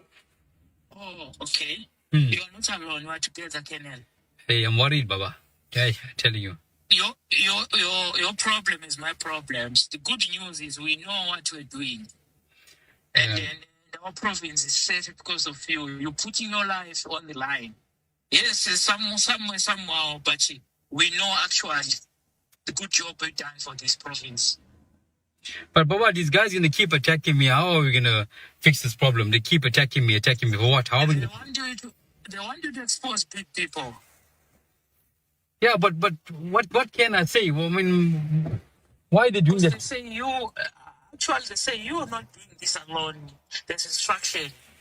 As you wake up early in the morning, there's people you report to. Yeah, but like, I don't know who are reporting. That's the problem. They keep asking you that over and over. They got the wrong perception. Yes, maybe we report to Sinona or to PC. So I think if you report to Sinona report to PC. So both of them, there must be account. So you will become a state witness. Hey, Baba, my head is spinning, Baba. My head is spinning. No, this thing, it's... But why they after the big man PC so much like that? That man is doing his graph. Why they hate him so much? Ngunazi. They don't like him because he's always honest, same as like you. Yes. Yeah, so they want you to put him under the bus, and also Sinona. Yes. Yeah. But that man is no more here now. He's gone now. He bought his discharge. He's gone. He's sitting somewhere in a farm, in a Slati India, in a farm. You must account. You must account. So I don't know. But what is in your mind? Because you can't fight this battle alone, Kenan. Papa, I only had 2 hours sleep this morning. 2 hours sleep. Sorry? I only had 2 hours sleep this morning because I'm preparing, for all lies. The allegations against me is frivolous and lies. I'm preparing from last night. 2 hours sleep I had. I didn't have nothing to eat. Ish. So do you think you're going to win? Yeah, but it's iPad guys should all work in one syndicate. You can see what they're doing to me. They're going there and lying. If you had an allegation, why didn't you call me and ask me? But you're calling me for other matters. Why do you go and go and the whole world is watching, go and put my bank statements up? For what reason? You know, why didn't you call me first and ask me whether you're going to account for it? Or, whatever the case may be. But you liaise with me every other day for different matters. No, it's jealous. It's jealous, and also I can see there's something behind this. Yeah, but who's behind these guys in the iPad then? Who? I think it's also McBride. I told you the other day, Baba. I told you. Yeah, I told you. Yeah, it's McBride and also yeah. But it's gonna be But McBride is not working alone. McBride is not working alone. They say, yeah, there are a lot of people there. They say 172 tokens, it was played. Hey, I don't know where they got that figure from. No, Tweety's got that thing. They say they got that proof. Yeah, but if you got the proof, then why don't you come and arrest me? Why is going and putting it in the national television? You know, you're going to the commission and you're going then. How? These are old matters, Baba. It's not new matters. Yeah, it's old matters. The old matters. Yeah. Baba, who else beside McGrath, Baba? Some other drug dealing politicians as well. Yeah, but if you tell me, at least I'll be able to figure it out. My head is not right now. I'll be able to figure it out. I don't know when I'm going to see you. Can I see you tomorrow morning? Yeah, I can see you tomorrow morning. Tomorrow morning is Thursday. Yeah, I'll come and see tomorrow morning. Yeah. Yeah, come in the morning. We'll have a breakfast there. Thank you, Kenneth. Right, bye. You're not alone. Bye. Thanks, bye. Thank you. Kenneth, I think you've made the point. We can reserve maybe part of the remaining audios, including the video, for when you return. Yeah. But I think you've made the point about the calls that you received. Are you happy to proceed on those bases?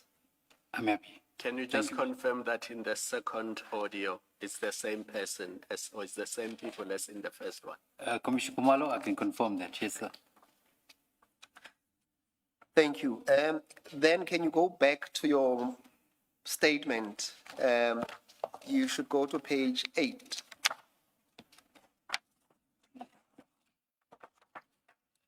And then you pick it up at paragraph 27 on top. Yes, indeed. Thank you. I have also ascertained that during 2013, John had requested the State Security Agency to reject General Gunazi's being granted the top secret clearance. This was at the point in time when General Gunazi was put on special leave by the National Commissioner. John accordingly obstructed the top secret clearance to be issued to Nkunazi at the time. Colonel, at this point, are you able to provide, even when you provide your consolidated statement, any proof to substantiate this? Yes, Commissioner, okay. I have spoken to General Nkunazi and he indicated that he will come back and he has the proof. There was some sort of letter or email that was sent for the very same John to the state security agencies, and he happened to be the only lieutenant general at the time that never got the top secret clearance because of John.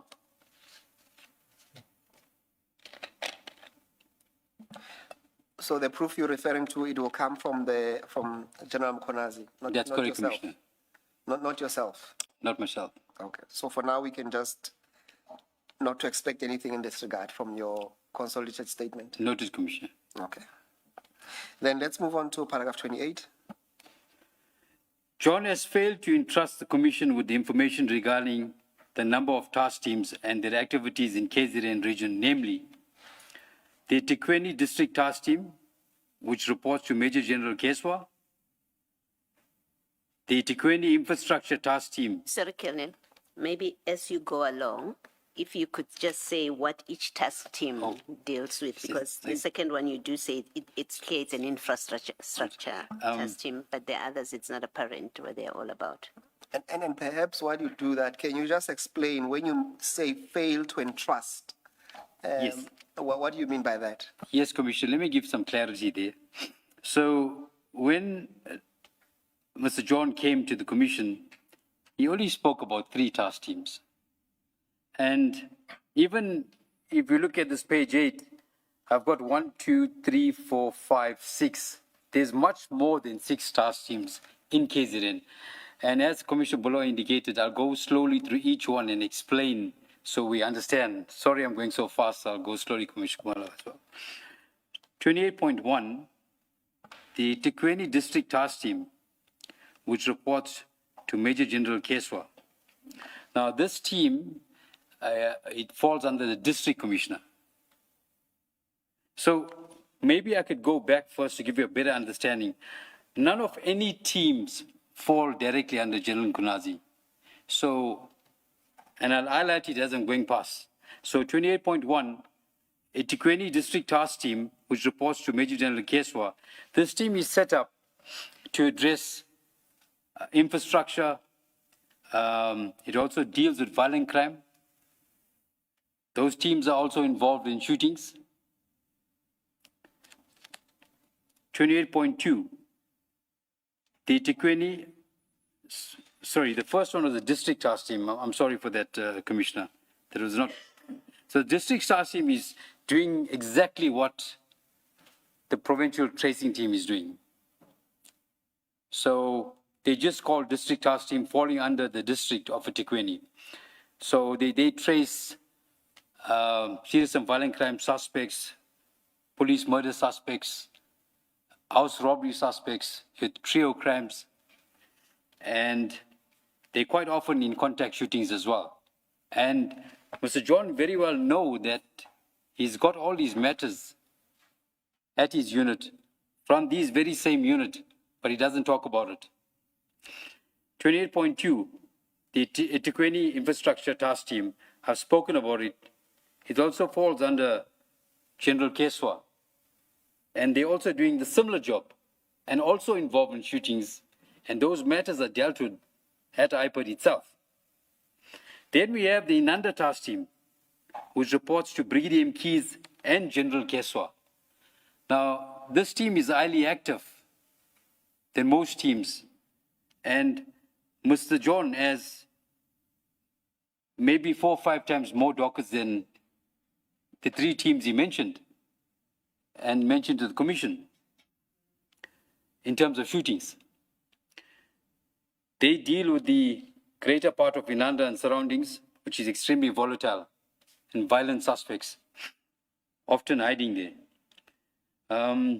King Slashwayo Task Team, that's Commissioner around far north, the Impangeni, doing the similar job set up what the other task teams are doing as well, and also involved in contact shootings, engagements with suspects.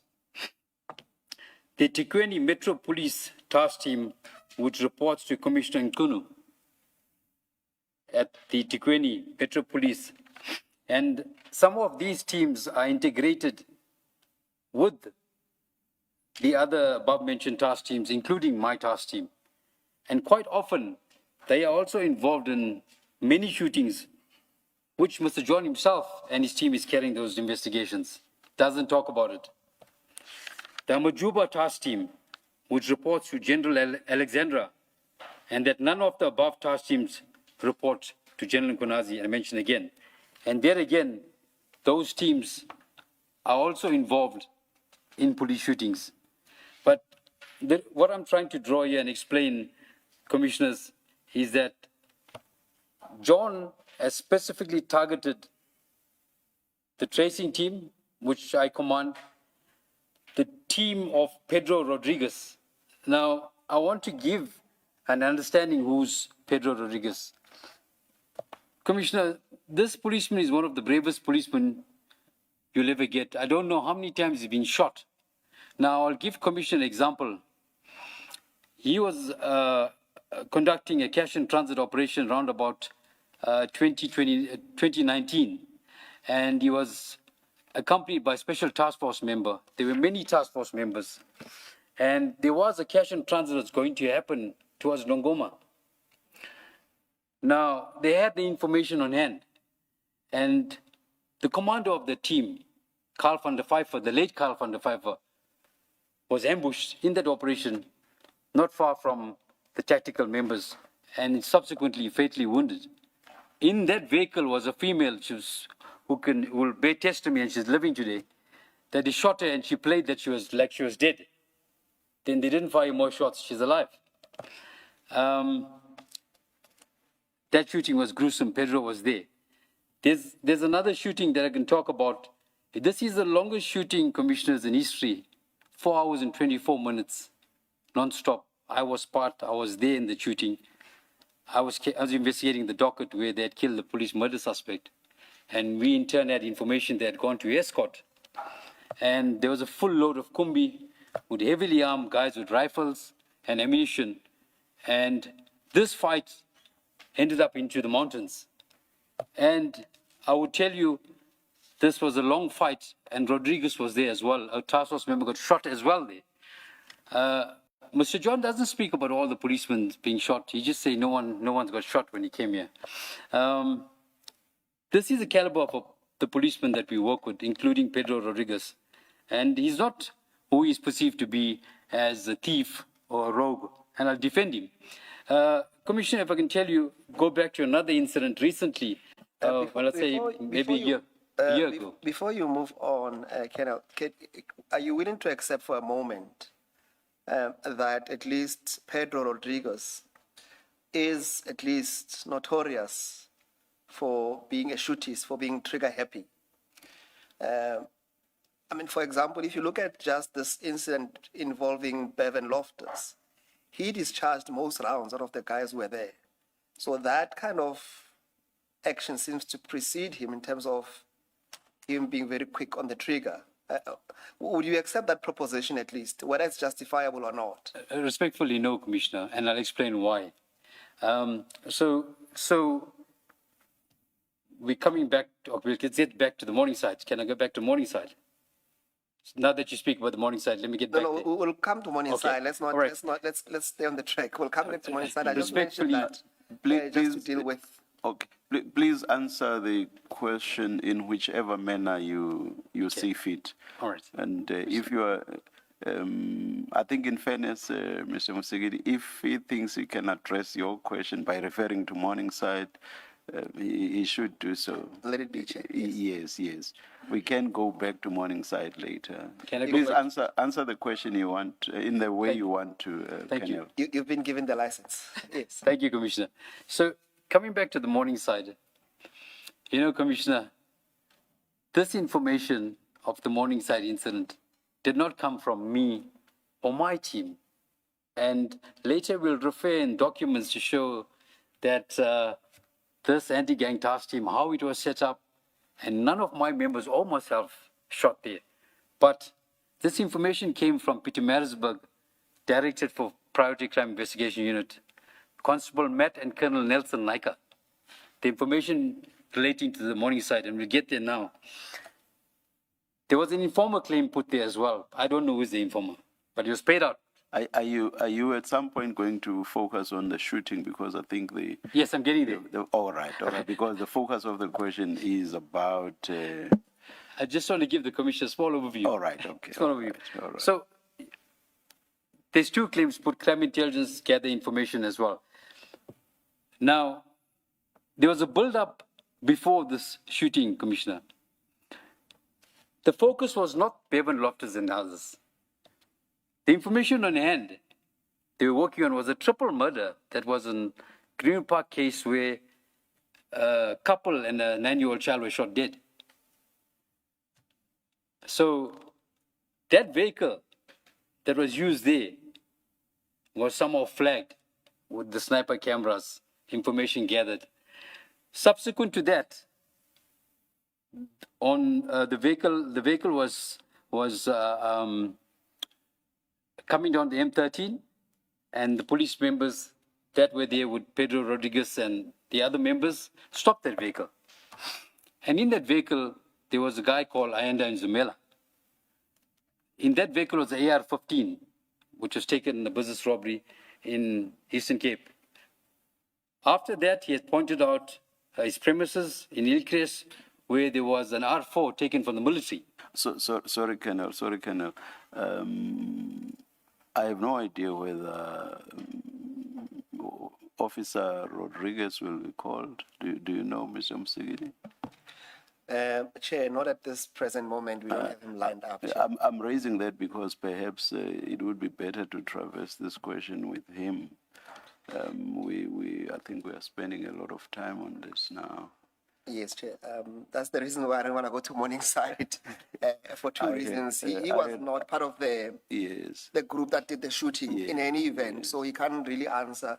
And the proposition really to him was a factual account that when the ballistics were done is that he did shoot. And in his own statement, it did indicate that he shot most shots. But let's not get lost. Why don't we just not ask the direct question, and then the conclusion about being trigger happy and so on should be a matter of inference. Do you know or don't you know, Colonel, whether Officer Rodriguez fired the most shots compared to other officers who were part of the operation? Do you know or don't you know? Commissioner, I don't want to speculate. I must just go back and see the shooting report. So you do not know off the top of your head. I think let's leave it there. Let's leave it there, Chair. Otherwise, we won't finish the statement. Commissioner, I just want to go back where I finished off. So there was another incident that the bombers... No, I think let's follow the statement in the way in which we were. Otherwise, we'll be all over the show. Yeah.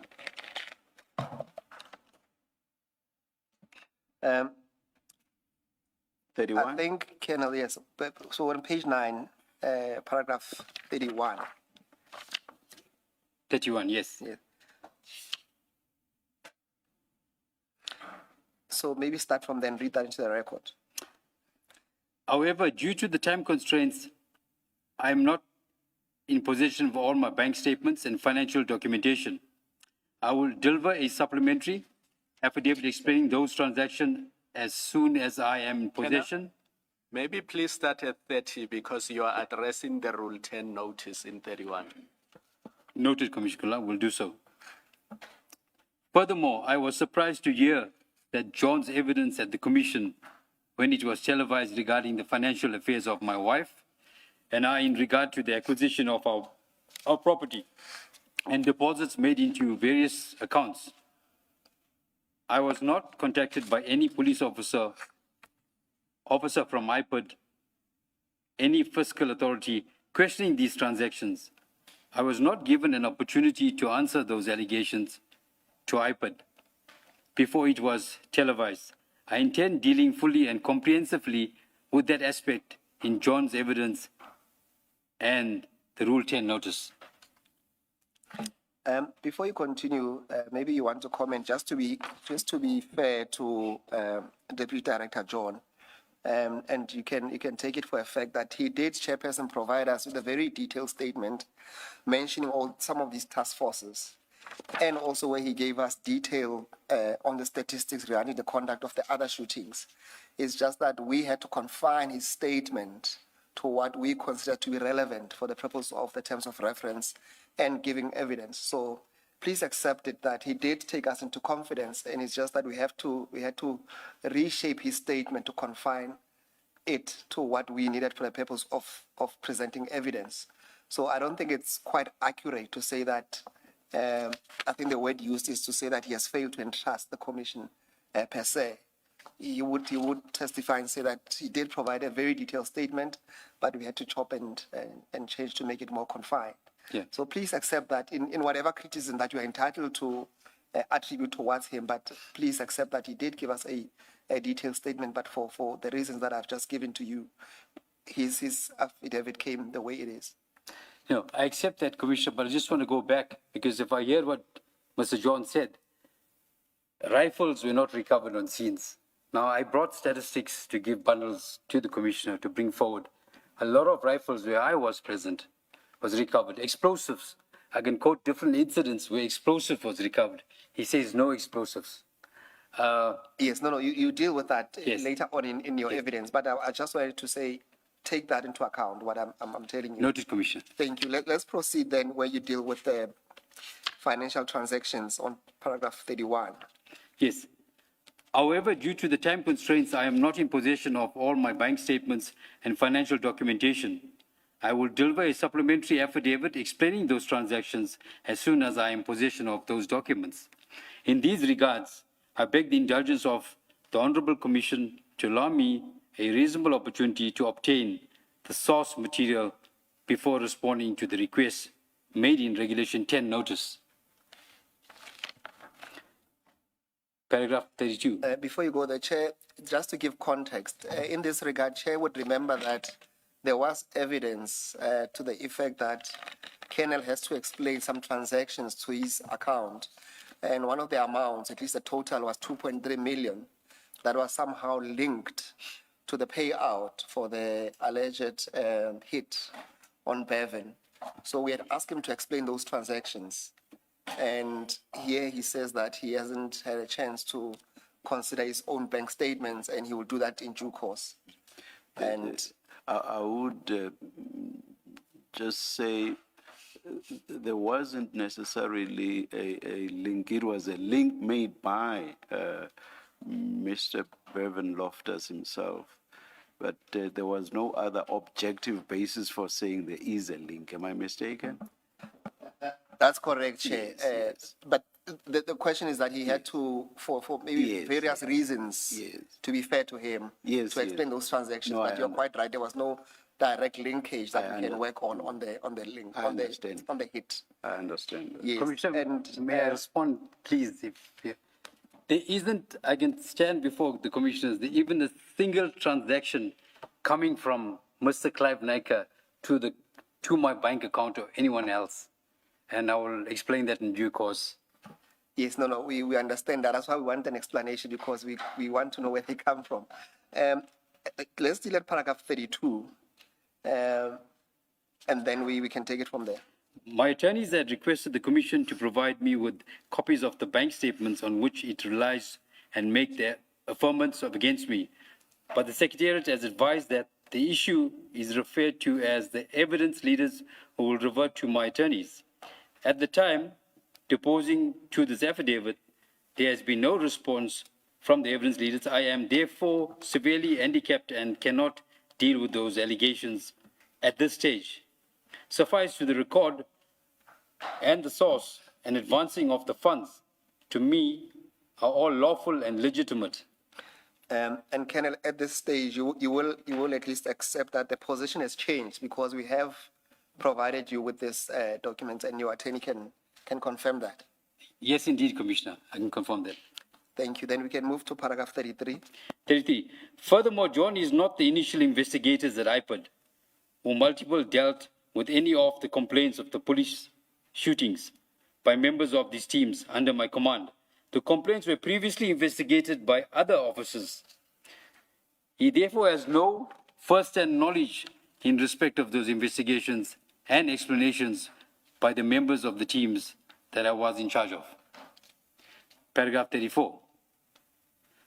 John misled the Commission when he stated that the teams that I was in charge of made no recoveries. And I think I addressed that to the Commission just now. There's substantial recoveries, Commission, which I'll give a database some point in time to the Commissioners.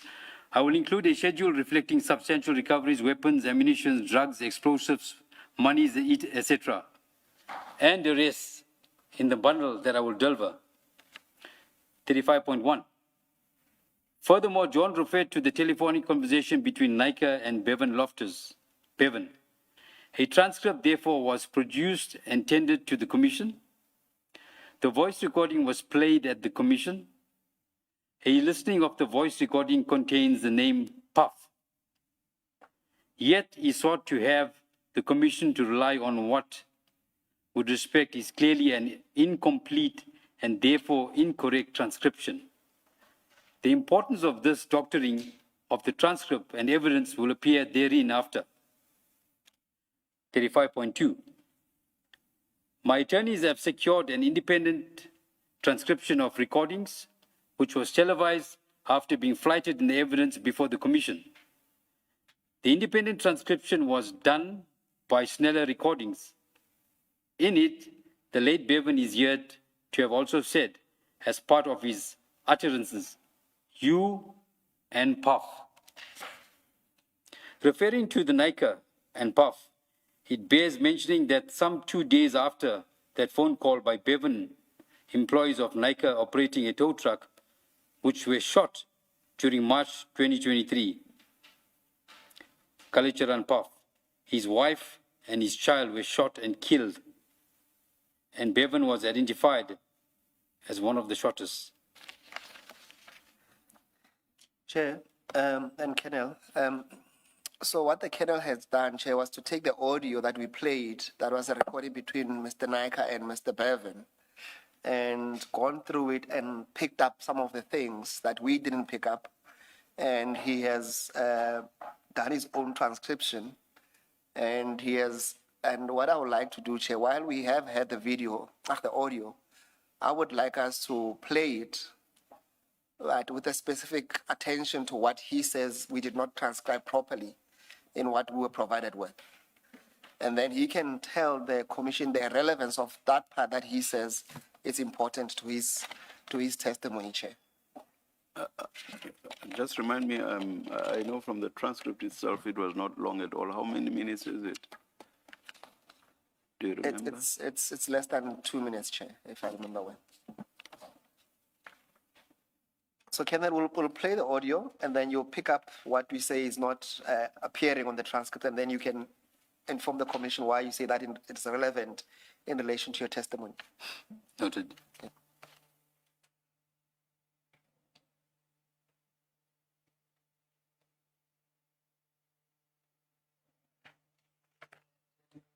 Yeah, before we play it, I've been corrected to say that it is not the commission that transcribed that audio.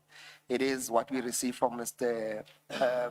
Gregory Loftus, being the father, Chair. So I thought so. Yes, Chair. So. Thank you, Chair. The Lodestar, Mr. Clive himself. How are you? Like a lot of money, 2.5 on my head now, eh? Yeah, how you can phone Dane? How you can phone Dane to tell Dane to set me up? Yeah. Me, I never ever fought with you. I got no problem with you, but look like you after me. You paying dinner, governor, you paying all the carols. You went back to do all these things to me. I never had nothing to do with you. I never minded your business. I got no flock with you. But Bali, you went out of your way to do all these things to me. You want to kill me and all. What kind? Bali, where's the numbers?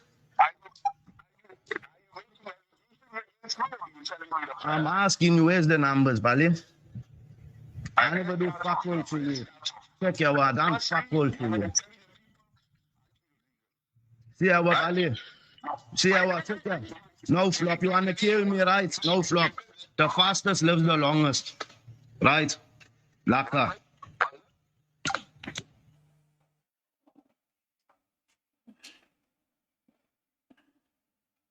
So the Colonel is the only, I'm not saying it's not important, but is the only exclusion Puff? Or is there anything else that you had to add in your own transcription? No, Commissioner. The importance of Puff, why it was left out. Is it the only thing that was left out? Is Yes. it just Puff only? Yes, Commissioner. All right. Now its importance, yes. Yes. Give us the full sentence that had the Puff. Yes. So Puff is also alleged drug dealer. And he lived in Unit 11, Chatsworth. So him and Clive were friends. Clive Nika. So the importance here, he says the fastest live the longest, because the threat was made against Puff as well. Within a short space of time, Puff and his wife were going to buy. Let's start here. I asked you to just either looking at whatever. Yes. Just read us the sentence that has Puff in it. Okay, let me do that for you. As is. The voice recording contains the name Puff. That's on paragraph 35. I want the full sentence. The full sentence, I'll give you right now. A listening of the voice recording contains the name Puff.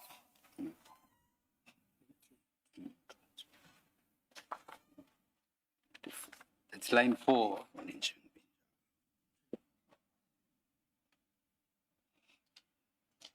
Line 4, Commissioner.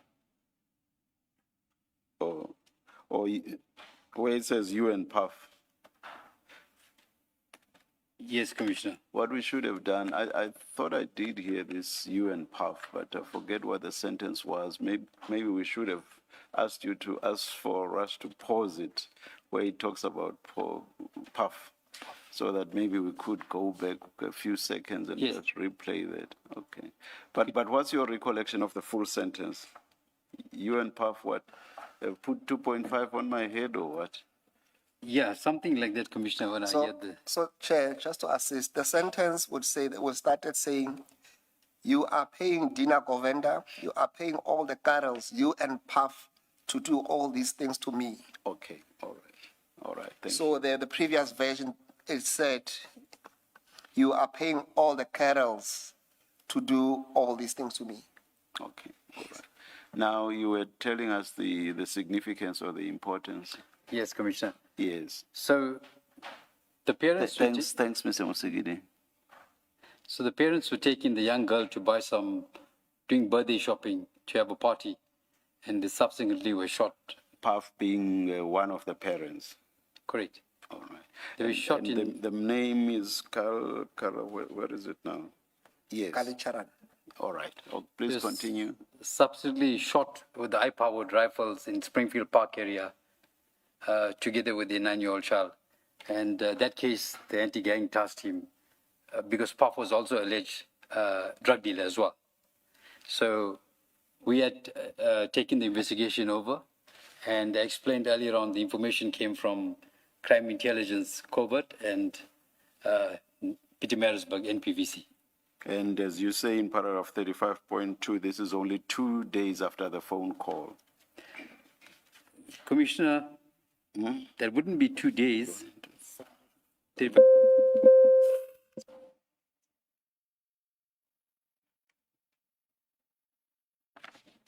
Is Commissioner referring to 35.2. No. I see the 2 days is referring to another incident. That's another incident of, okay. All right. Of another tow truck, Roadster.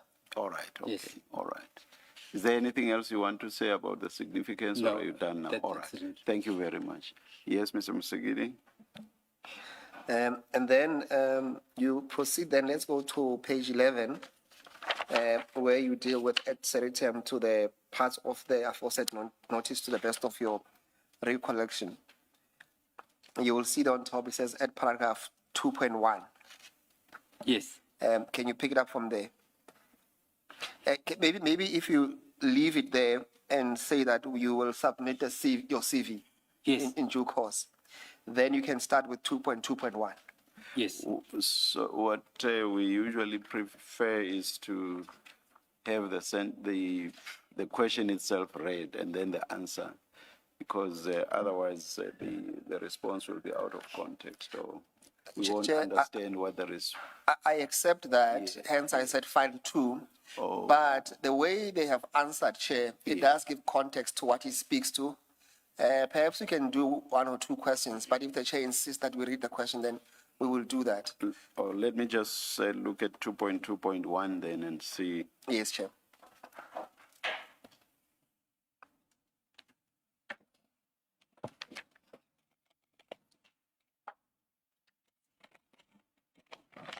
So, okay.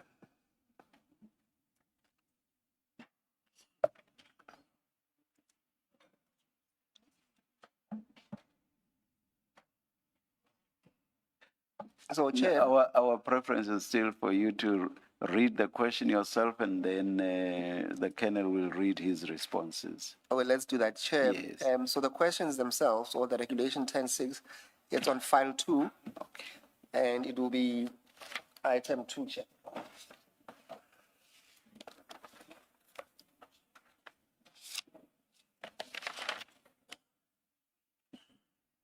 And that will start on page 2 as well, Chair. Thank you. Yes, Chair. And then, Kennel, I'm going to read the questions to you, and then you will then read your responses there too. Yes. Yes, but if you want me to repeat the questions. So, Chair 2.1, deal with the details of your subsidies. Thank you. So 2.1, we've dealt with, Chairperson, which deals with your subs, DPCI career, and your current rank. Then we go to question 2.2, which says details in relation to the anti-gang unit, cash in transit task team, provincial tracing team, in the brackets, the task team. Then the question being, are the task teams separate units or one specific unit? So that's 2.2.1. Can you read your answer to that question?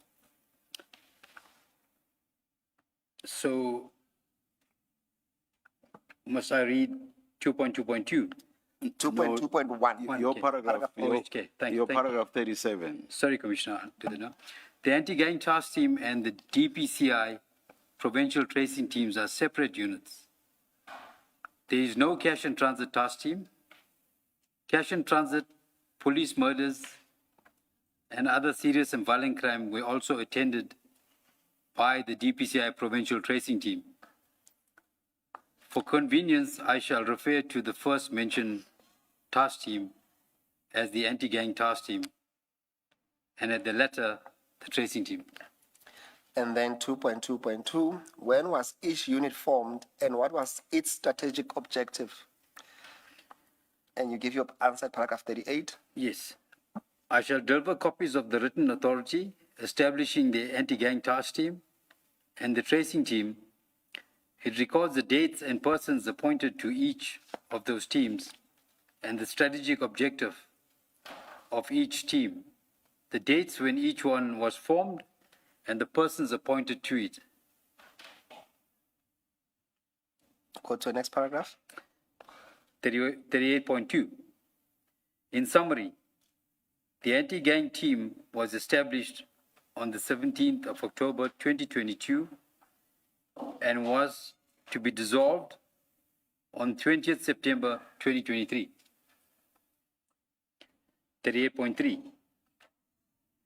The tracing team was established on 6 June 2023 and was to continue until further notice. With the establishment of the tracing team, the anti-gang team was dissolved. The next question is, what is your role in each unit? That's paragraph 39 when you give an answer. I acted as the commander of the anti-gang team and the head of the provincial tracing team. And then to whom does each unit report to? The anti-gang and the tracing teams report to me. I report to Brigadier Nuswa on behalf of the teams. Brigadier Nuswa in turn reported to Major General Sonona, who was the provincial head of DPCI KwaZulu-Natal. Brigadier Nuswa had 5 units of serious organized crime unit, including the CATS unit, Crimes Against the State, the TRC, Truth and Reconciliation Commission, reporting to him. The task teams are not a permanent structure, unlike the other units. The next question is, what criteria are used to select the members of each unit? The proposal to establish the anti-gang was made by the provincial head of organized crime investigations, KwaZulu-Natal, namely Brigadier P.T. Mbele. He therefore identified the members of the anti-gang team that he wanted to serve in it. Upon approval of the recommendation, a call-up notice was issued on the 17th of October 2022 for members to report to the anti-gang team. Please proceed. 42. Although the information requested therein is not within my knowledge, but within the knowledge of the management of the SAPS, Brigadier Nuswa, in his capacity as the Provincial Commander of Serious Organized Crime Investigation, Directorate for Priority Crimes, asked me for recommendations of officers when he intended forming the task team. I made recommendations on inter alia expertise in investigation, tactical penetrations, canine expertise, tactical response, crime intelligence, analytical monitoring, sniper cameras, and profiling. He also recommended certain officers from his section. Colonel, question 2.2.5 and your response there.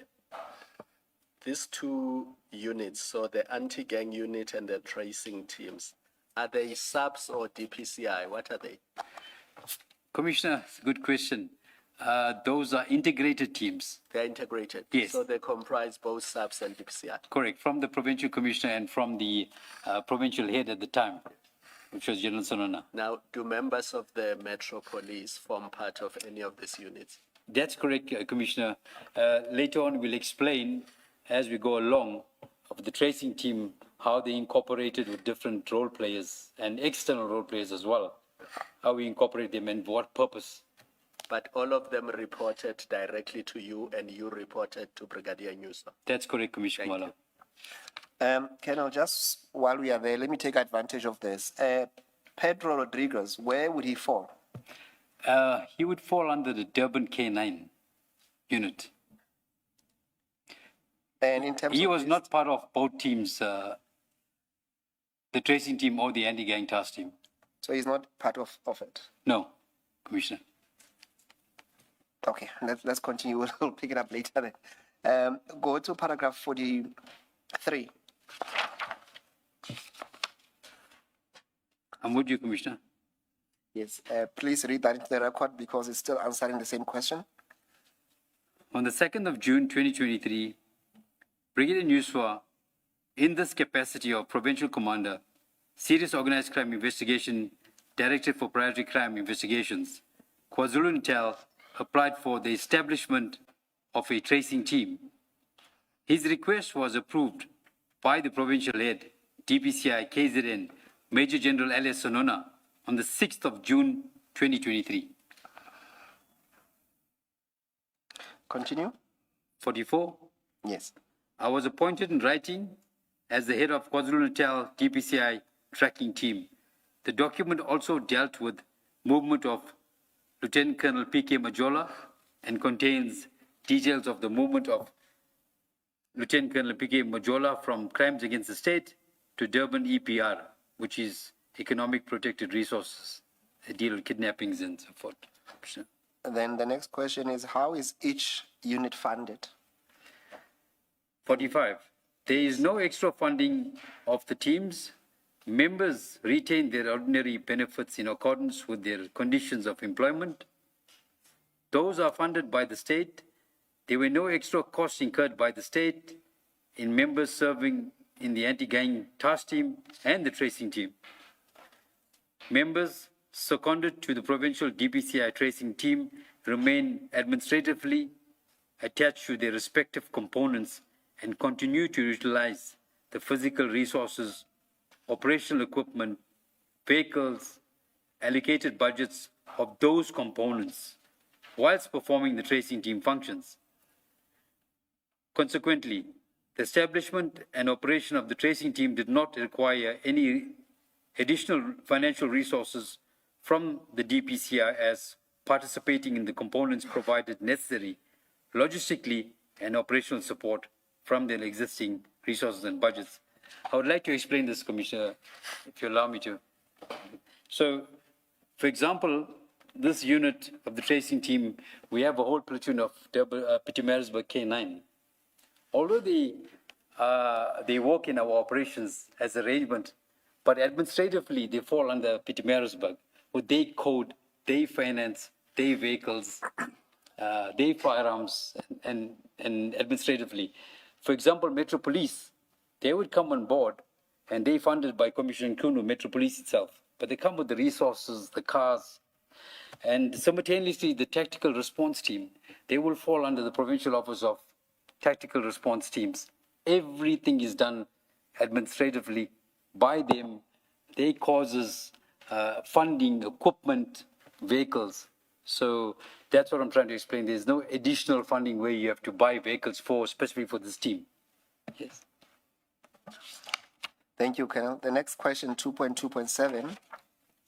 The fatality rates in respect of task team operations in respect of which you have been involved, including the total number of suspects arrested in task team operations in which you have been involved, the total number of suspects killed in task team operations in which you have been involved, the total number of suspects wounded with gunshot injuries in task team operations in which you have been involved, the total number of SAPS members killed in task team operations in which you have been involved, and the total number of SAPS members wounded with gunshot injuries in task team operations in which you have been involved. And you give your response at paragraph 46. Yes, Commissioner. At paragraph 46, I am currently not in possession of the detailed requests therein. However, information is sought can be obtained from the Priority Crimes Management Center, which is commonly known as PCMC. KZN, presently the person in charge is Colonel Mangule. And if I can also elaborate on this here, Commissioner. So every operation, every arrest, everything is accounted by PCMC. It is, we have to give a detailed report and they capture it at the province. From the province, it goes to national. So we are going to access it from them. They would have the accurate account of exactly what's required, Commissioner. Then for the purposes of this question and incidents that we mentioned that you were involved in, do you need assistance from our side to help you retrieve some of this information so that they can form part of your comprehensive statement? Yes, indeed. Thank you, Commissioner. If we could get something in writing from the Commission itself and given to the acting provincial head, which is Brigadier Mulligan, she would gladly release those details, or information rather, to the Commission. Yes, and we only interested in the ones that you were involved in. Then can we go to the next question? And this deals with the Morningside 5 shooting incidents. Question 2.3.1. Can you elaborate on the environment of the unit in the investigation of Brendan Puff's Kalicharan and family killings?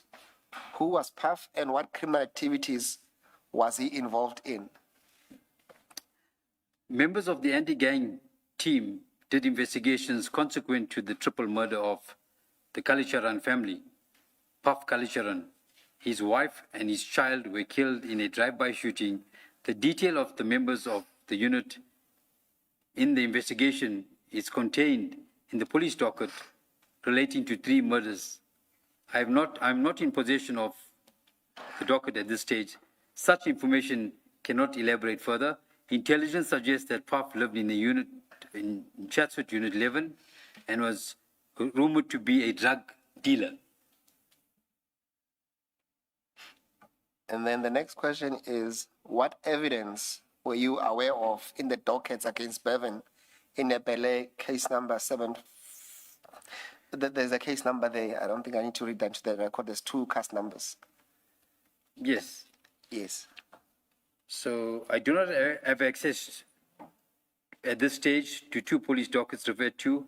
I am therefore unable to respond meaningfully to the requests made in some paragraph and access the dockets and answer the questions.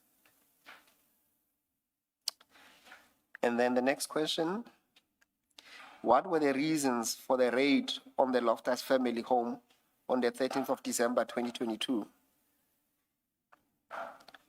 I filed a comprehensive affidavit in the interdict proceedings. Sorry.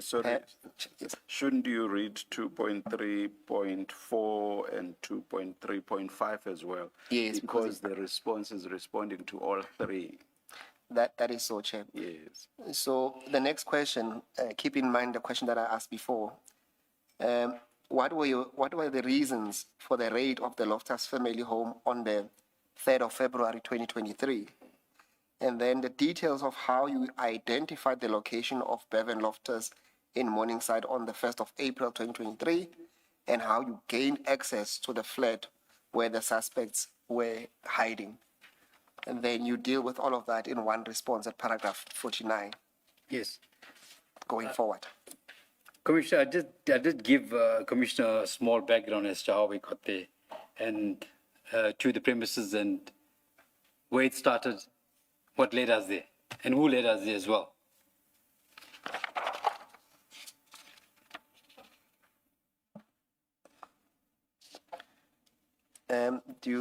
Are you please proceeding? Just read from 49 all the way. No problem, Commissioner. We'll do that now. I filed a comprehensive affidavit in the interdict proceedings instituted by Mr. Gregory Loftus against myself and others under the case number D3437/2023 in the High Court of South Africa, KwaZulu-Natal Local Division. I do not have a copy of that affidavit at this stage. I am uncertain whether it has been made available by Mr. Loftus or Senior, Mr. Len John to the Commission, or to Mr. Len John to Commission, sorry. My attorneys have requested the Registrar of the High Court in Durban to make a copy available. She's presently trying to ascertain the court file. I also attended upon the state attorney and emailed the state attorney the request, a copy of the affidavit. My attorneys also requested it from the attorney who represented the applicant. I have still not received a copy of it. However, my receiving a copy of it, I shall forward it to the Commission as it constitutes the important evidence contradicting much of the evidence laid before the Commission regarding the Loftus family. Colonel, at this stage, is it fair that as you sit today, you have obtained this affidavit? The complete application with the affidavits? Yes, indeed, Commission. The Commission provided to us.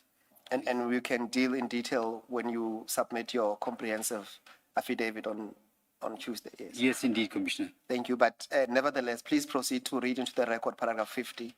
Yes. Paragraph 50. Without the benefit of the aforesaid affidavits and access to the police dockets, I record hereunder to the best of my ability and recall matters of relevance in regard to the Loftus family and their allegations. Yeah, please proceed. 51. To my knowledge, no member of the Loftus family have been intimidated by any conduct by members of the SAPS. Obviously, if any such conduct had been engaged upon by other members of the SAPS, not in the anti-gang team, for any other reasons of which I have no knowledge, I cannot comment thereon. I make it clear, however, the members of the anti-gang team had not yet engaged any such conduct in relation to any member of the Loftus family. 52. As far as Bevan is concerned, I do believe that he did own a tow truck business called First for KZN, but I have no knowledge of his threats, assassination made against him, or information that was a contract to kill him. It is obvious that the insinuation is that such occurred at the instance of the members of the anti-gang team. I deny the same. I should also inform the Honourable Commission, when a member of the police is engaged in untoward conduct of any nature relating to their occupation, persons affected thereby are entitled to lodge complaints with, inter alia, the provincial commander of the unit concerned, the provincial head of the Hawks, the provincial commissioner of the South African Police Services. The Crime Stop hotline accepts anonymous calls, all of which are internal remedies, but they can also lodge a complaint with the external remedy provider, namely Independent Police Investigative Directorate, IPID. The judge is appointed to oversee matters involving the Hawks and the South African Police Service. This is a retired judge, Commissioner. I accept that I was the provincial commander of the anti-gang team, and therefore complaints, if there were any, would not be expected to be made to me. But there are clearly still several other persons to whom the complaints could have been made. Certainly, internally, the above-mentioned provincial commissioner and provincial head are my superior officers. For that matter, if a complaint was dissatisfied with the provincial structure approach, a complaint could have been made to the national head of the Hawks and higher up, the National Commissioner of the South African Police Services. I am not aware of any complaints relating to harassment, intimidation, threats, and the likes by Bevan in his lifetime or members of his family. I think about roughly halfway through the paragraph, the line starting the Hawks, you said South African Police Service instead of South African Human Rights. Oh, yes, indeed, Commissioner. I assume you mean the South African Human Rights Commission. Yes, indeed, Commissioner. Commission. All right, thank you. Paragraph 54. I also respectfully point out that Mr. Gregory Loftus Sr. is a former policeman holding the rank at the time of his leaving the police of a warrant officer, and he was employed in a specialized unit at the time, being the South African Narcotics Enforcement Bureau, which now falls under the jurisdiction of the Hawks, and he will therefore be expected to know his entitlement to lodge complaints. 55. Furthermore, in interviews given with either social or media or ETV, Loftus Sr. stated that he was being assisted by seasoned ex-police officers, who I submit will also know how to lodge complaints. Yet no complaints were actually lodged. Copies of the newspaper reports pertaining to the interviews given by the first applicant and a copy of a clip of the interview of the first applicant gave to ETV, which was aired nationally, will be made available to the Commission. 56. On 1st April 2023, Bevan and several of his colleagues were at the flat on the 6th floor in Morningside flat, Durban, when members of the SAPS called there to investigate a report of receiving illegal firearms being held at Morningside flat, to investigate a report of the persons in Morningside flat, alleged to be Mr. Bevan Loftus and members of the gang controlled him, were planning an assassination in Morningside flat, if the circumstances required it, to arrest such persons. Did you mean a gang controlled by him? So you said alleged to be Mr. Bevan Loftus and members of a gang controlled him. That's correct, Commissioner. While you're there, Colonel, can you just explain? You say they were planning an assassination in the Morningside flat. Whose assassination, if you have knowledge? I'm not sure of that, Commissioner. It was information received, I think, to the local police at the time because they were carrying rifles. Okay. You can proceed on paragraph 57. The information received aforesaid arose in consequence of the white Isuzu Baki subjected to have been utilized a triple murder of Pop Kalcharan, his wife and his child in Springfield Park. Approximately 1 week earlier was identified on cameras. Monitoring the traffic reported in SAPS, the Crime Intelligence Unit of SAPS in turn contacted the SAPS Durban K9 Unit and Pietermaritzburg National Priority Violent Crimes Unit and informed them of the same. I should add that I was aware that the vehicle was being monitored for a few days before 1st April. 58. Acting on information received of foregoing police units, together with the National Intervention Unit, apprehended the vehicle on the roadway and found the driver to be in possession of the illegal drugs and an AR-15 automatic rifle. That rifle was stolen during the robbery in Eastern Cape. However, questioning the suspect indicated that he had additional firearm in the flat in Hillcrest and he was taken there by the said police. 59. As I was the provincial commander of the anti-gang team at the time, and bearing in mind that the rifle found in the vehicle had been used in a gang heist robbery, and my unit was investigating the triple murder, which was thought to be the gang-related, I was notified by the officer police units as to what was happening, and even before they tracked the vehicle and apprehended the suspect. Colonel, just there when you say the vehicle was used in a gang heist robbery, are you able to provide us at some stage with further details? With the rifle, in respect to the rifle, Commissioner? The rifle, yes. Yes, indeed. Linking it to that. To Eastern Cape. You will give us something there. Yes, Commissioner. Thank you. You may proceed to paragraph 60. Paragraph 60, however, I did not accompany them at the time, nor did any member of the anti-gang team. Even when they arrived at the flat in Hillcrest, I was not there. I was told by the said police of further rifle at the flat, and I was asked to come there as soon as I could. I did so together with a member of my team, Warrant Officer Thanasekara Naidu, who is also known as Sivan Naidu, Warrant Officer Naidu. As soon as my duties allowed me to, other members of the anti-gang team arrived. I arrived there and questioned the suspect in the premises of other policemen. We ascertained that the R4 rifle handed over at Hillcrest flat had been stolen from the military.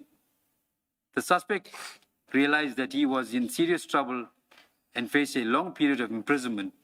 He then indicated that he wanted to come clean, obviously hoping that he did so, he would be treated more leniently by the court when it sentenced him.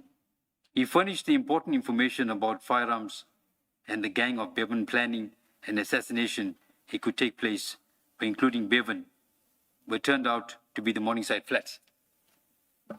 Again, when you were now talking to this suspect and he informs you, and you say he provided important information and about the planned assassination, at this stage now, because you are talking to the suspect, yes, Commissioner. Did you then become aware of who's the target or targets? No, Commissioner. And any details around that assassination, when it was planned? No, Commissioner. What exactly did he provide to you, except what you... So, from the time he's providing the information, it was a quick plan, a quick operation, meaning which we had a short time to go to the flat. And that is why you notice there were less members and not more members.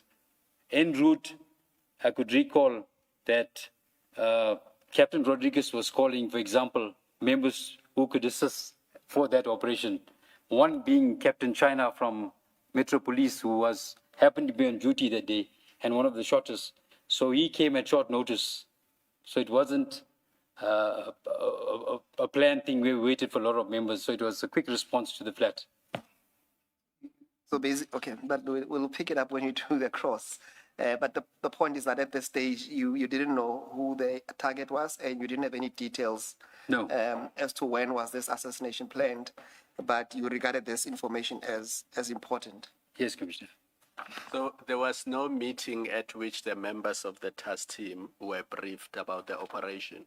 It was a matter of finding out that Bevan and his team are planning something, and you called whoever was available to accompany you there. That's correct, Commissioner.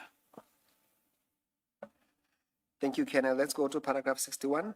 So I can give Commissioner Kumalo one more example. Sorry, Commissioner. Don't take long.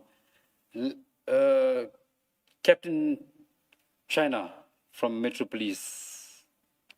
So they work shifts. On that day, he happened to be on duty. That's why he was there. All right, thank you. Yeah, you can proceed on paragraph 61. On learning of this, it was obviously to us that such persons were dangerous persons and needed to be apprehended urgently, as the suspect had been arrested and was in custody of one of the other above-mentioned units, they, so to speak, charge confirming that he had seen proceeding where the additional suspects were in Morningside flat. In any event, being tactical response unit, they would make the first entry. Warrant Officer Naidu and I accompanied them in our own vehicle with the suspect who had been arrested. We left members of the anti-gang team at the flat in Hillcrest in case of anyone arrived there, in which event their presence could be investigated by those members. Now that will be the detectives of the anti-gang task team, Commissioner. That's it. That is how the police units mentioned above and came to be at Morningside. Although I had amplified letter herein at Warrant Officer Naidu, and I did not enter the flat until the shooting had taken place. 64. What I have indicated above will confirm by Constable Alford of Pietermaritzburg National Priority Violent Crimes Unit, who was involved in the shooting, involved in the interception of the vehicle and the subsequent events set out by me, can also be confirmed by other policemen involved. Colonel, can I ask you, and you must tell me if my proposition is not correct. My fair understanding is that at least Bevan has been in your radar, i.e. he's been a person of interest in your work Yes. for various alleged crimes. Yes. Now you arrive at the scene and you are told that he's upstairs, and you chose to stay downstairs. Can you explain why you chose to stay downstairs with Warrant Officer Naidu? Yeah. Commissioner, so the tactical members, because the information given on hand that they possibly could be harmed, going to conduct an assassination, and they would always penetrate the house first. Now, very importantly, as I indicated earlier, Pedro is from ex-NIU, Shabalala is from NIU, Megan Munsami is from NIU, Matt, which Captain Houston said that he's from a detective. He's not a detective. He comes from public order policing, and he advanced towards his task force selection. So he's also a tactical member. Captain China also underwent training with the special task force. These tactical members naturally will go first. We are detectives, so they'll penetrate the house to see if suspects are secured. And you say that you only went up after the shooting had taken place? Yes. As far as you can recall, could you hear the shots from where you were? Certainly. You were standing. Yes, I could hear the shots. Were they all at the same time, or there were some pauses between them? When the shooting happened, you can't really, Commissioner, to know exactly which shot before, after, during. You know, it's loud bangs. No, my question is, for example, by the time you were going up, there was no further shots being executed. Now, I can't recall that, Commissioner. I can't comment on that day. It was just shots went off. Okay. The simple point is that the shooting had stopped when you went up. Yes, indeed. Shooting had stopped. That was the trying. And then on that score, lastly, and taking it up from the evidence by Captain Houston, he suggested that Warrant Officer Sivan Naidu stopped him from entering the premises. Do you remember that incident? Yes, indeed, Commissioner. Can you explain, to the best of your recollection, what was happening there? Yes. Normally, if an incident like this happened, if it's a shooting incident, we would secure the scene and prevent anyone from coming into the scene. Now, I know Captain Houston is a hard worker, so he's the first responder. And naturally, I said to Captain Sivan Naidu, well, he's now captain, you ought to allow him in, which I did.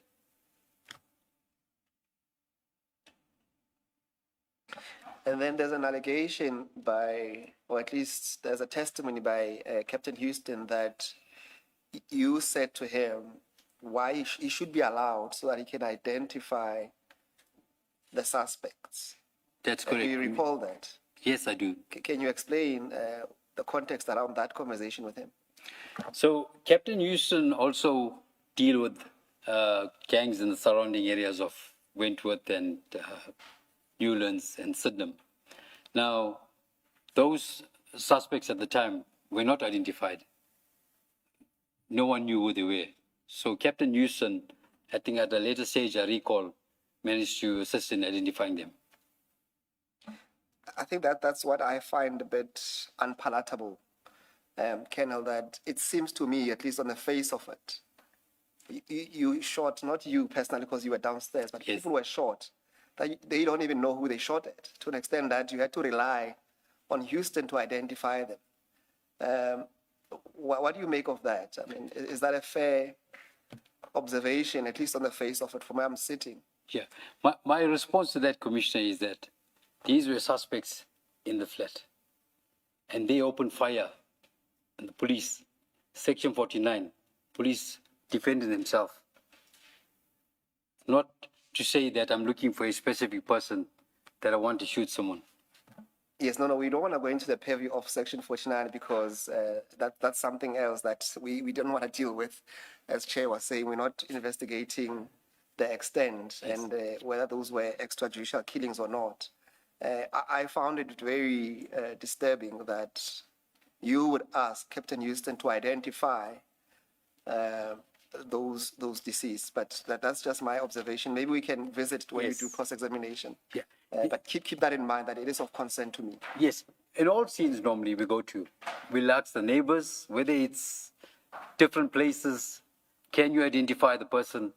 If someone is around, that's one of the things that we need to do is identify the person. If we can't at the later stage, we go to the mortuary and they identify at the later stage. That's for profiling suspects, yeah. Perhaps I would have been comfortable with the word confirm the deceased or the suspects, not identify. But let's keep going and we can deal with that later. Noted. As to why I'm saying that. But you may comment before you move if you want to. No, as I indicated, Commissioner, this is straightforward. The suspects, whoever were in the flat, opened fire, police returned fire.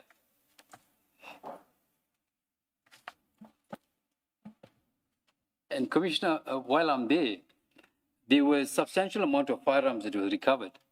About 3 hours into the forensic examination, I put, which Mr. John didn't say. So is that not in the statement somewhere? It's not here.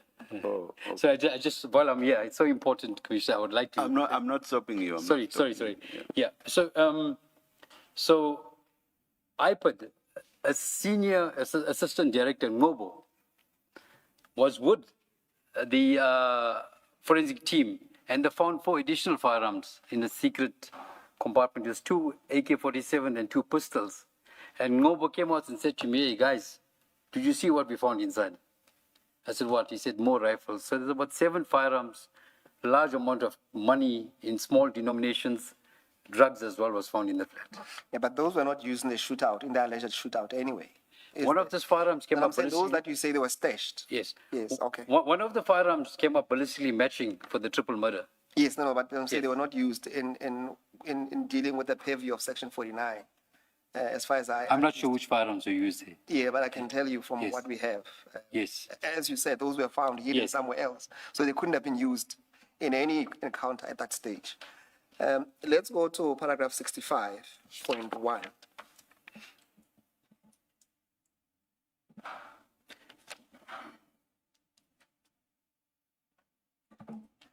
Are you there, Colonel? I'm here, sir. Yeah, let's continue and read that into the record. After the shooting at the Morningside flat, 197 rounds of ammunition, a large amount of drugs, an automatic R5 rifle being of a state issue and therefore not being allowed to be possessed by civilians, 2 AK-47 automatic assault rifles, 4 pistols, and almost 400,000 rand cash were recovered from the Morningside flat. These were entered in the SAP 13 register at Durban Central Station, reference number 2240/2023. 65. Before you go there, just a quick one. Did you yourself observe this amount of cash and the firearms referred to there? Commissioner, that was collected by the forensic team, if I can recall. Did you observe I didn't process the scene. You didn't observe it, No, I didn't process the scene. but you went inside the building. I did. Hey, the question, did you see any of that? I just had a brief appearance inside with Houston, and that was it. Okay. Yeah. Let's go to... Can I just ask a related question? You've given us the reference number of the SAP 13. Yes, So Commissioner. we should expect, if we look at that SAP 13 register, we should expect to find these items. Yes, Commissioner. Okay, thank you.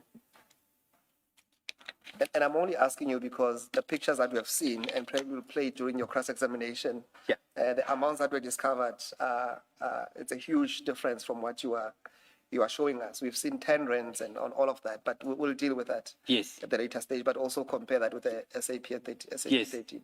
Yes. As I indicated, I didn't process the scene and enter the exhibit scene. It's in your statement, but let's proceed to 65.2. Please proceed, Kenan. 65.2, as there are rumors circulating that the anti-gang task team was responsible for the killing of Bevan and others with him in the flat, which is denied, it is necessary for me to inform this Honourable Commission of the procedure that is undertaken when dangerous persons are sought, to where information available suggests that there are dangerous arms and equipment present. The investigating officers of the units involved in investigating a crime do not generally speaking make first entry or first penetration of the premises. This is left on specialized units which are known as the tactical response teams.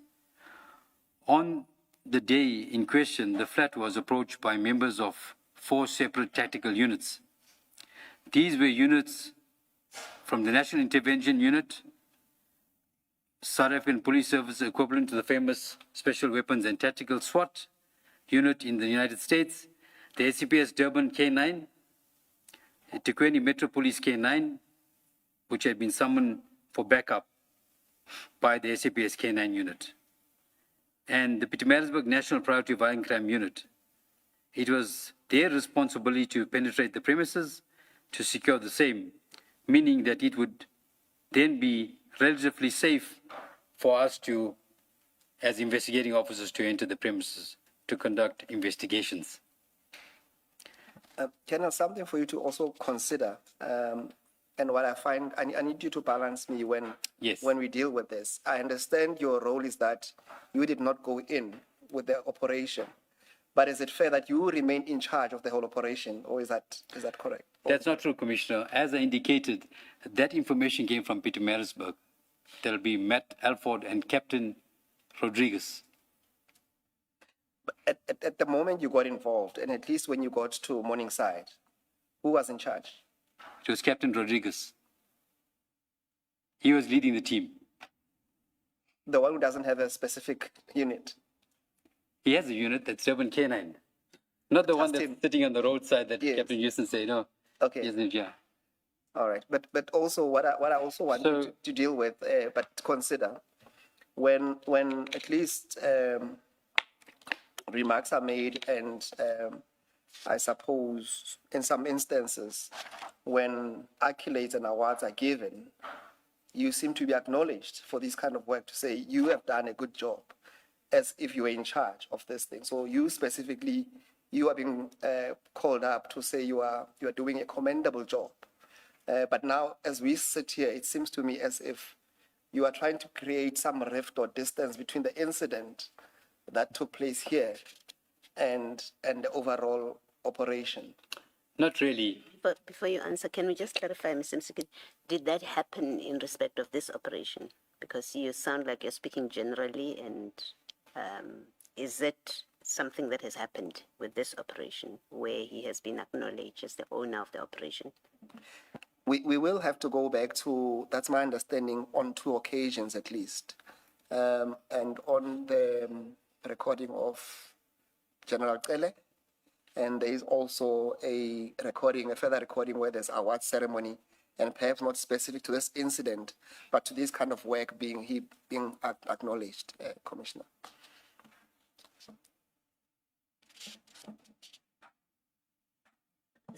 Can I suggest you deal with it in cross-examination? Indeed, probing? Commissioner. It may be that you need to reframe. Yes, no, it's fine. We'll do that, Commissioner. Kenno, then can we move to paragraph 67? Yes, indeed. Yes. Whilst the tactical units made their way to the Morningside flat, we were initially in the basement parking of the building in company of the suspects, and we went to the 6th floor near the lifts, awaiting clearance from the tactical units that were engaged in the penetration of the flat. Other members of the police attached to one more of those units were also in the vicinity of the building, but not on the 6th floor. 68. I was told by members of the tactical units that when they attempted to entry, they were fired upon by the occupants of the flat, that they returned fire, and in the process, the occupants were killed. One of those occupants was Bevan, the others were Chase Finn, Michigan Hippolyte, Ryan Santos, and Sichle Zondi, all of whom were allegedly suspected to be members of the gang of Bevan. Is there a name for the gang of Bevan? The Hollywood gang. Hollywood gang. Yes. I have a photograph that, a picture, depicting where Bevan is part of the photo, and we'll provide to the commission. I think it's in the bundle. Next to him is a guy called Dane Majority, and currently right now there's 2 warrants of arrest. He's been convicted, Commissioner, and he's on the run right now. The police are looking for him. Amongst all the other guys, some are even deceased from the gang. All right, let's continue on 69.1. I must reiterate that when the gunshots rang out, neither Warrant Officer Naidu or myself, nor the other members of the police that I have referred to were in the immediate vicinity of the flat. We thus do not know firsthand what transpired in the flat when the shootings occurred. 69.2. It is in this incorrect for the persons to spread rumors that the anti-gang team was responsible for the deaths of those that died in the flat that day. I am aware that one such person spreading such malicious rumors is the Loftus Senior, and I say this because he has said so on national television, ETV, where he has named Warrant Officer Naidu and I. Paragraph 70. Yes. Constable Alford made a successful informer fee claim for the information leading to the detection of the Kalicharan triple murder suspects. In addition, Crime Intelligence Durban also made a successful claim for its informer locations.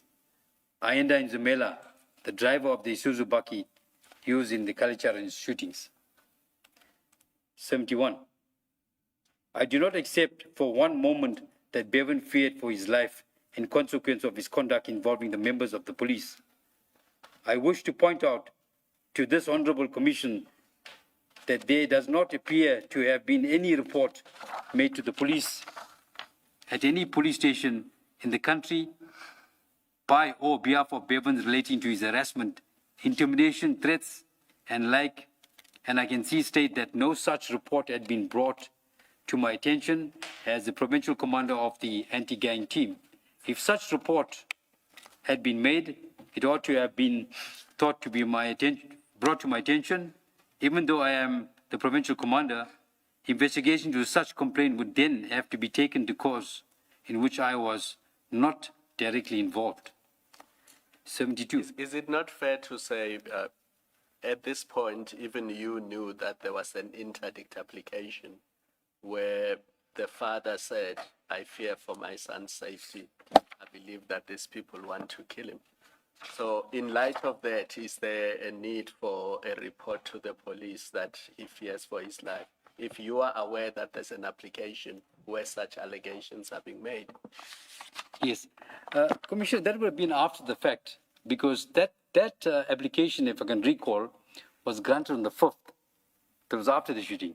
Forget about when Okay. it was granted. Yes. When it was launched, I think it was the day before the shooting, if I'm not That's correct, Commissioner Kumala. So at least on the day of the shooting, I don't know if it had been served on you at that point. No, It Commissioner. had not. No, we only came to learn about it on the 5th. No, then that's fine. But I think we can accept from the application that at least the day before the shooting, the Yes, father indeed. feared for his son's safety. That's correct, Commissioner. May continue. Thank you, Commissioner. 72, I think. 72. Crime is, as is commonly known as in this country, widespread but violent crimes in the Wentworth area were not within the areas where investigations were conducted by any of the members of the anti-gang team, including myself. I must, however, mention that one of the reasons for the establishment of the anti-gang team was that summits of Wentworth, Sydenham, and Newlands in Durban were hard hit in respect of the drive-by shootings, emanating from the gang rivalries, drug trade, turf wars for some 10 years prior to the establishment of the anti-gang team. As the commanders of the anti-gang team, I am aware of this. 73.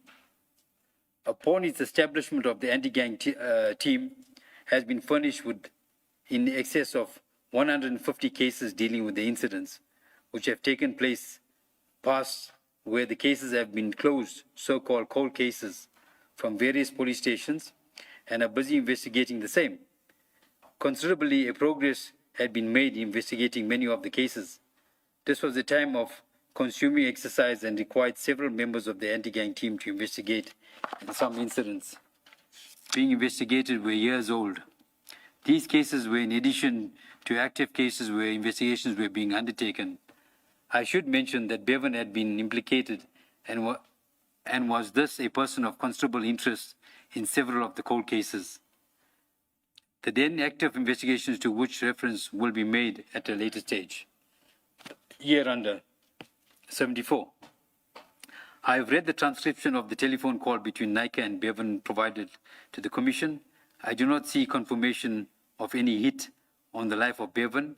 In fact, all that I read thereon is Bevan talking about money being placed on his head, but at no stage there were confirmation from person with whom he is speaking, namely Nika, if anything. I read the last words of Bevan on that transcript, the fastest live the longest, right lacquer, as being a threat of against Nika. Nika is the owner of a tow truck business called Roadstar. I have listened to the recordings played at the Commission. Transcripts is inaccurate and that it omits a material aspect which Bevan refers to as puff. I refer to the independent transcription from the Sneller recording, which I will deliver to the Commission. Chair, we've dealt with this transcription earlier on, so we don't have to deal with it. Are you happy with that? We've dealt with that. Yes. Yes. 75. Let's move to paragraph 75, yes.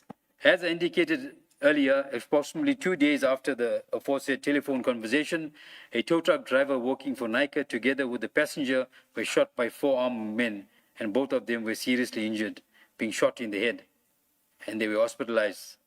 That was on the 25th of June, 2023.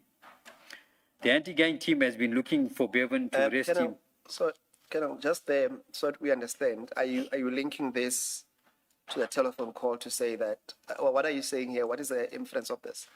And also in that, can we, in your affidavit, provide details of this incident in terms of the docket and so on? Yes, indeed. This is the threats made on Roadstar, and subsequent to that, after that, the drivers were shot in this incident. So your inference for mentioning this is that it could have been Bevan, yes, responsible for this shooting. That's correct. Okay, and you'll provide us with the details of that. Yes. Thank you. Let's go to paragraph 76. The anti-gang team has been looking for Bevan to arrest him on more than one charge in different cases. Since December 2022, we were unable to find the precise location of Bevan, even when confidential information of his whereabouts was furnished to us, such as he was at home on the night of the 13th December 2022, he managed to flee therefrom. The information on hand at all relevant times was that Bevan was not living at that residence and had taken a temporary residence other locations to avoid his arrests. 77. I should also mention that when Loftus Sr. was arrested on 13 December, I personally requested him to bring Bevan to the police station so that he could be arrested, and if he promised that he would do so, but never did. Furthermore, he inquired from me as to which case Bevan was being sought for, and I gave him the details, same by identifying that is related to the incident in M7, which had been reported at Belair Police Station, and were being investigated by the anti-gang team. I suppose I could say no more than a short while later, on 20th December 2022, the complainant in this case was shot and killed outside the Moses Mabhida Soccer Stadium in Durban, together with another gentleman who was present and tried to mediate a settlement which he thought might have resulted in a case being investigated against Bevan, withdrawn by the complainant. 78. In the 10 years preceding 2022, shootings and killings in the Wentworth area had been on the increase. This was one of the reasons why the anti-gang team was established. Now, if I could explain to Commissioner here. So there was an outcry from the communities and escalation of gang violence between Sydenham, Wentworth and Newlands. And it is because of this reason, the station commanders of, for example, Newlands, Colonel Mbele, Sydenham, Blose, and there was Wentworth, branch commander, was pushing for a team to be formed because the stations could not handle the sporadic shootings. Now, Commissioner, if I can explain, on one night, you would have 7 to 9 shootings between the 3 bases. And there were lots of other people arrested, Commissioner, and I will provide this to the Commission. Prior to the shooting of Bevan, there were lots of people being shot. There were innocent people getting shot. For example, at Nando's, there was a young girl, she was 19 years old, and in that shooting, she was shot dead. And Bevan was identified as the shooter in the car. That's another matter, I'll just give you an example.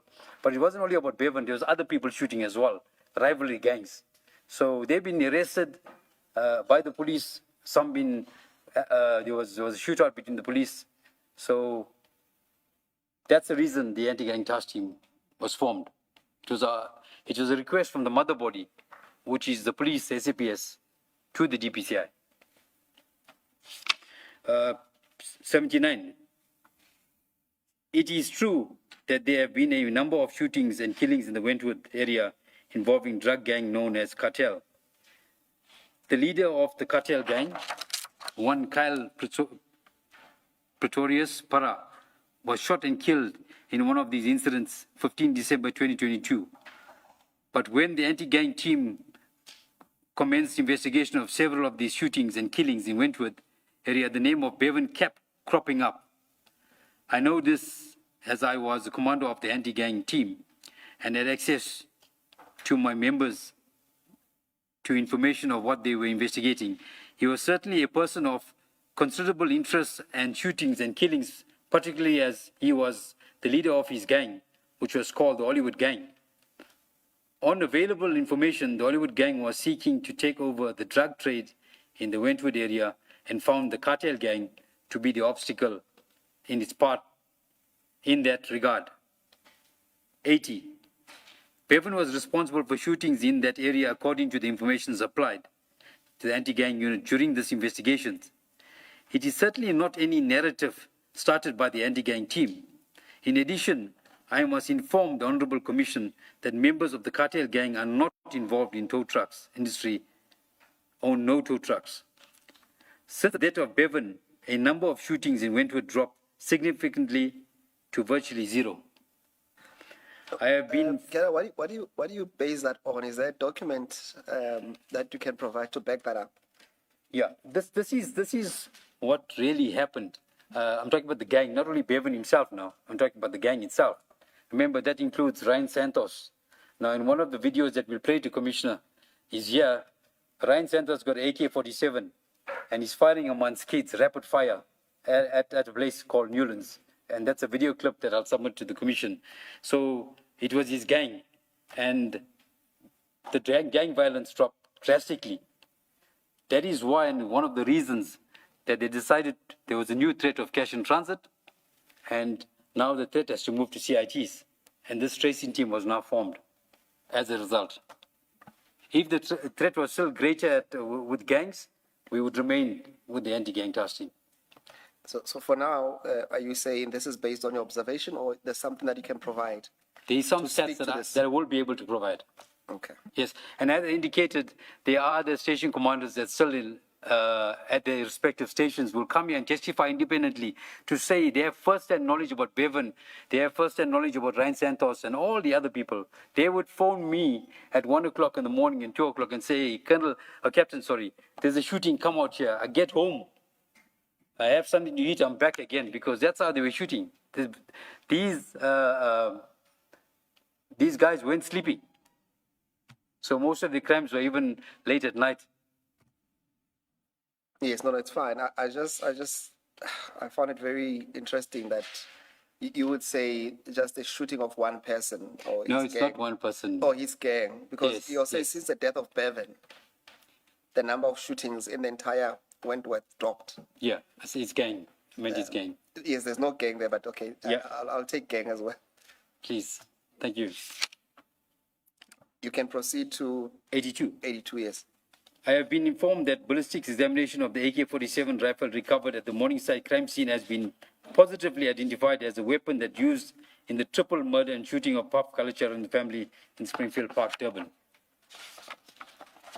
8.3.1. Okay, before you read that, let's read the question that you are Just a speaking moment. to. Just a moment. Do you need to address the chair? No. Honourable Commissioners, I've lost feed on the headset and I can't hear the evidence and questions being asked.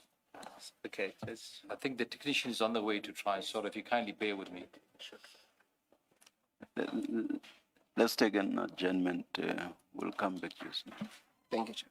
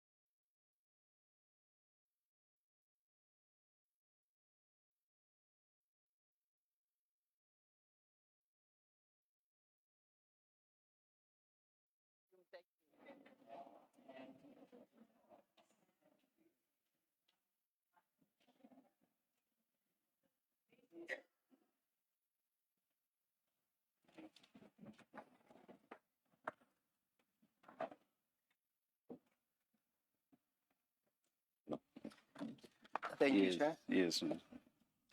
Um, Is it working perfectly now, Mr. Nipol? Thank you, Honourable Member. It's now, battery's been replaced. It's now back working. Thank you. All right, thank when he said honorable member, I got worried. you.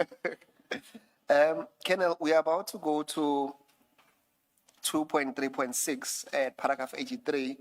The question is whether IPID was immediately informed of the incident, and if not, why you did not notify IPID immediately after the shooting incident, and why you allowed members of the task team involved in the shooting incident to leave the scene before the IPID arrived.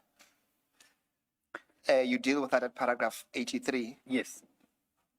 Paragraph 33. Furthermore, John is not the initial investigator at IPID who multiply dealt with any of the complaints of police shootings by the members of the teams.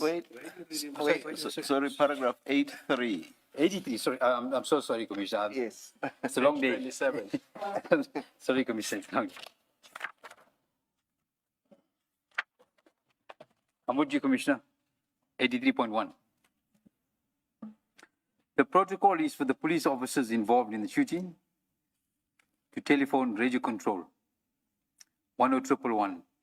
They would in turn contact IPID to the best of the knowledge on the day of the shooting. Radio control was in fact contacted. A team of IPID investigators arrived on the scene. I was not in charge of the operation.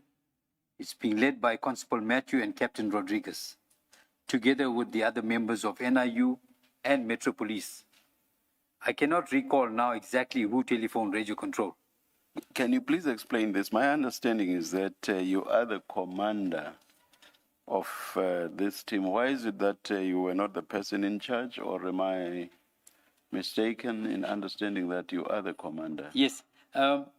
Commissioner, why, if you are the commander, would you not have been in charge? Yes.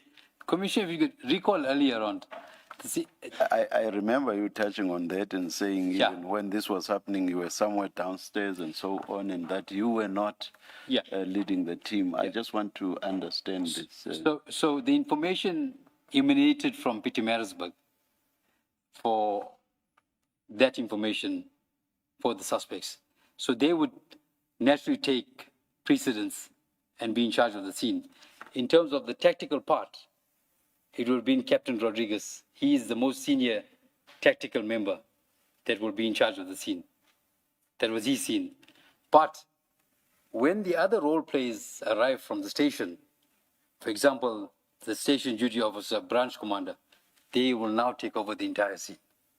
If it was my information, Commissioner, then I'll take full responsibility to say, well, from the beginning, it is my information, my responsibility. I am the commander of that scene. It is my operation. Maybe, Colonel, the most difficult thing to understand is in any operation, why is the most senior police officer in that operation not in charge of the operation?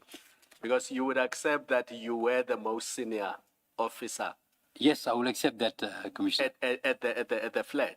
Yes. So because of that, why then were you not in charge of the operation as the most senior officer? Commissioner, I facilitated and assisted and coordinated it after the fact.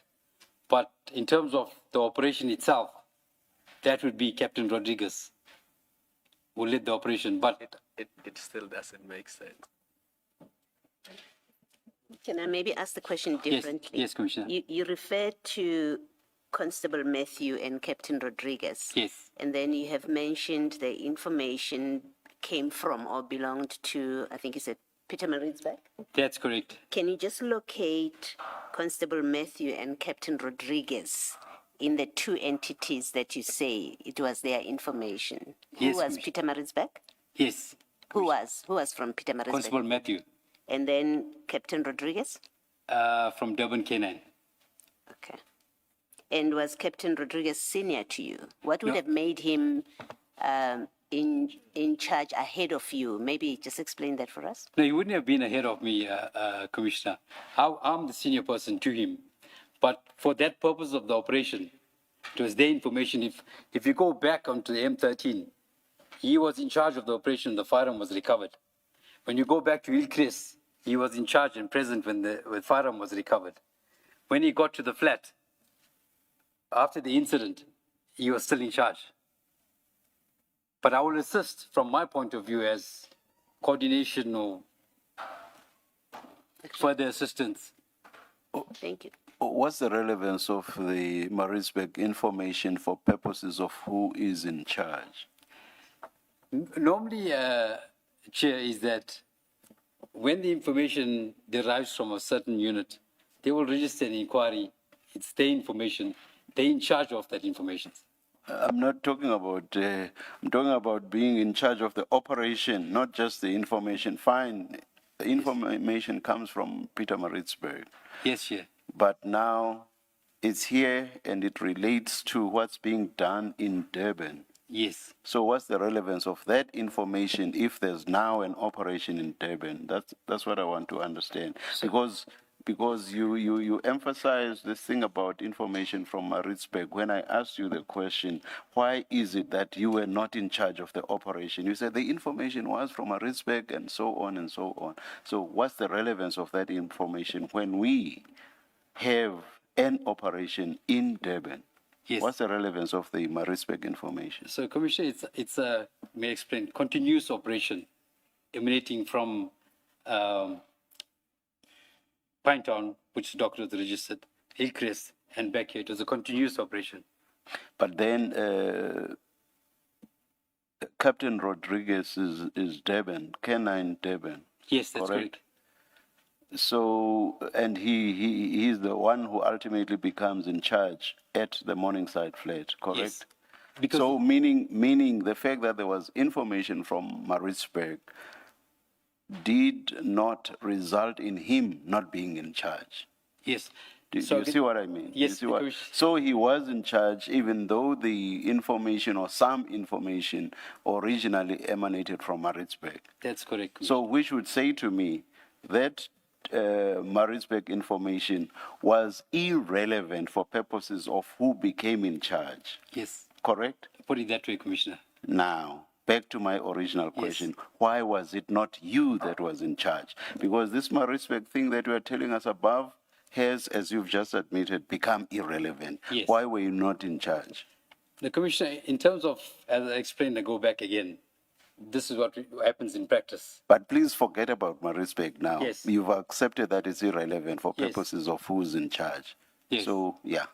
So it's a continuous operation, Commissioner. One don't want to interfere if it's running from one area to another area. If it's stopped at one stage and, if it's another operation another day. I'm just giving you an example. Now, it was managed quite well by Captain Rodriguez himself before I got there. I'm not saying I don't take any responsibility. That's what I'm not saying, Commissioner. I assisted in every way I could as being a senior person there. But in terms of the incident itself, I'm not taking myself away from there.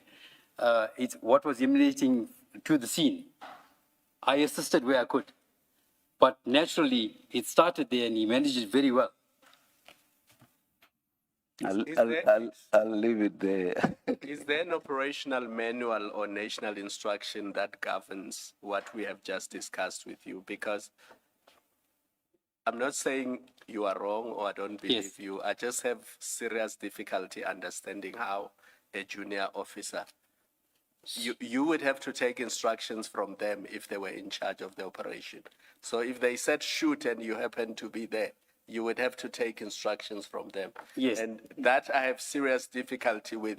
If they said, let's leave the scene and not call IPID, you would have to follow their instructions since, according to you, they were in charge. And I have serious difficulty with that.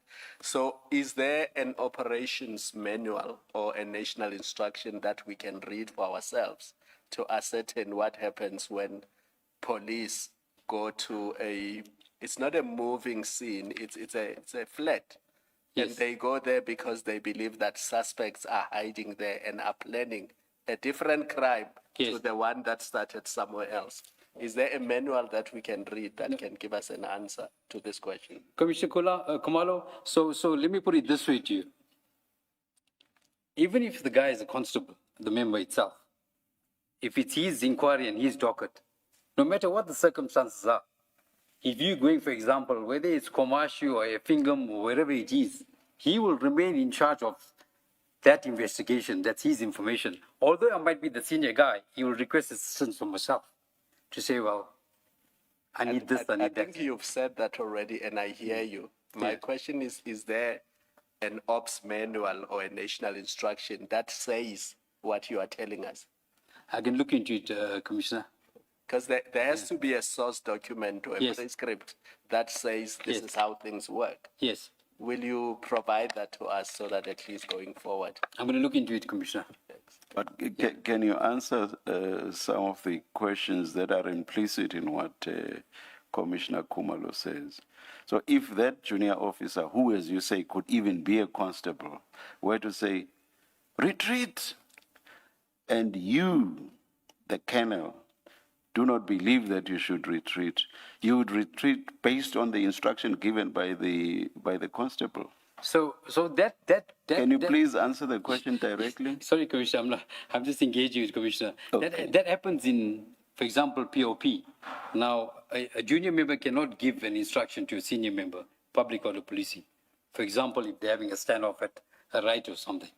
But in circumstances of investigation, a junior member can guide you, but he can seek assistance from a senior member in terms of administratively.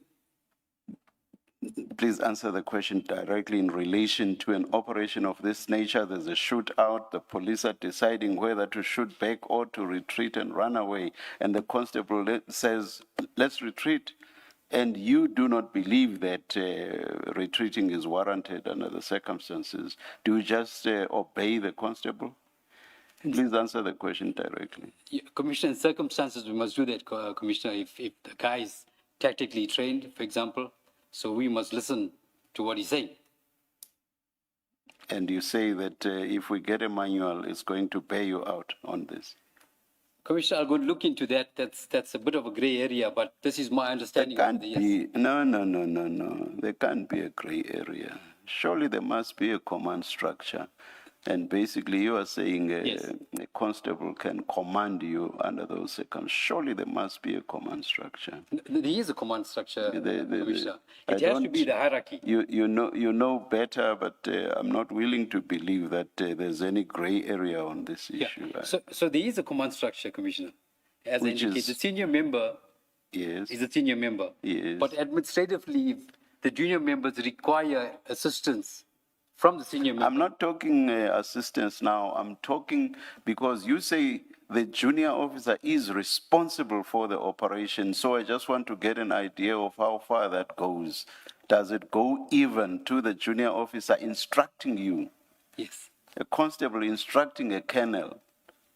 Is that what you mean? Is that what you want us to believe? Depends on what investigation we speak about, Commissioner. No. I'm not being general here. I'm asking you about a specific one like this Morningside operation where there was a shootout. Yes. Let us say instead of Captain, is it Rodriguez? Yes.